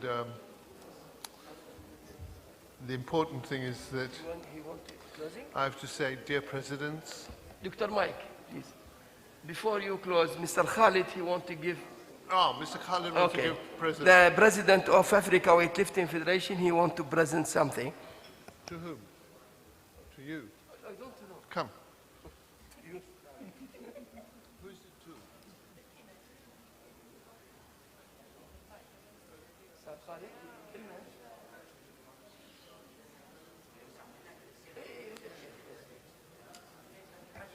Hey, I attend already in African champion. I take my present. All you absent for this reason. Mr. Khalid, remember you and bring this for you here.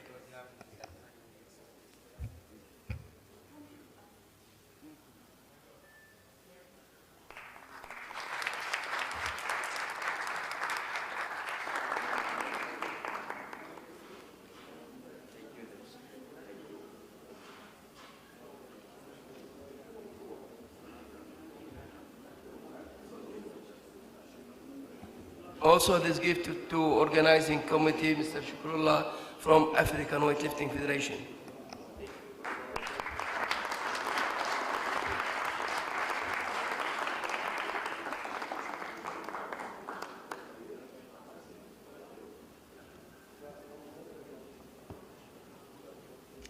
You can see why I'm sentimental. It's been my privilege to serve the IWF as interim president since October last year. It's not always been easy, but it has certainly been rewarding because of your kindness from those who showed it. As we all know, we faced many challenges in my time as your interim president. I will never forget this in my life history.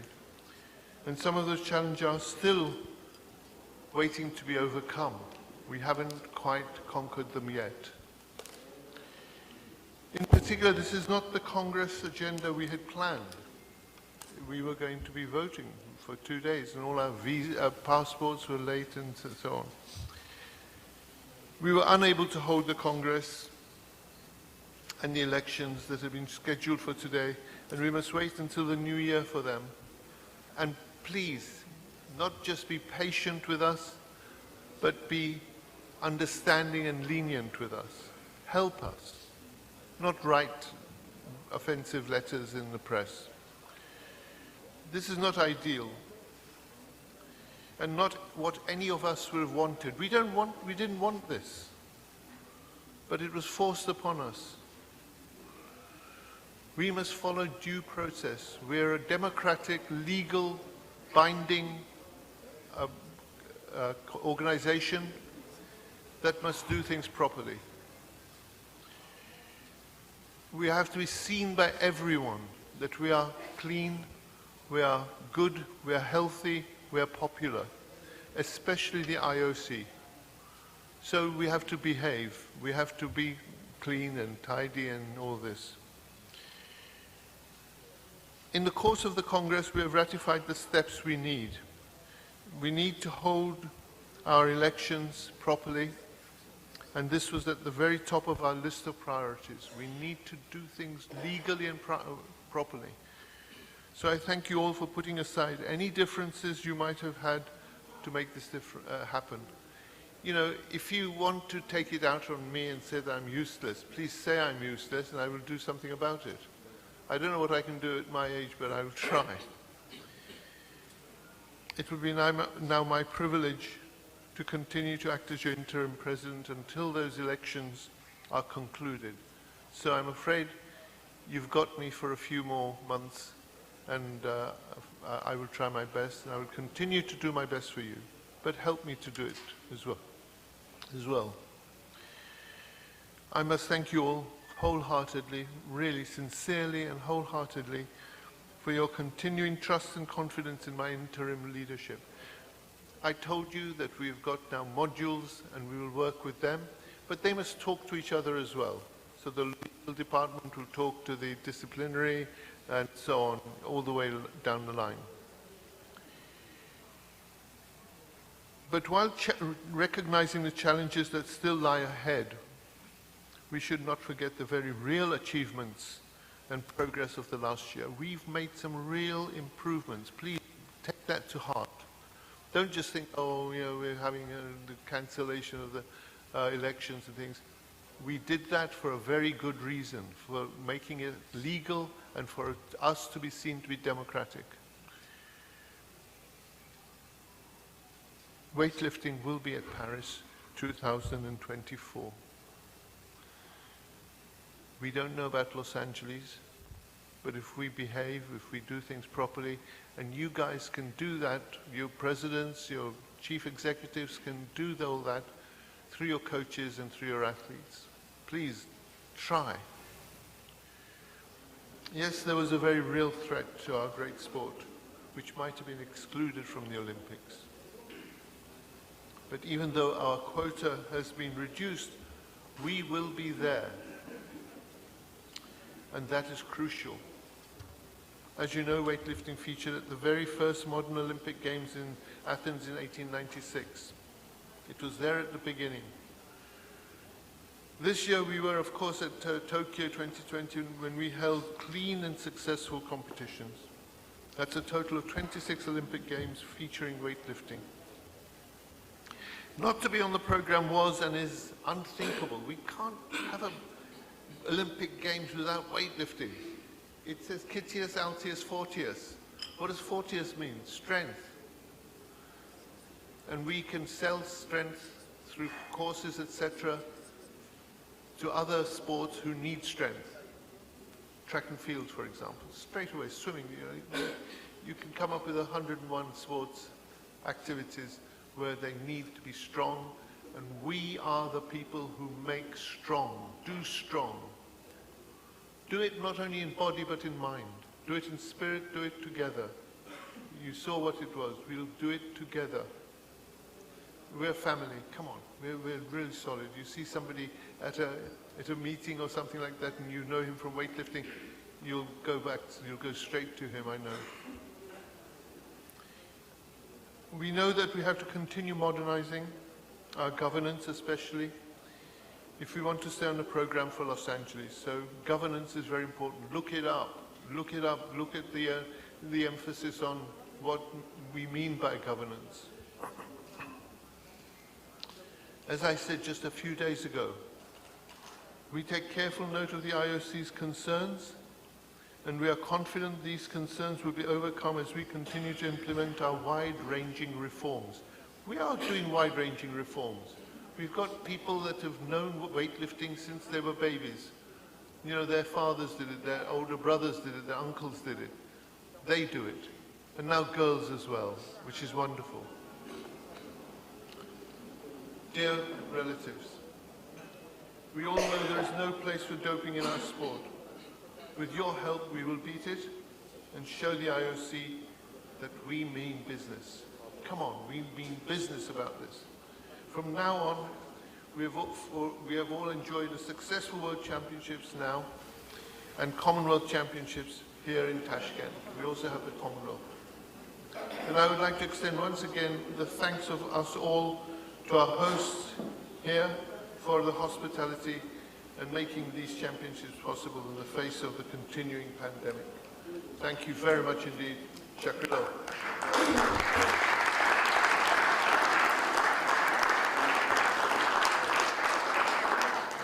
Also, we mustn't forget that we've just ratified and confirmed the 3 World Championships next year. So we are looking ahead as well as thanking in the past. As we've heard, that Greece will host the IWF World Championships in March, and our flagship event, the IWF World Senior Championship, we don't say senior, World Championships, will be in Chongqing in China in October or November. I'd like to thank our hosts in advance at all these places and hope that they will be ready for us at the time. Dear friends with these and relatives, dear friends and relatives, with these World Championships and the Paris Olympics, and with your goodwill and determination to secure the future of our great sport, our great popular sport, our lovely, skillful sport, we can all look forward to a brighter 2022. Come on, let's do it. And you, there are people always going to throw apples, rotten apples. But you know what? We'll catch them. We'll catch them and make nothing of it. God bless you all. May you go home safely and reach home and to your loved ones. Thank you so much.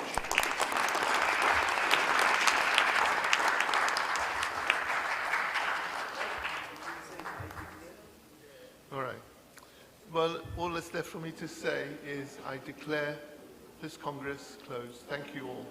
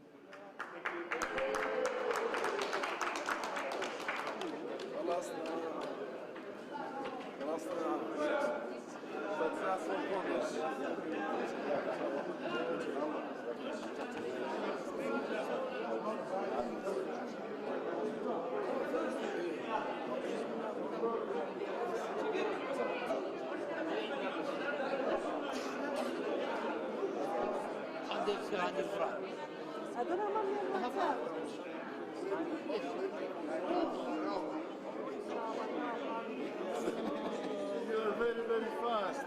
I don't know technology. Yes.